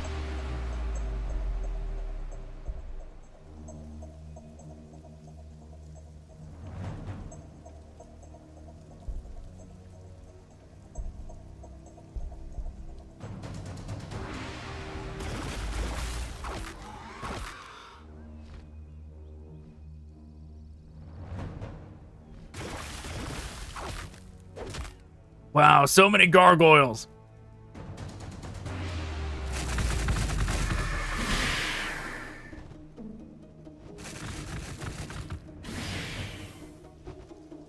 We shouldn't bother with them at all. They do such...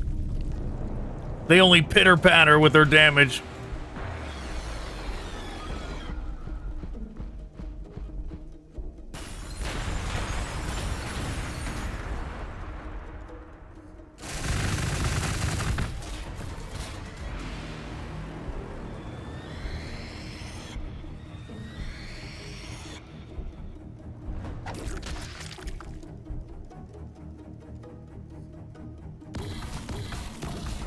Oh, the attacks, using the thing didn't even matter. This is for melee.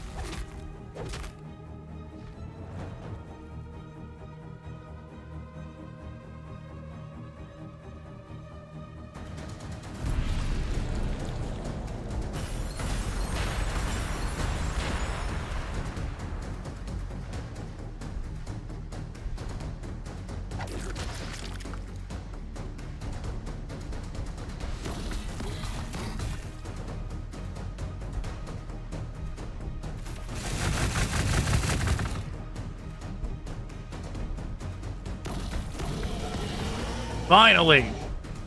Yeah, the Hive Crones are pretty overpowered. But then again, most aerial enemies are in this game.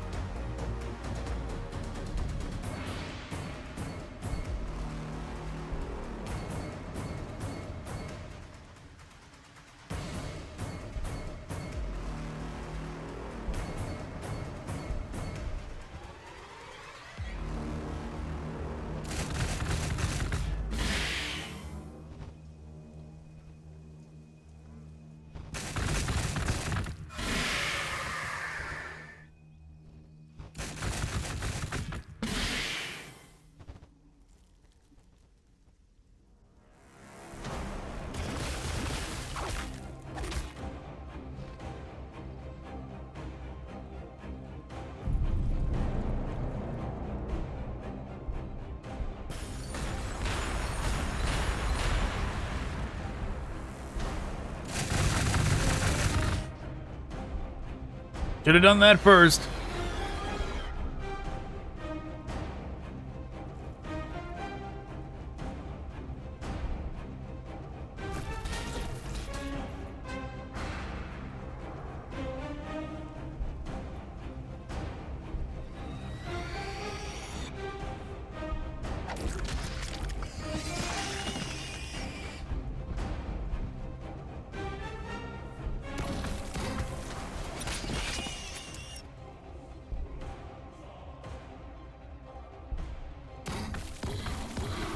Okay, we did it.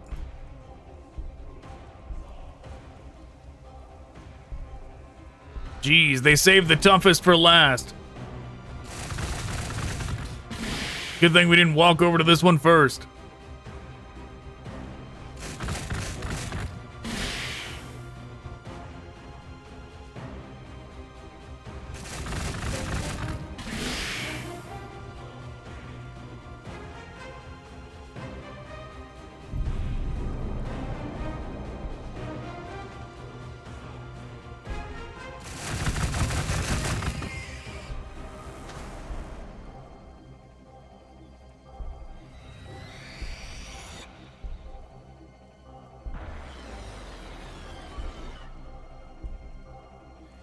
I mean, it doesn't really matter, but I'm going to use it anyways.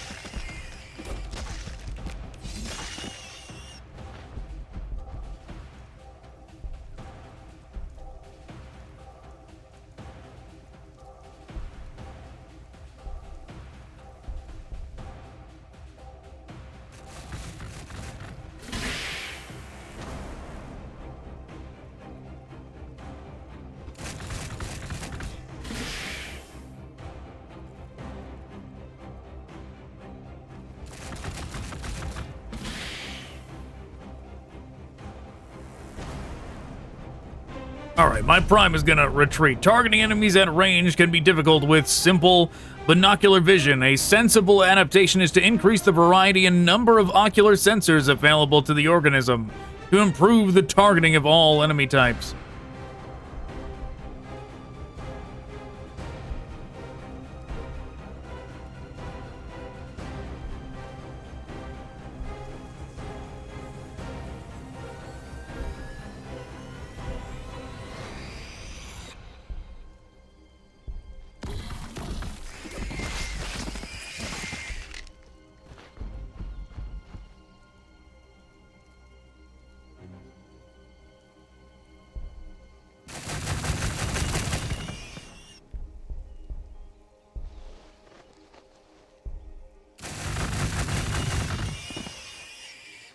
They did it.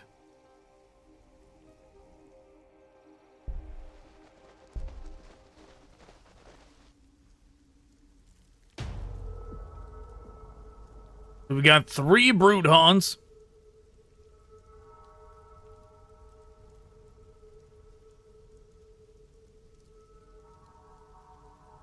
Oh, you were in the negative for influence. I should probably get one of those.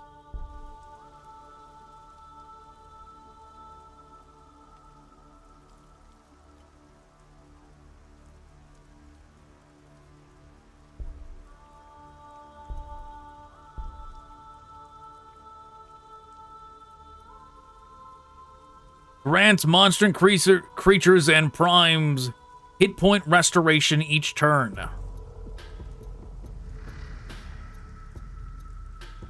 Armor penetration. Reduces the upkeep of monstrous creatures. Let's do that.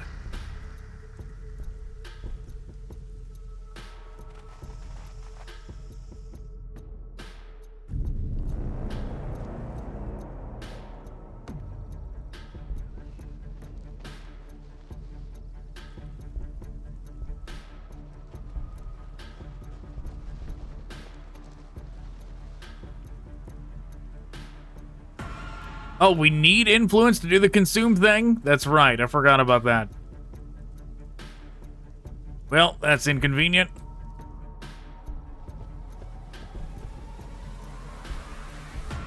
I was gonna get rid of them to reduce the influence upkeep.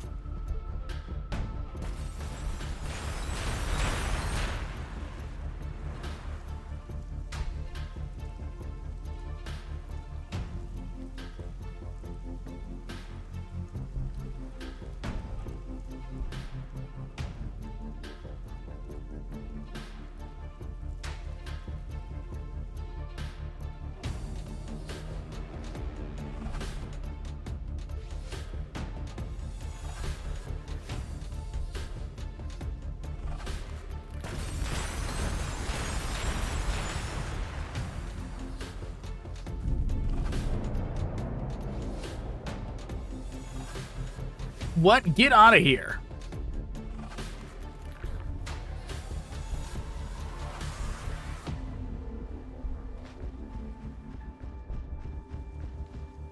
You're out of resources. Like, shut up thing. We know what happened. You know?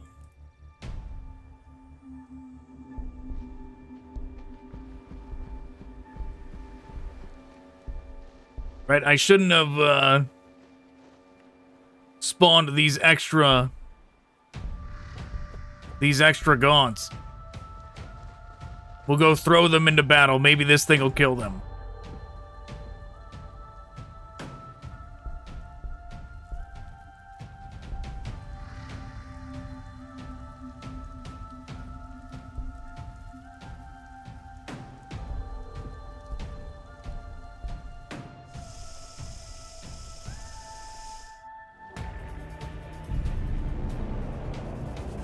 But he's got 175 influence somewhere. Did the game, like, some kind of, like, catch-up mechanic? Like, oh, we'll just give them some free influence.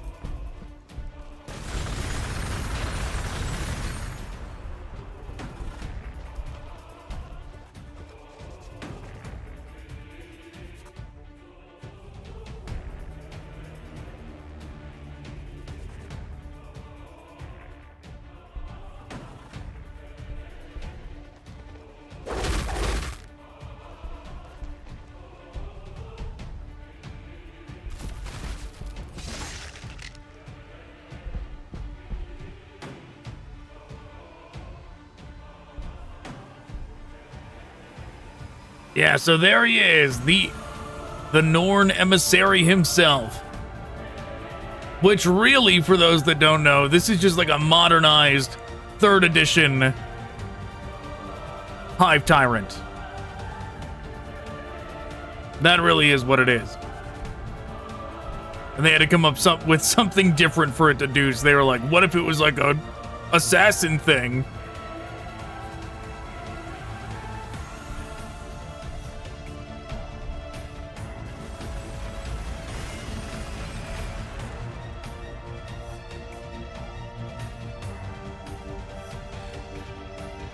You know, it gave us 175, so we can go throw these in the dumpster.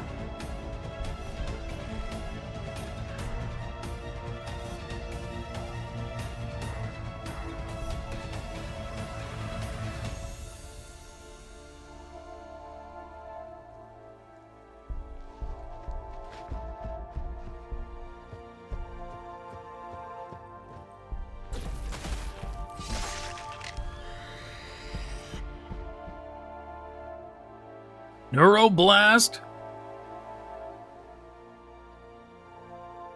Psychic Tendril, Singular Purpose.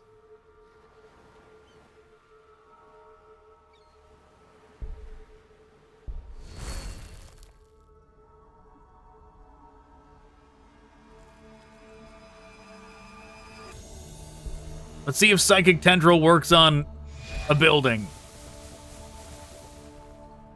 It did.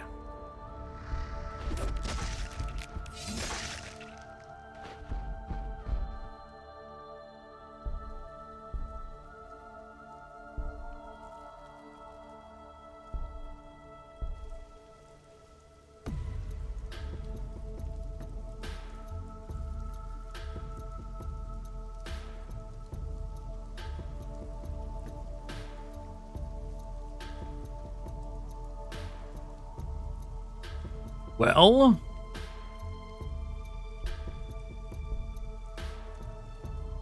oh no, wait, we can't do that.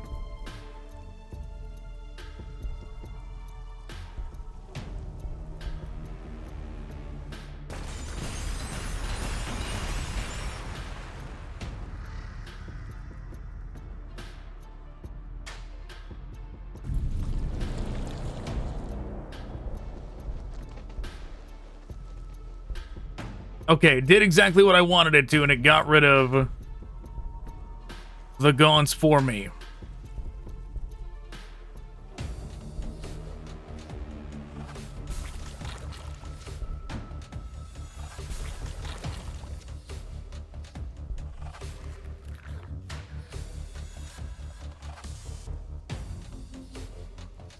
Okay.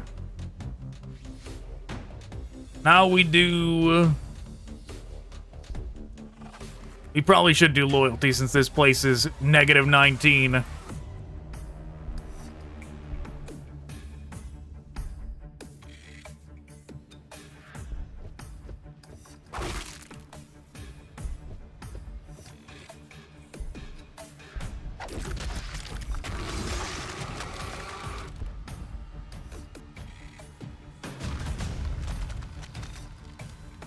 As I predicted, the conflict, far from being an obstacle, was an accelerant for the Tyranids' planetary conquest. Our astropath reported that the Hive had created something like a brood mine, a psychic beacon strong enough to pass through even the maelstrom above. The Hive fleet was coming. For Gladius Prime's loss to mean something, someone needed to survive and pass this data onto the Adeptus Mechanicus. I planned my escape from the planet.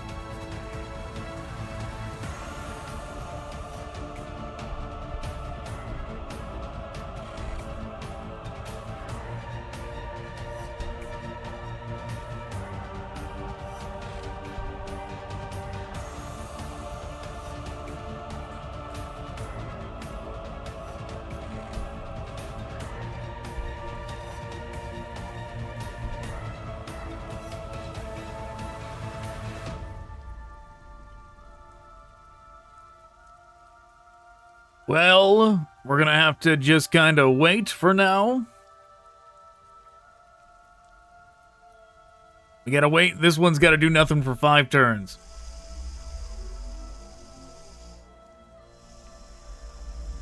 Wow, they're getting brave.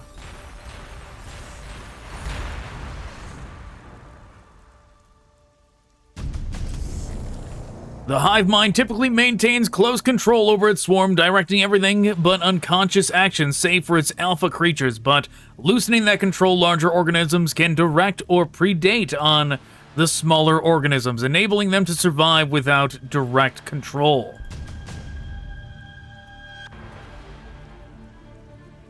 Months past Tech Adept, the planet continued to ramp up the pressure of the Xenos, turning the planet's life against them. Even as the shadow in the warp fell over Gladius Prime, the Hive fleet encircled it. We now felt like bystanders in a battle between giants. It must have become obvious to the hive mind that it couldn't simply consume this world like normal. Their dreaded spore pods couldn't get through the warp storms, and they couldn't breed fast enough on the surface to overcome our defenses. It needed something special to crack the planet wide open. The few Imperial satellites and the Space Marines battle barge reported that the Hive fleet was circling the planet, throwing mycetic spores downward, probing the storm. Though nothing made it through, the fleet seemed to identify a relatively stable point in the storm. The shadow in the warp pushed on it, widening it. On the surface, the hive mind moved its resources, coordinating with the fleet above, aiming somehow to reach through the storm. Its forces were seen near to a dormant Necron tomb city. Perhaps the storms were weaker there. Found new city on highlighted tile.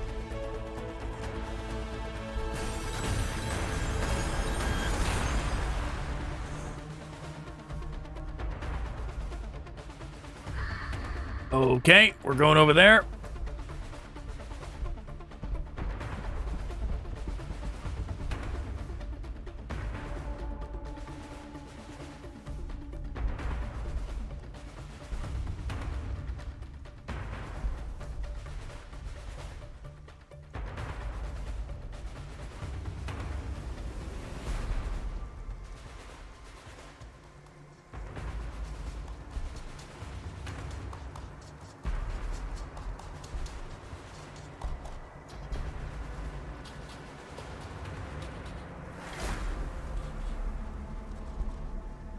We're going regeneration.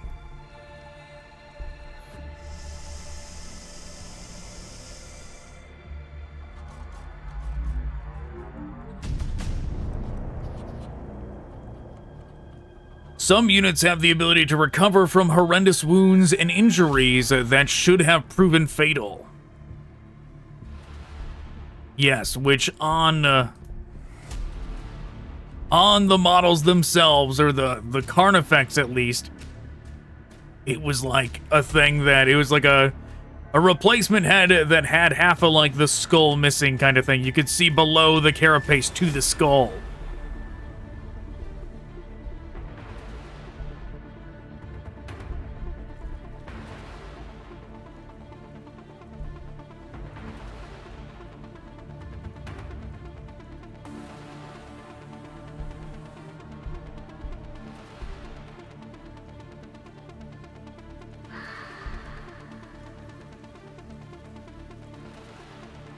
3 turns left.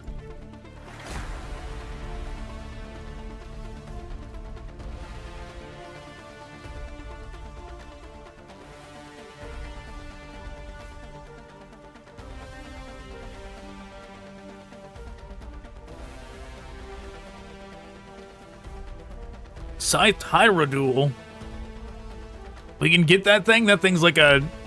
That thing's massive. Gargantuan creature unit that shreds entire armies. I mean, we can get that, but we can't get the Hierophant? Hierophant too big? Yeah, adrenal glands.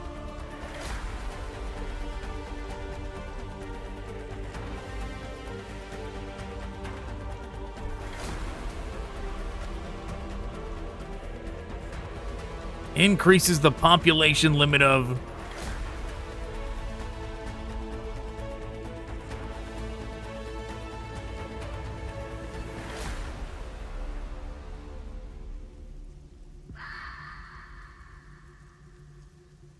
Was there one to expand the cities again that I missed, or no?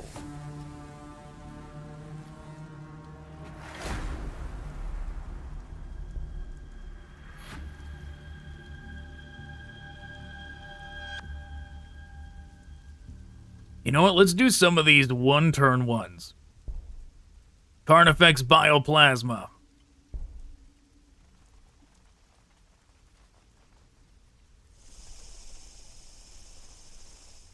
You know, I should have got the building ready to go. Some Carnifexes can generate a roaring ball of bioplasma within their bodies and vomit forth the resultant energy as an incandescent gobbet of fire.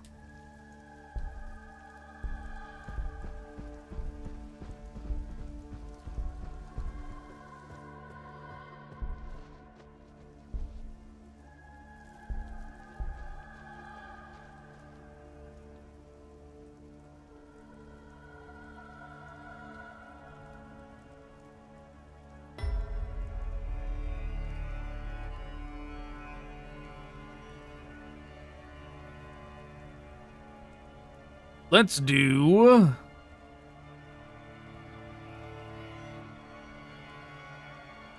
Let's do another Alpha 1.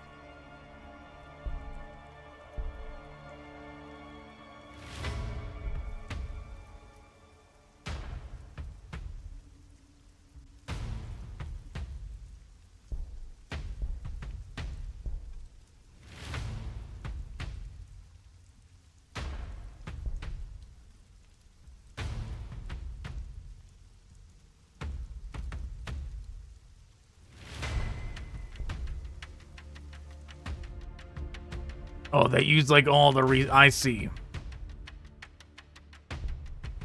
We had it all banked up for one big thing.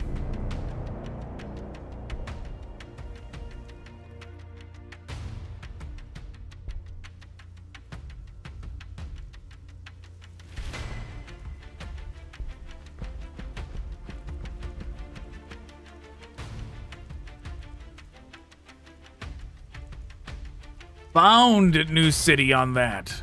I see.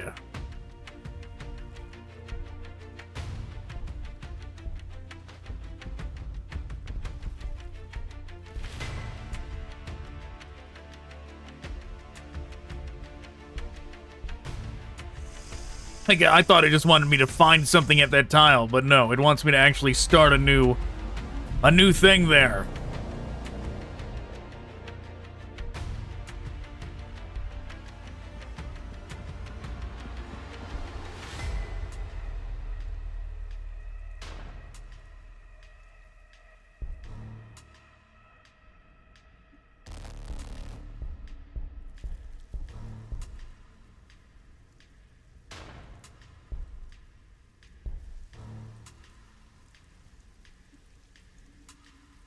Let's see.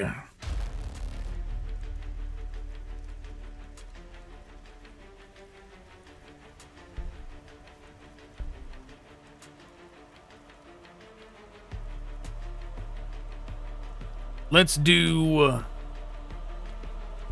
research.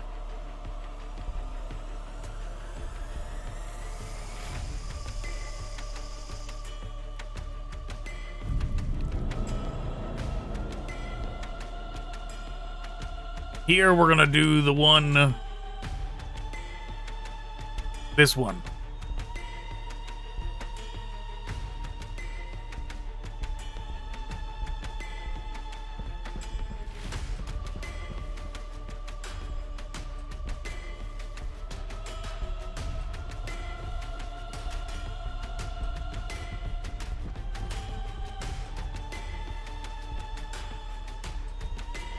I want the Malanthrope to spawn on one of these forward tiles.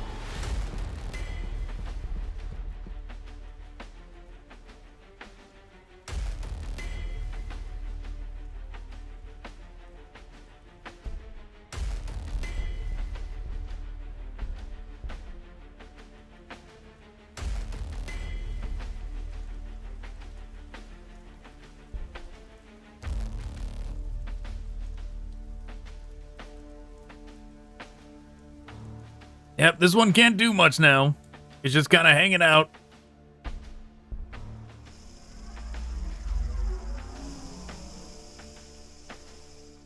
Just producing resources over there.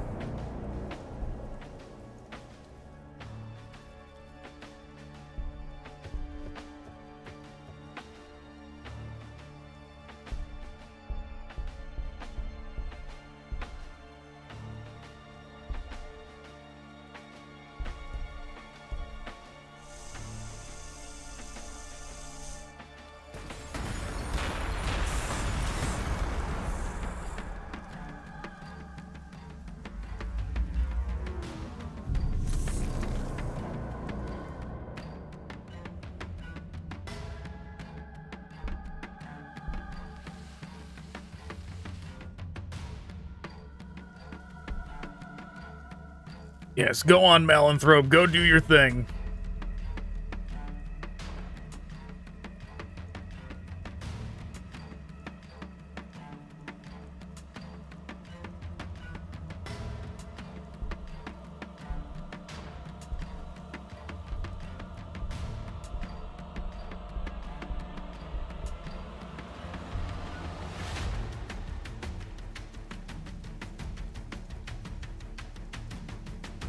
Let's do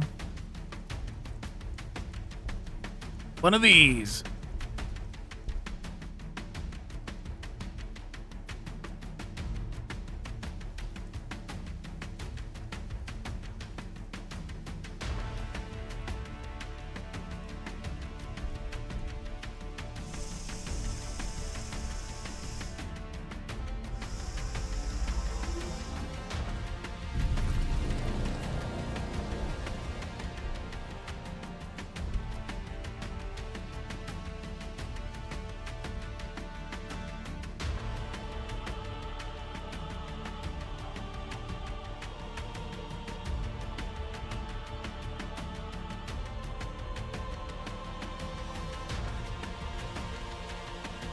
Okay.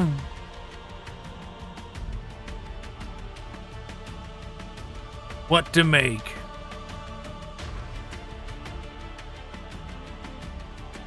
You know what? Let's make another one of these. I wanted to build even faster.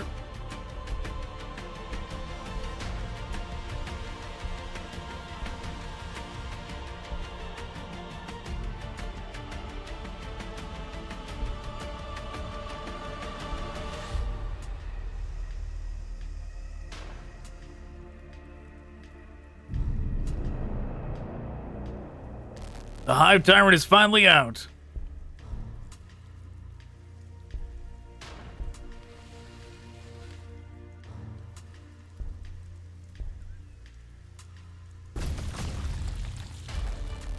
There was a peace for a time whilst the hive mind nested and gathered resources. Peace only in the context of endless war, of course. Accumulate biomass. That we can do.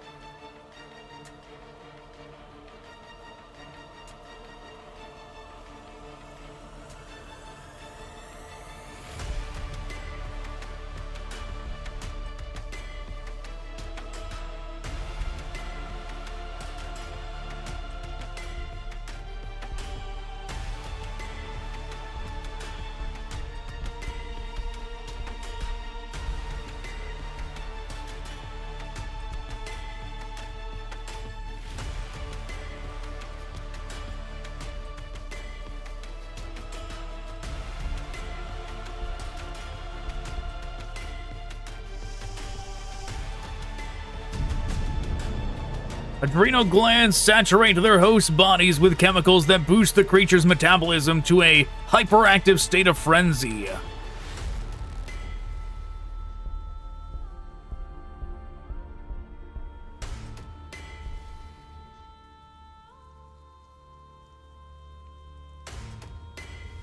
Oh, we're at negative influence.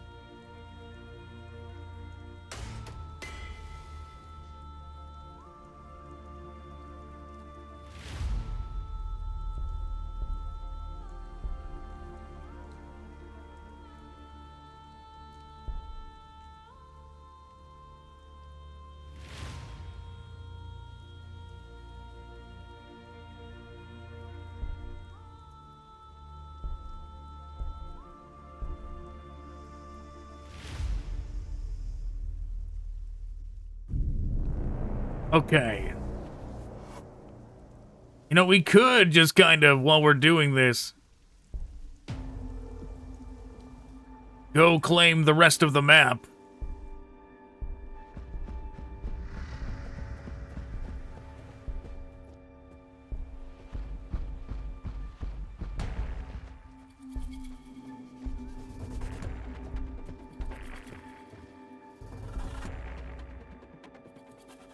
Wow, the Hive Tyrant's so fast.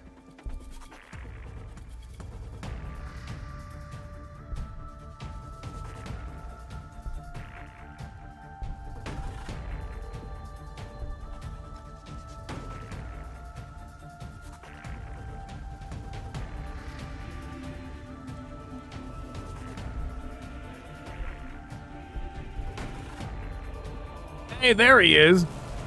Let's go fight him.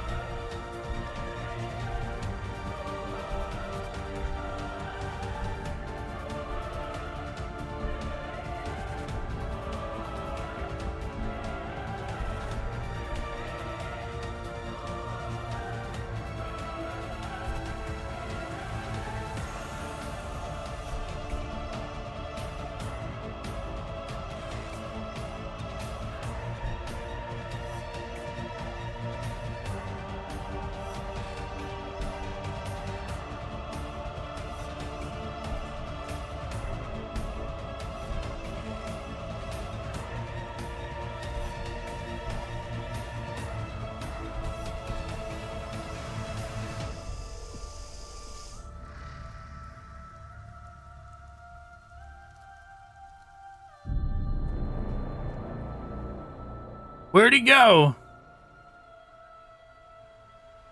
We only have 8 turns left. He's just gonna waste all our time. We're never gonna find him again.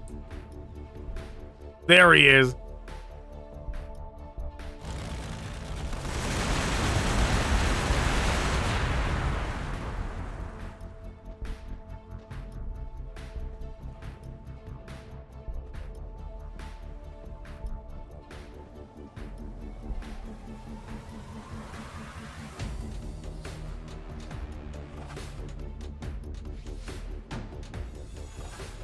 Movement max.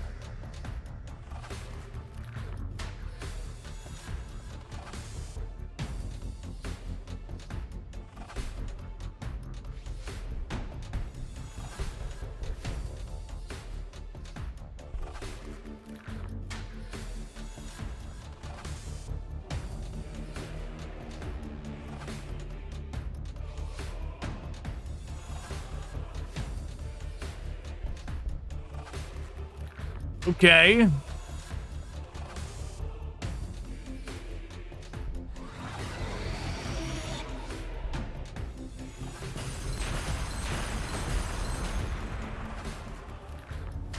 Lord of Skull's about to kill my Hive Tyrant.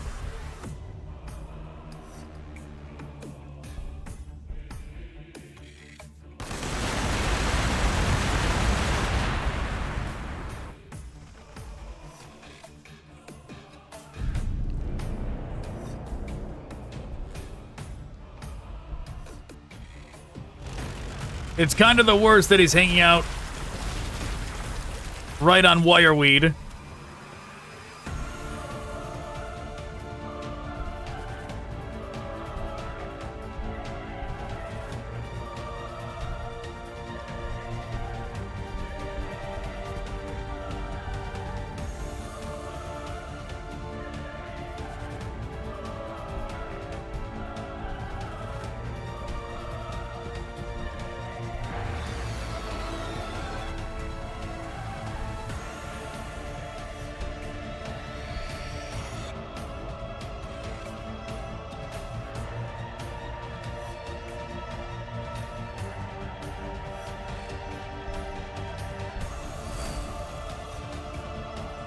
All right, let's do it. Yeah, this was what the Norn Emissary was summoned for, specifically to take out the Lord of Skulls.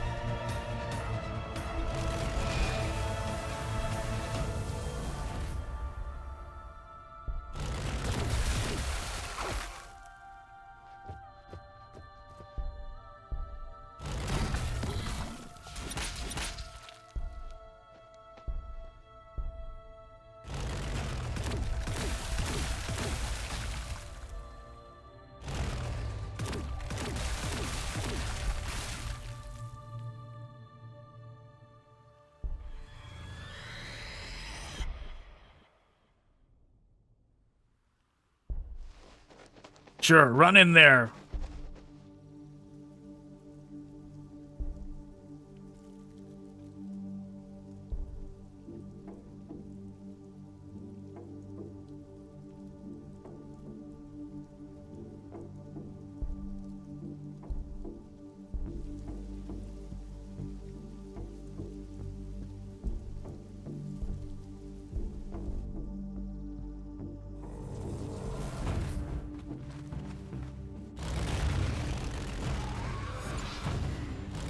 Oh yeah, we're supposed to be hoarding biomass, but instead we're spending it all. Wow, that's a Carnifex dead.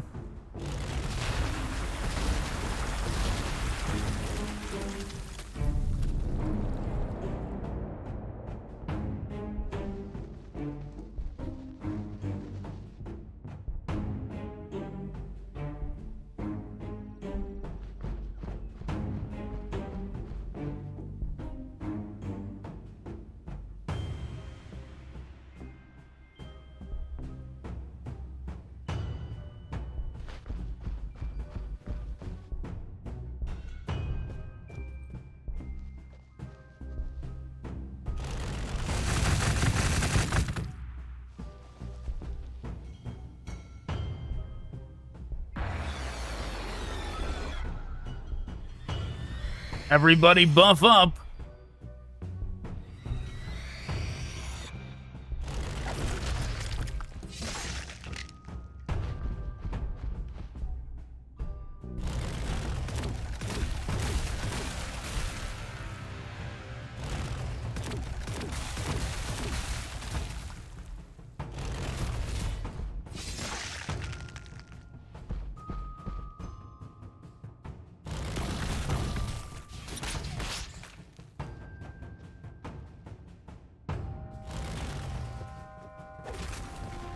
Wow, the camera pulled it. The game pulled my camera away as the Norn Emissary. Of course, the Norn Emissary was the one to do it. You can't believe you defeated it. Even the Lord of Skulls itself does not seem to believe, continuing to roll forward with much of its superstructure blown away or simply missing. It grinds to a halt, warp-forged runes cracking and rusting in seconds. A roar of wrath rocks Gladius then as the bloodthirster, darkly bound to the war machine, is finally banished back to the realm of the Chaos Gods and Khorne's waiting fury. There's a bloodthirster in that thing? Well, now we know.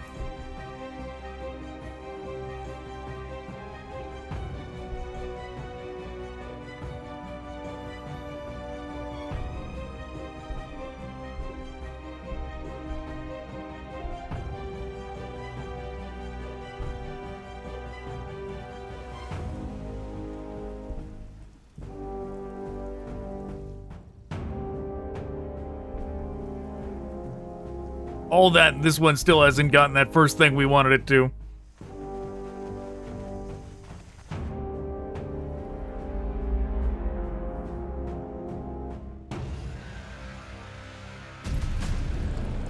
Nothing truly lives in a Tyranid city hive. Mindless organelle creatures spawn and perform crucial functions before being reassimilated. Alterations to the city structure can be made, enabling these organisms to be spawned and reabsorbed in much shorter windows, allowing for their overall population to increase.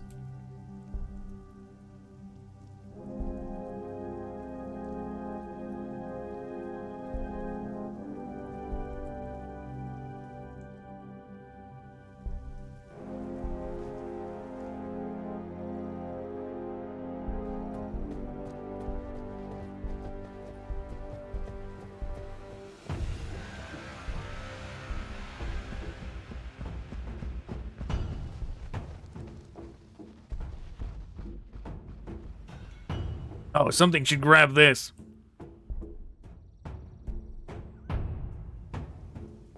We'll just make the Hive Tyrant do it.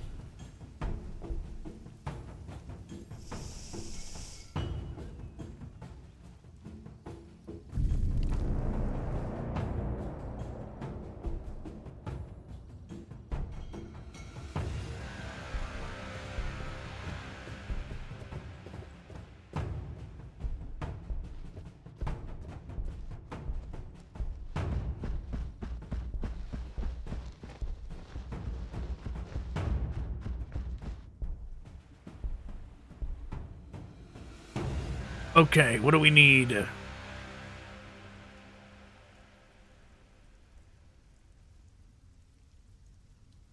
I mean, we could just do more influence, or, biomass, rather.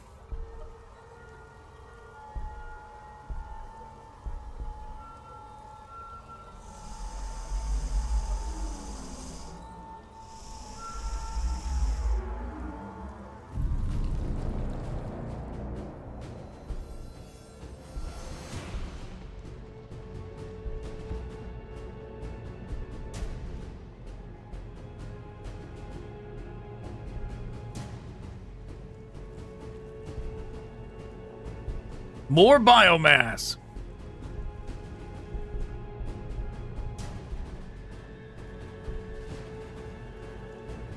They can do influence.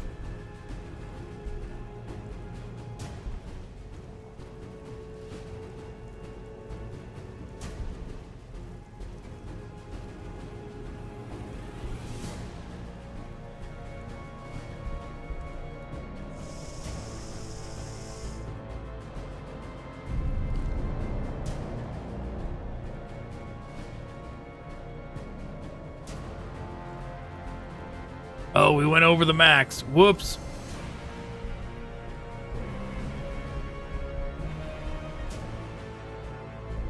Oh, can he not claim this one? Whatever.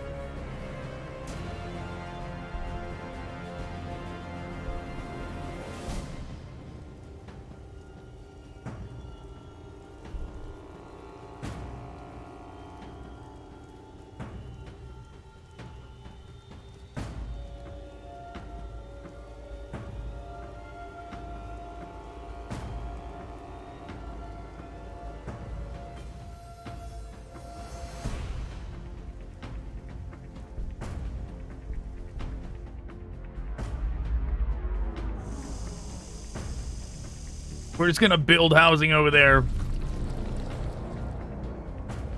when we have nothing else to build.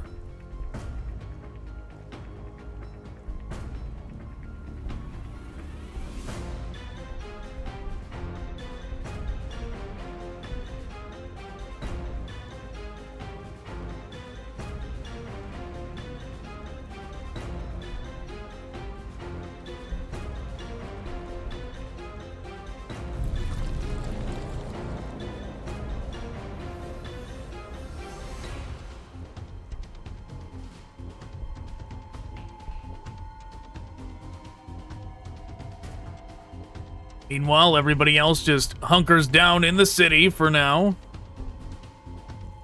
We could do this. We could get more things and get another one of those. No, let's wait till we get the objective in case it deducts from it or something.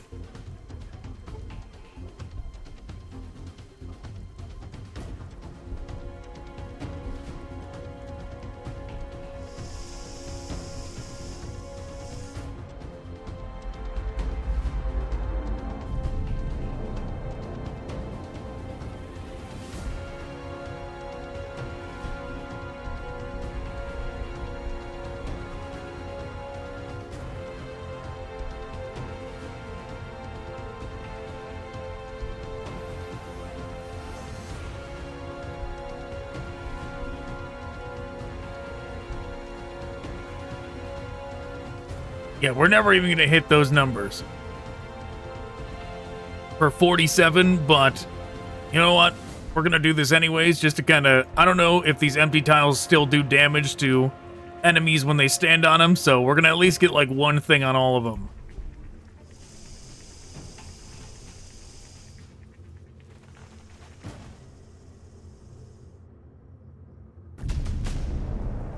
Then, like a delicate, strange flower, but impossibly tall, a capillary tower rose from the new hive. We watched it stretch miles and miles high, growing into the atmosphere. Oh, it wants a capillary tower, huh? Well, it's gonna have to wait.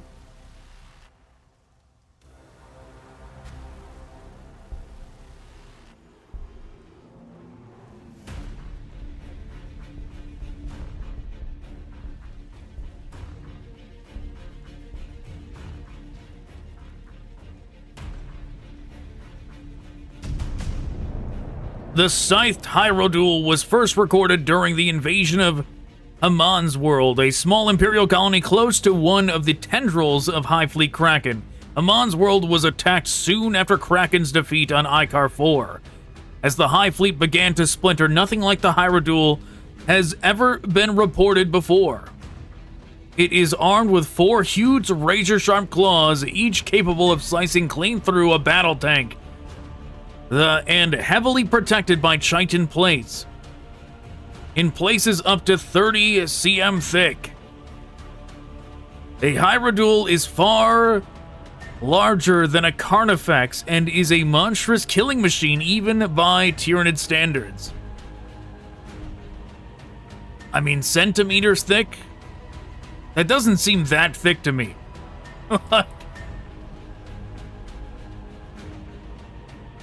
For how big it was saying it was, it doesn't sound that big. The armor, at least.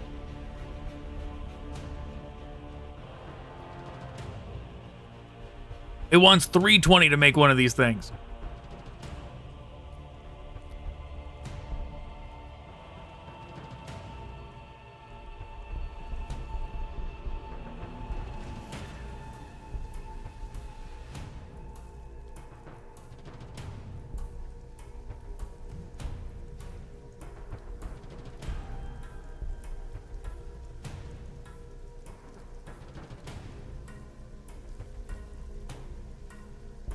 We can skip that one.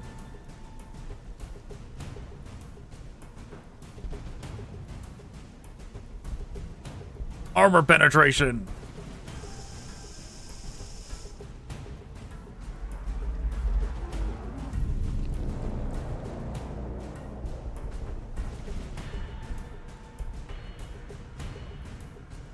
Okay, we've got 34.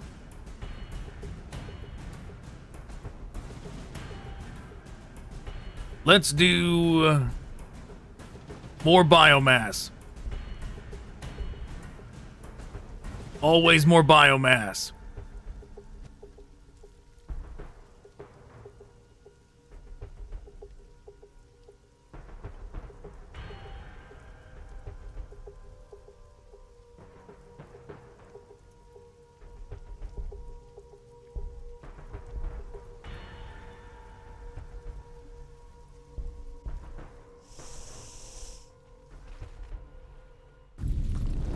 Oh, wait. No, not more biomass. Capillary tower. I forgot what we were doing.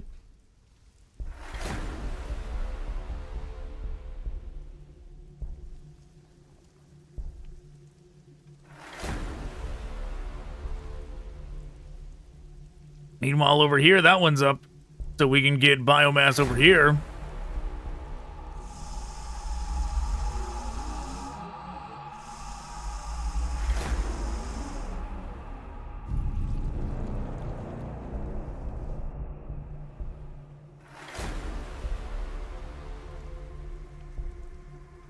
Just keep claiming more tiles.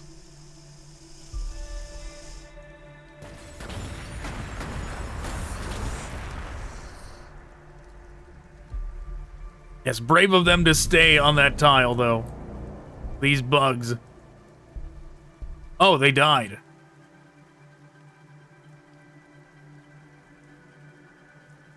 Just like that, they died.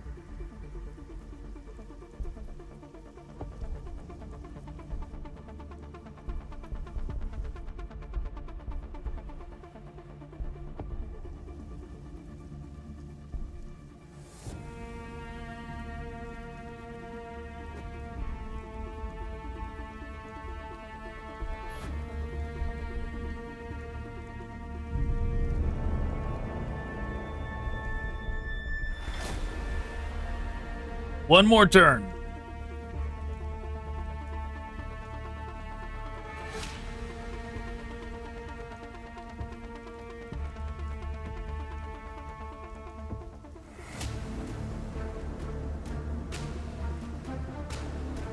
Wait a second. Do a lot of these not have... Does it only raise the population thing if it has the population limit under attributes?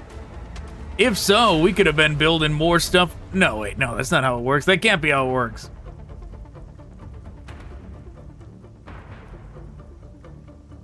That can't be how it works, because these don't have it, but they still require population. It's just the limit. It's like building one of these things, but instead of 6, it only does 1. I was looking, I was like hoping something was gonna increase the rate of population, but I don't see anything like that.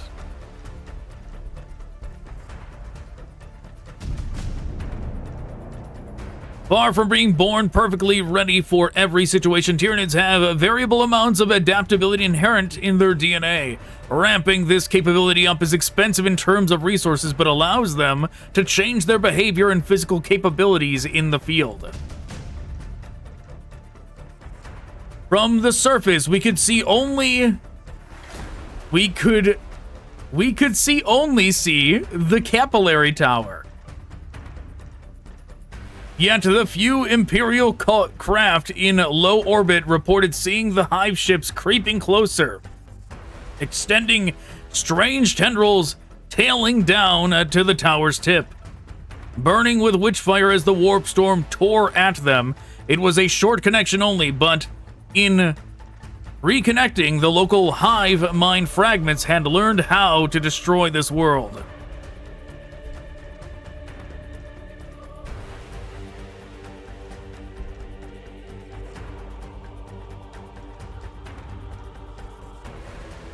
Let's do another one.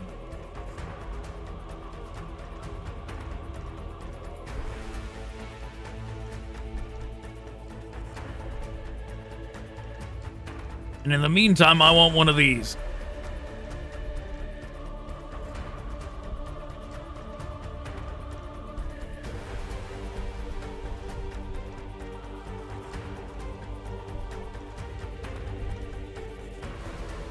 Let's just get rid of these.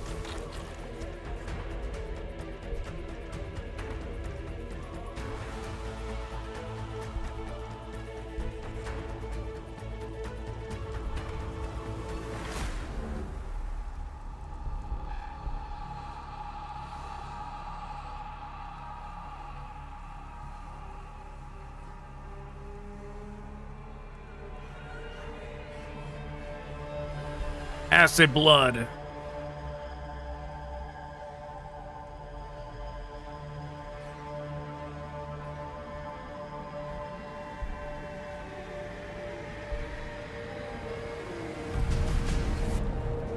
Whatever it was that gestated on the planet then, we could all feel the horror of it.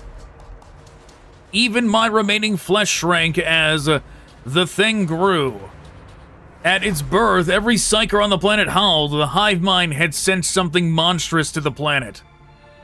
The planet's defenses knew that this was the end too. It scraped up everything left to it, every horror driven from its lair and forced towards the Tyranid hives. Orks, Psychenium, Catachan devils, degenerate Kroot, and the hive mind defended its gestating horror with equal vigor. The battle was endless. It wasn't clear whether we'd survive the planet's defenses, let alone the Tyranid assimilation. Keep the doom alive. Oh, it's the doom of Malachi? It is.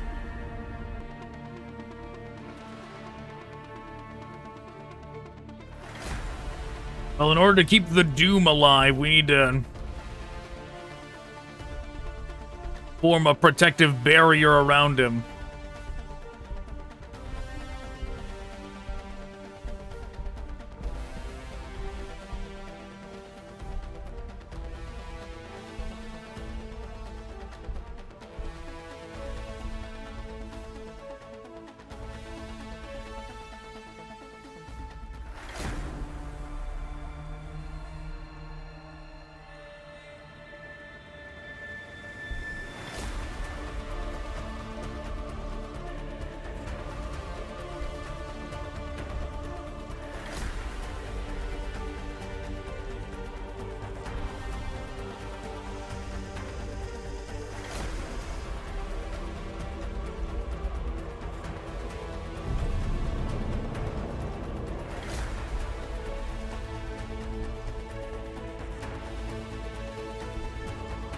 Okay, it can just kind of hide in the base, in which case, we'll do that.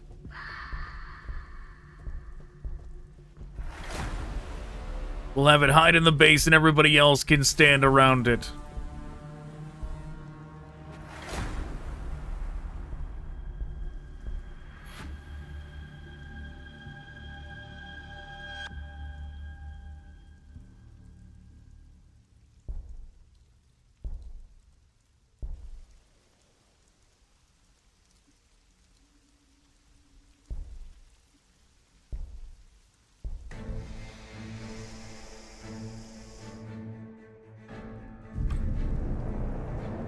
I mean, we're sure having no trouble surviving. Where is everything?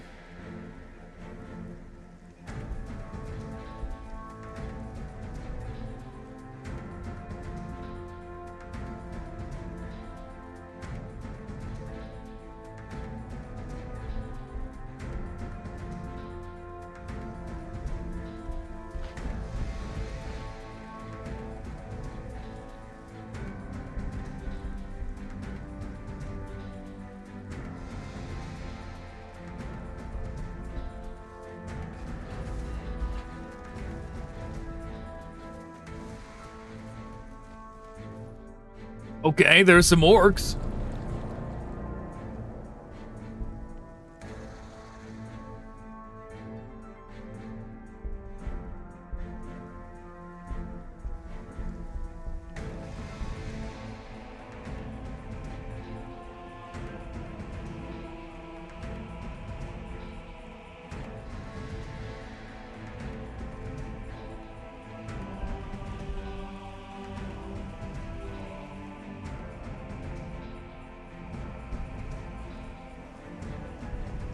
Just keep claiming tiles.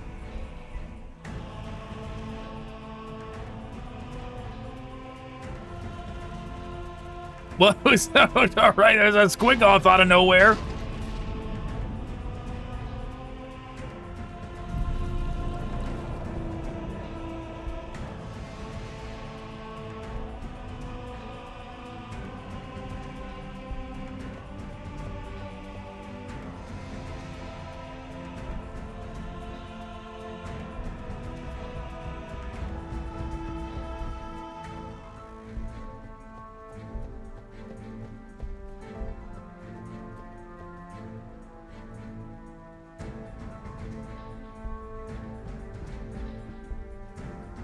Okay, meanwhile, our Hyrule is almost done.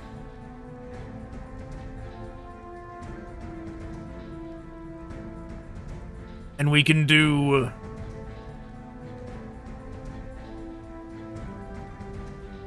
Let's do... one more... We can do a brood nest. Or we could do Brood Haunt and accelerate the big ones even quicker.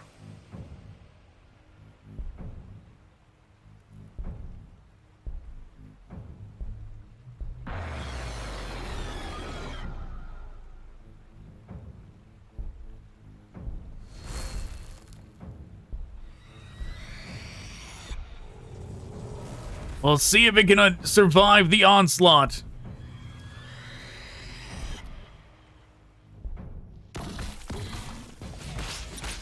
The Lord of Skulls couldn't.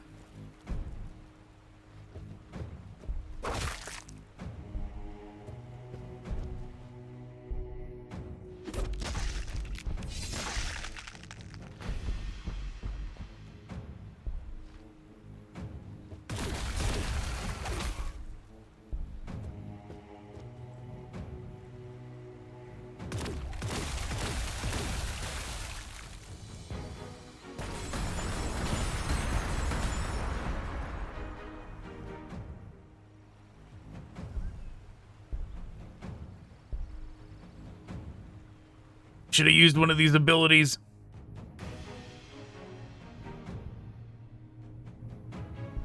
Well, next turn.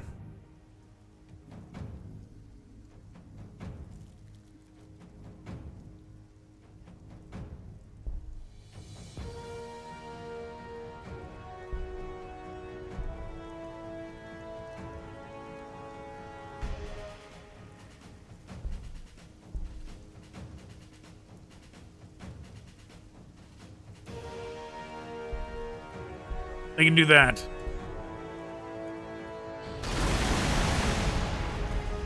Oh, wow. There really is a lot of stuff coming in.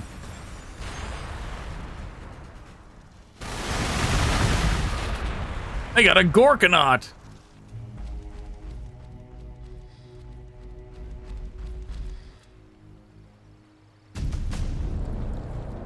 The alien blood spilt from certain Tyranids is so corrosive that it can eat through ceramite armor and dissolve flesh in mere moments.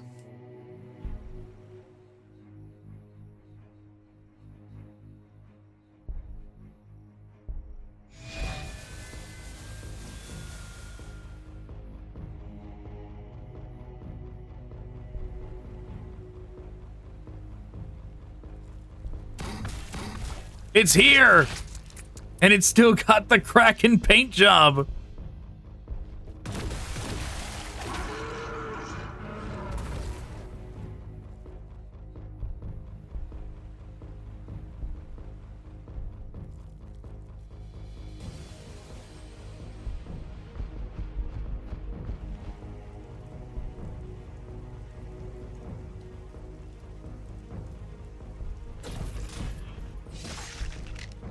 It can go fight the Gorkanaut. Stomp free action.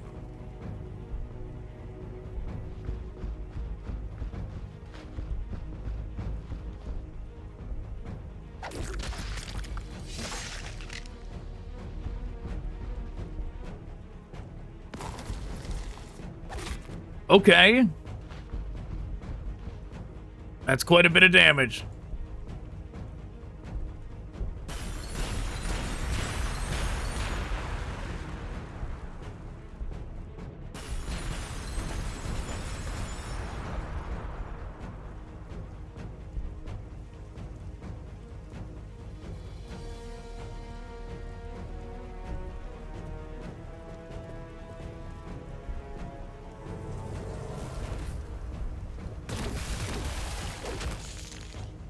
Very good.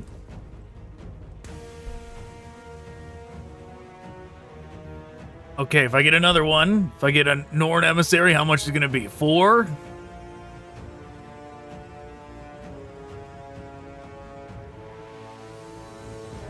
Let's get some of those too. Well, brood nest. We need another brood nest.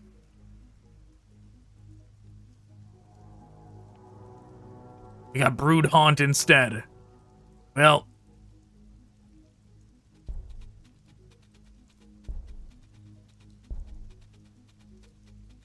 whatever. We'll make do with what we got.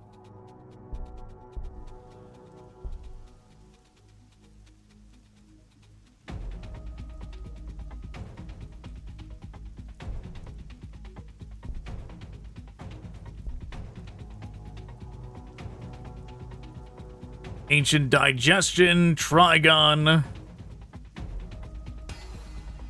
Malceptor. We haven't got one of those yet. Oh, an Exocrine could be very good too.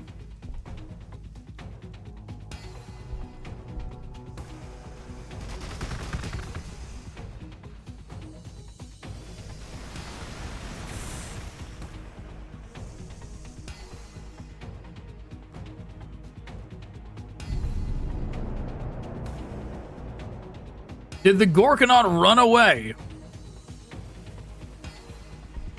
I think the Gorkanaut ran away.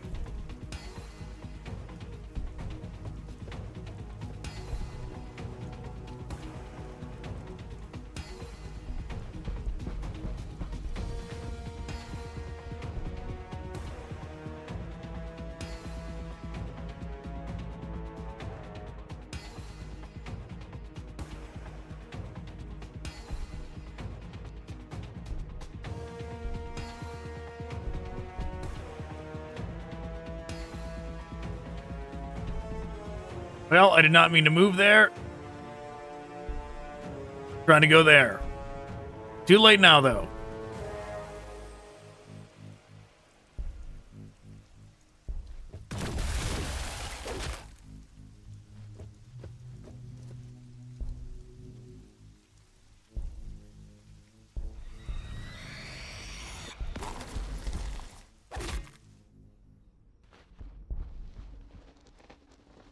They can be the ones to fight the stingwings.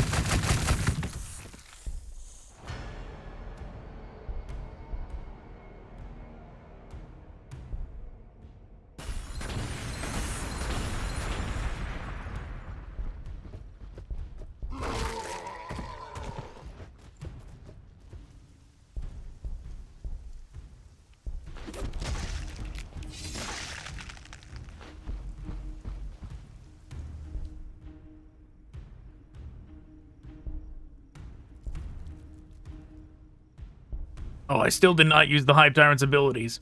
Like any of them.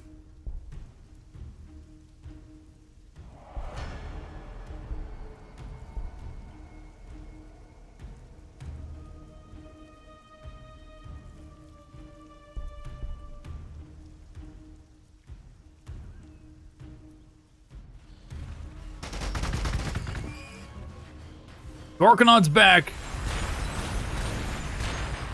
It only ran away momentarily.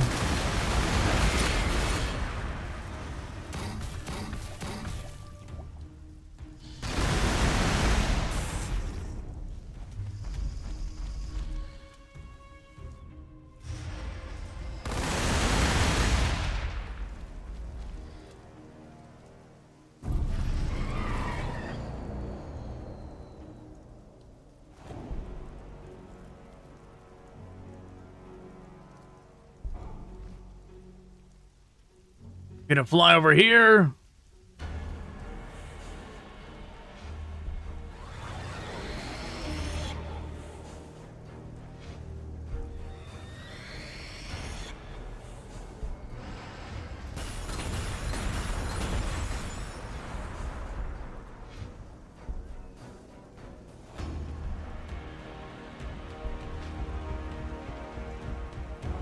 Get over there.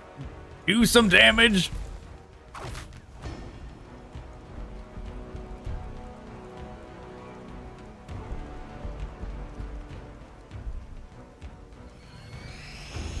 Hopefully this will finish it off. It did not. Good job, Carnifex.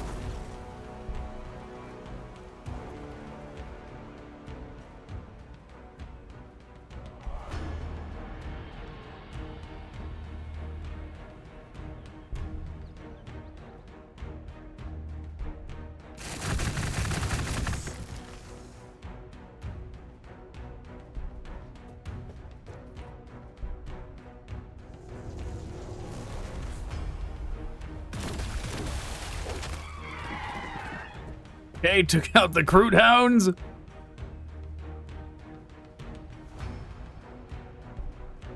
Norn Emissary will be the one to take down the Gorkanaut.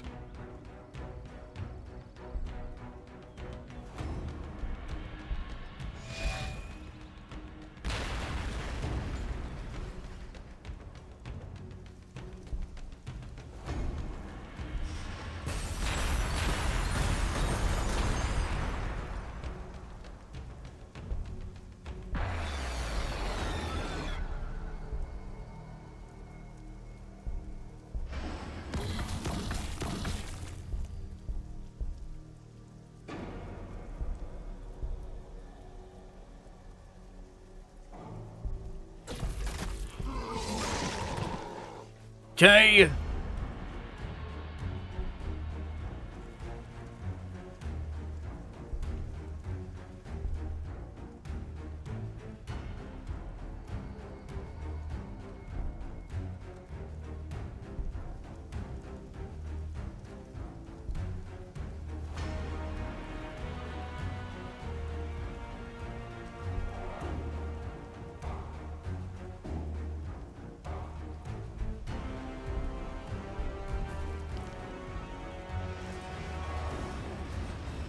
More Gorkonauts. And what was that? Was that a war boss?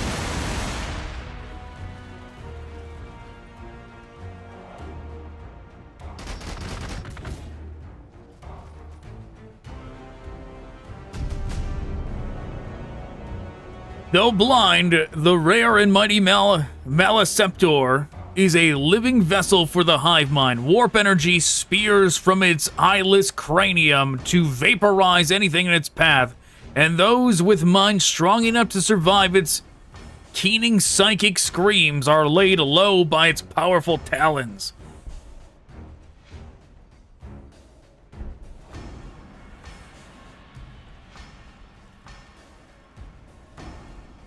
Oh, we're never gonna get to see it because we're about to win.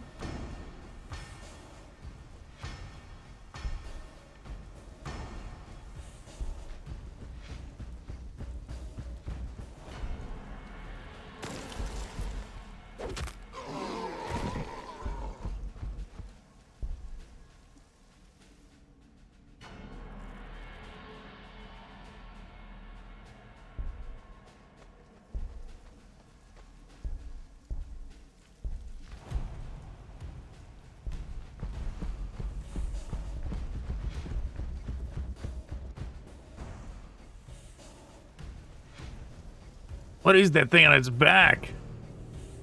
I wonder if I can do ranged attacks with that. Like if we were trying to attack planes, maybe.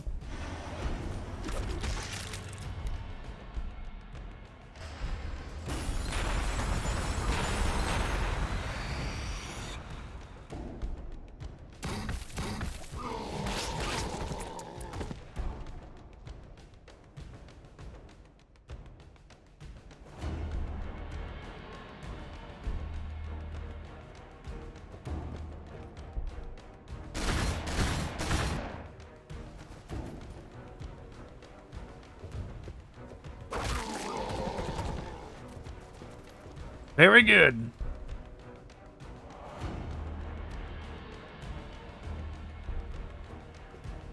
Sure, the Carnifex can come over here and do a little bit of damage too.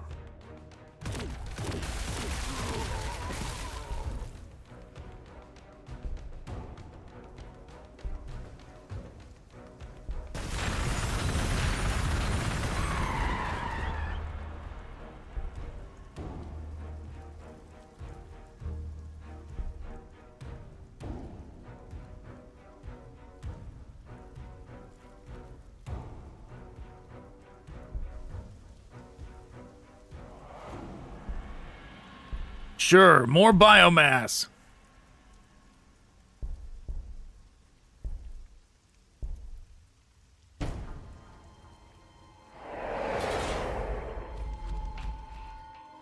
Okay, don't know what that one's doing over there.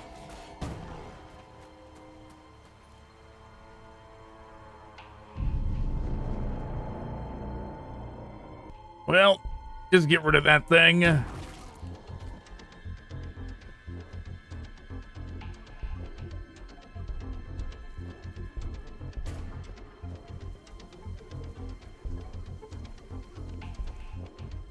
Everybody just hunker down.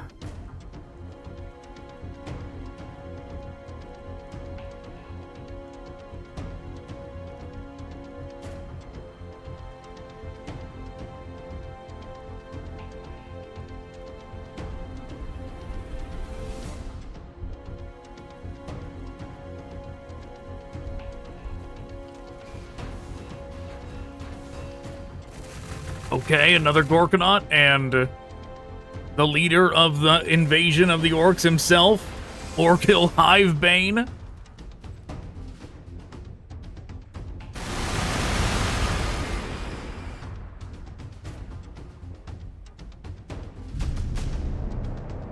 My attempts to secure an artifact to stabilize the storm and a ship to leave Gladius had been frustrated by the Tyranid arrival and the loss of my castellans. Escape from the planet was impossible, I now recognized. In our makeshift fortifications, the Imperial cult led the prayers of the god to the god Emperor one last time, and I prayed to the Omnissiah. Then I organized for my nodes to be preserved in the traditional method, buried alongside the Marine's gene seed in a drill deep in the planet's crust. And I prepared myself for death. And out there, in the ruins of our civilization, the Tyranid creature, the doom of this planet, crept closer to its destiny, the heart of this strange alien world. Our satellites saw it battling towards the base of a Tower of Vol, perhaps to access the exodite mechanisms inside. We have to get there in 10 terms, and he's gonna come along. That's bad.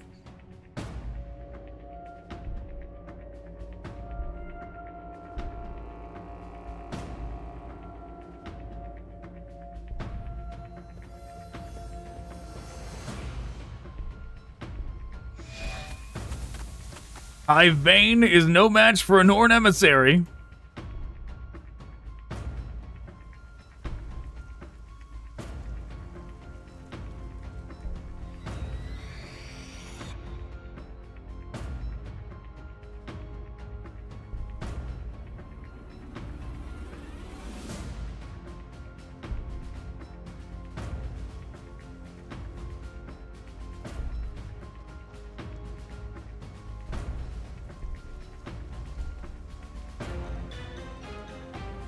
We got some free lictors, that's nice.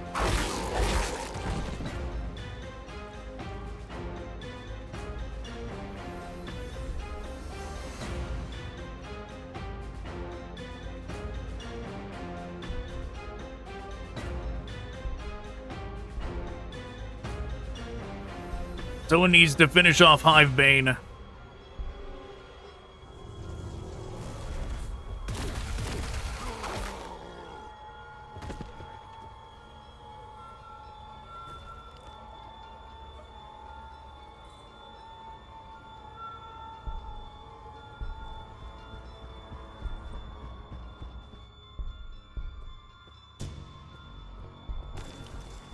Oh, I should have done this first. Oh well.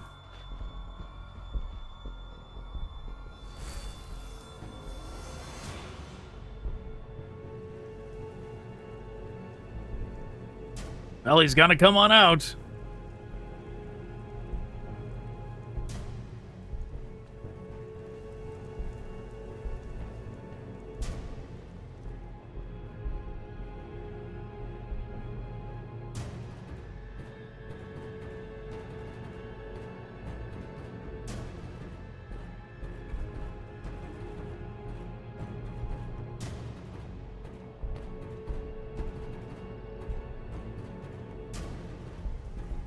I guess let's just move them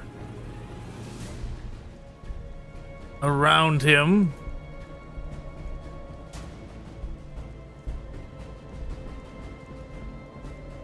For defense.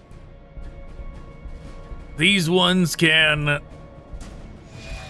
try and finish off this thing.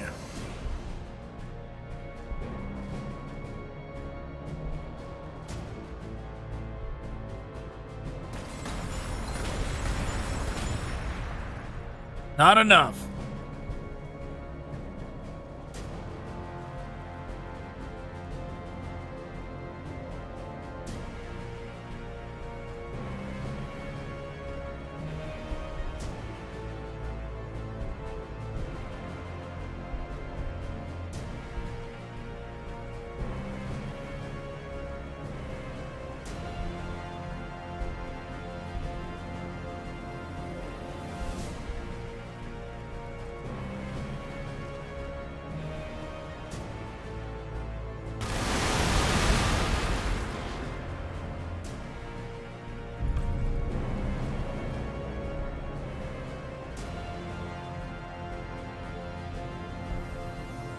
Hopefully it can just do the job on its own. It did. Very good.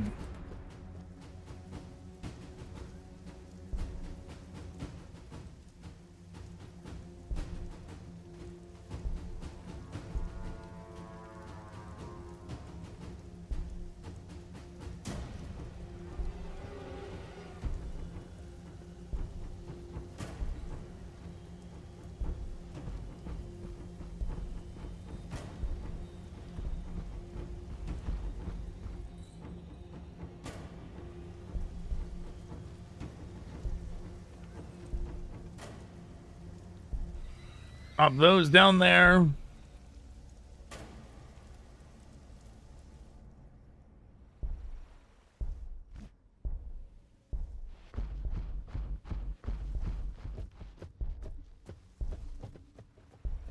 Okay, very good.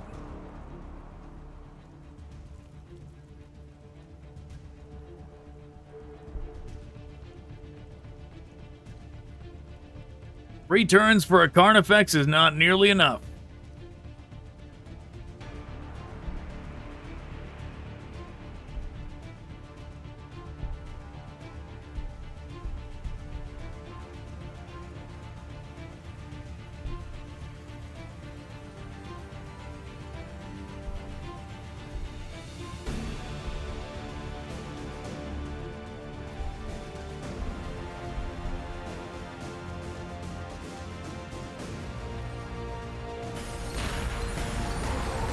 We're not leaving anybody behind to defend this place. Everybody's gotta go.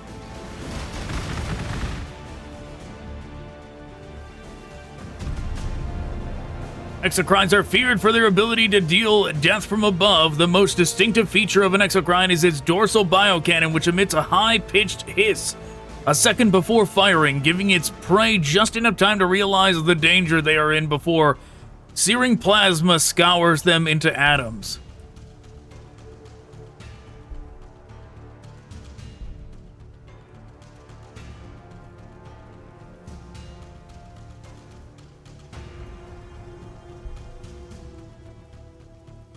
There seems to be a squig-off hanging out over here.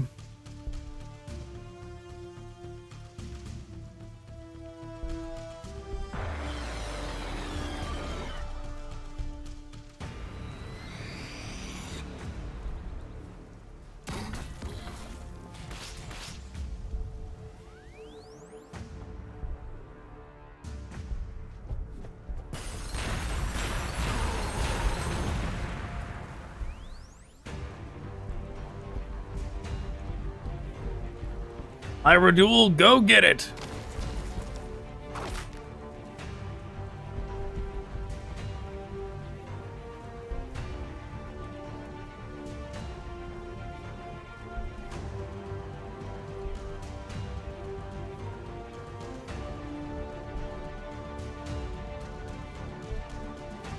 I see, that's what's over there. Way too much is what's over there.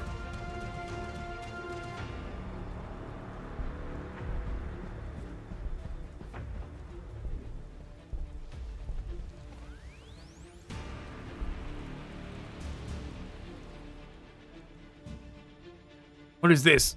A battle cannon? It's a battle wagon. Okay.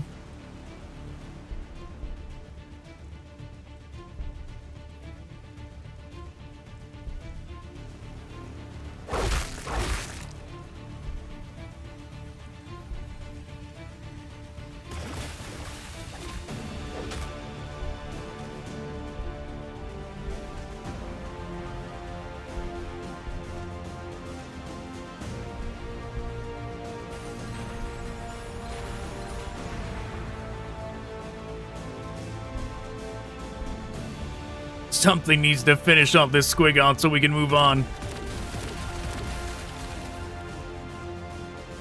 But nothing does.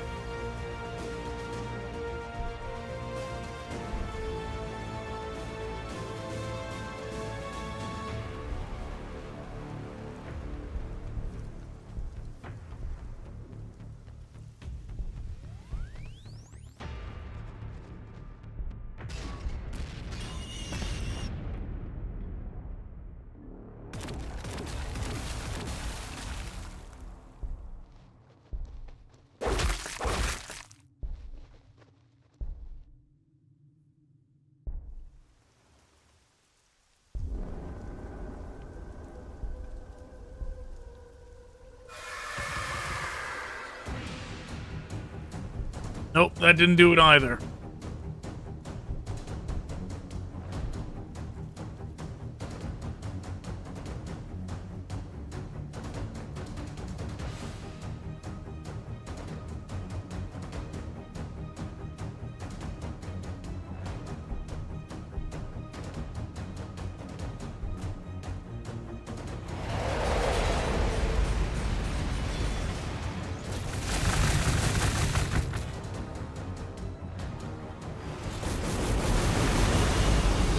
That is a lot of stuff.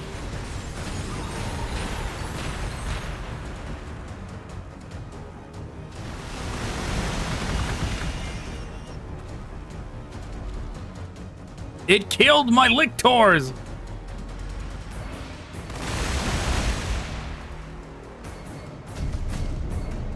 Maintaining control of its troops is a major concern of the hive mind and one it seeks to overcome by various adaptations, such as its Synapse creatures. A simpler one is to reduce the natural savagery of its units when they run feral, so they require less psychic effort to bring back under control.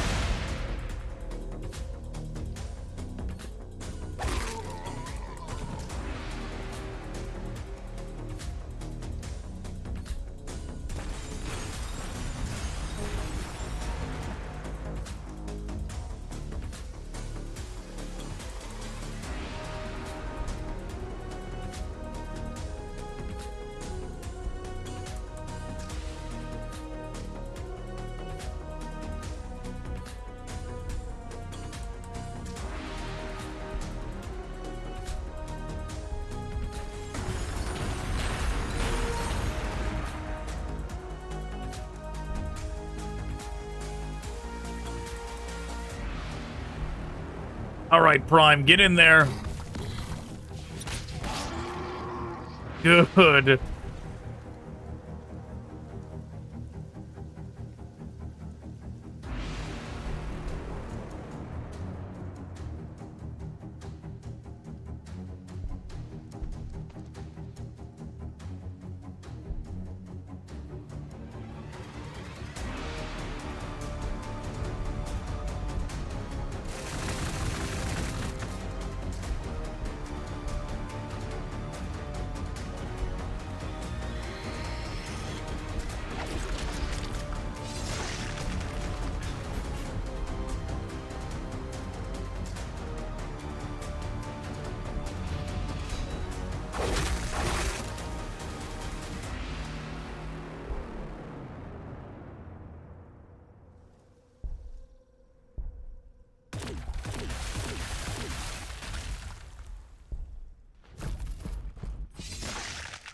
Okay, one down.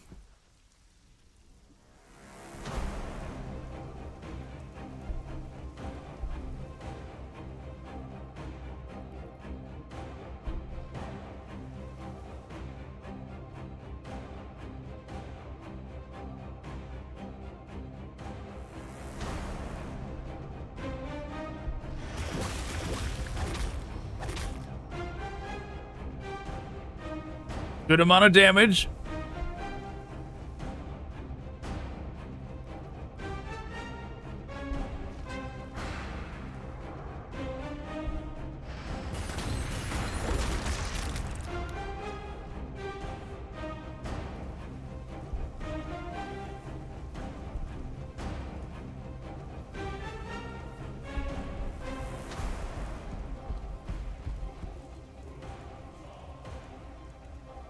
To be honest, this might be too close to keep the doom.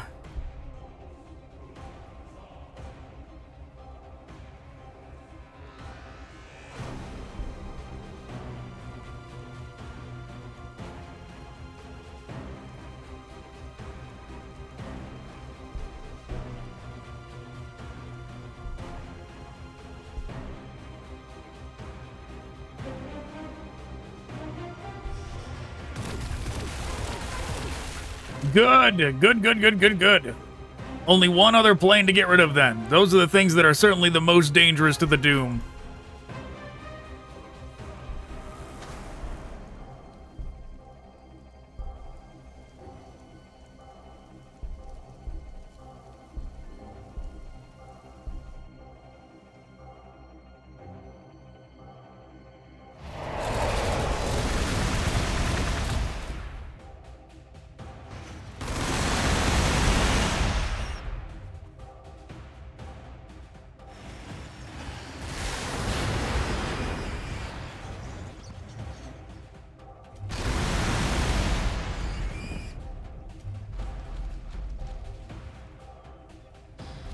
Yeah, I mean, there's a lot of stuff over here.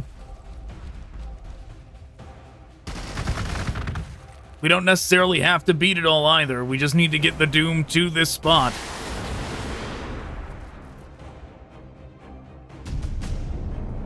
Reclamation pools may seem the simplest of Tyranid organisms, bubbling digestive pits to render down biomass, but given their core function to the Tyranid life cycle, they have doubtless seen generations of design refinements. This particular adaptation places control synapses at each pool's edge to manage digestion with less hive mind oversight.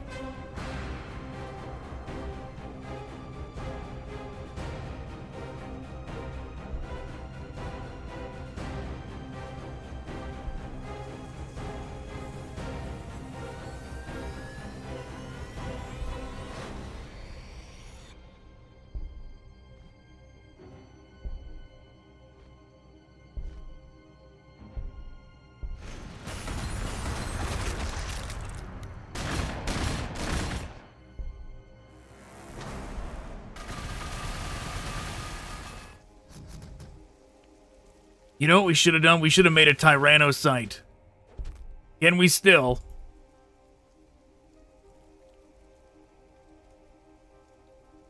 We should make a Tyrannocyte. Or we should have made a Tyrannocyte and put the Doom in it and just floated that over. That is absolutely what we should have done.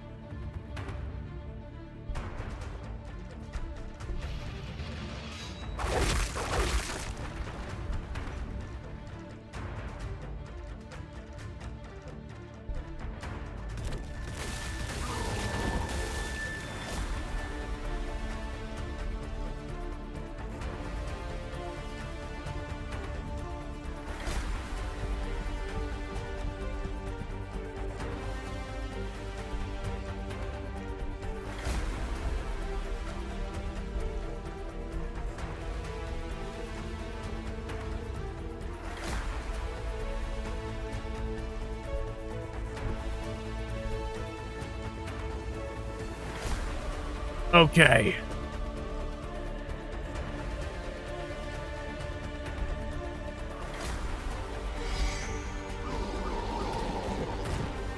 That was pretty good.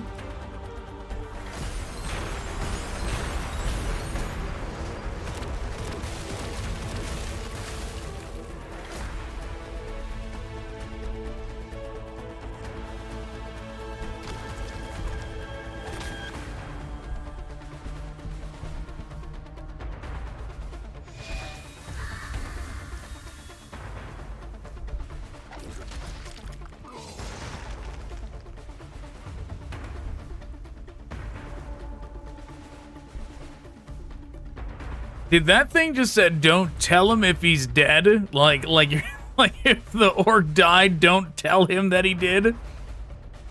That does sound like a very orc thing to say.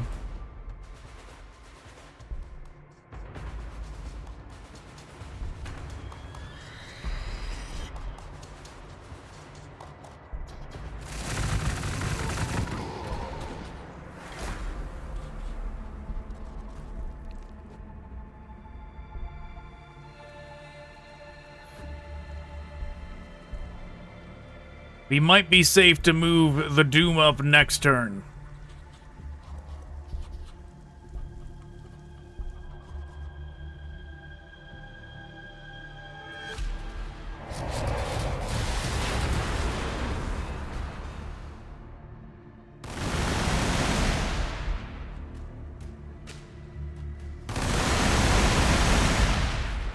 Yeah, that plane's gotta go. As soon as that plane is gone, the Doom can move up.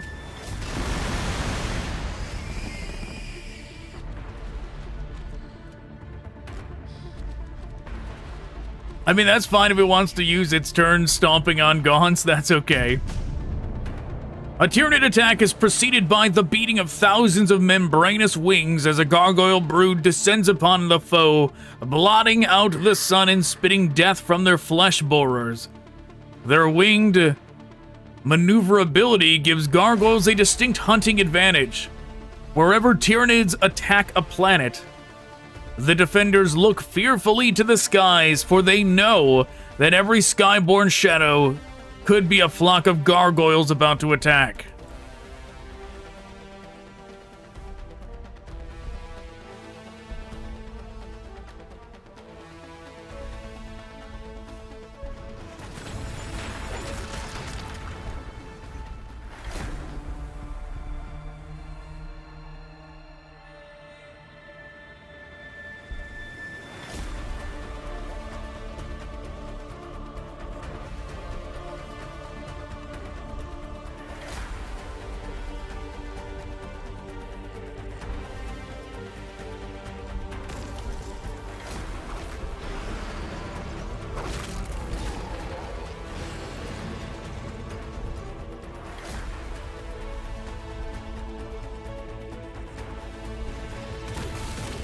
He better not, yeah, I was gonna say, he better not need his special ability to take that out. I was trying to save that, that hammer ability for something more necessary.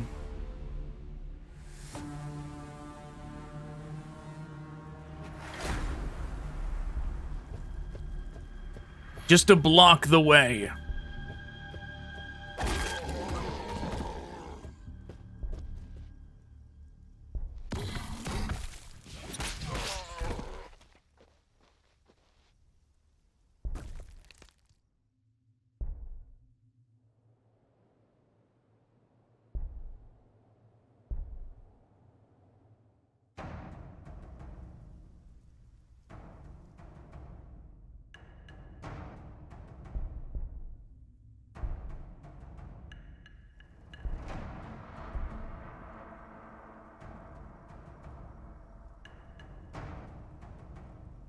Sure, let's go after this group. We'll go after the Gorkanaut next turn.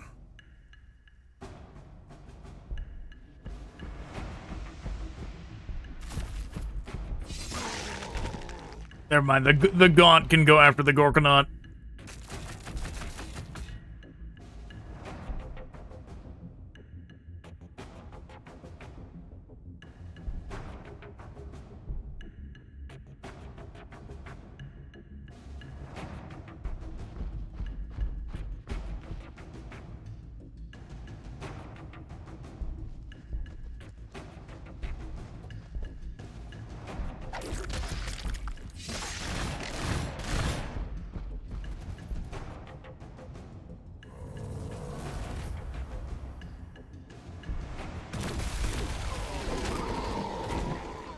Oh, he got rid of them. Very good.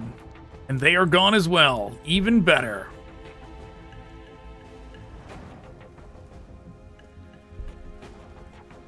The Doom may approach.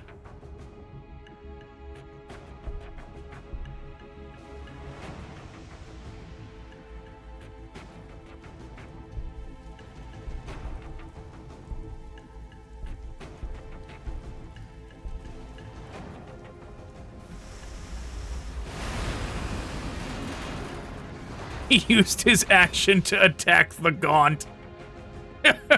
He's about to get swarmed on all sides by Tyranids, and he used his attack to stomp a single Gaunt. Flesh hooks are attached to a Tyranid's ribcage by ropey tendrils and allow it to scale sheer surfaces or snare prey at close range. I didn't realize they used those to climb.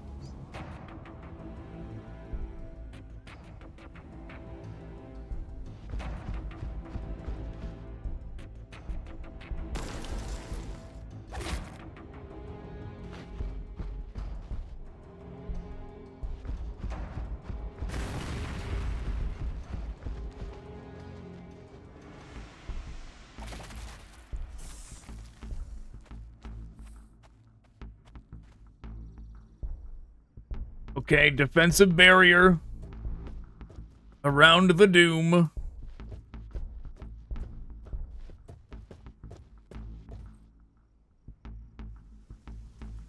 It seems like we did it.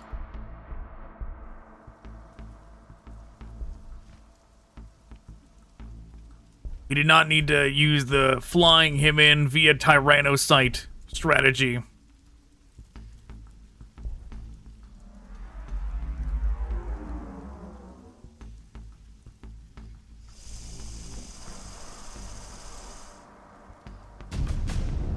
The Venomthrope serves as a living chemical weapon dispenser for the swarms of the Tyranid hive fleets. Its whip-like tentacles drip with a multitude of alien poisons. Indeed, so potent are these toxins that it is believed that a Venomthrope's very touch means certain death.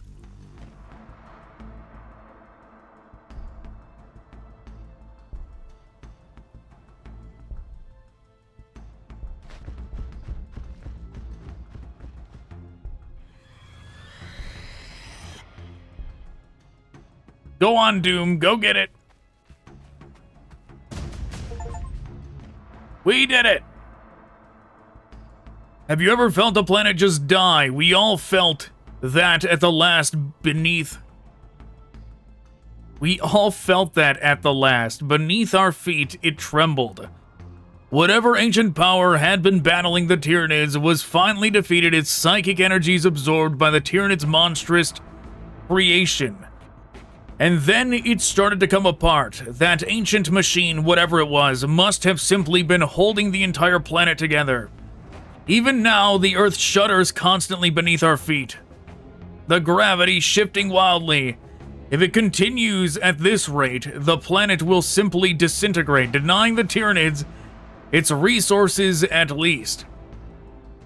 I have no idea if this message will survive. I am handing it to my servitor to send into the planet's crust now. I hope it will survive the collapse of the planet. May the Omnissiah have mercy on our souls. When the explorer ships finally reached Gladius Prime, generations later, to see if anything was left to be reclaimed, the planet itself had gone. Instead, around the sun called Gladius was a metallic asteroid belt in the same orbit, and of course, the Tyranid were long gone. I don't even think that looks like Kronos art, to be honest. That coloring, it's like similar to Kraken, but the slight off color looks like High Fleet Kronos. Line go up. All right, we did it. Tyranid campaign completed. So that's where I'm calling it. Thanks for watching. Goodbye.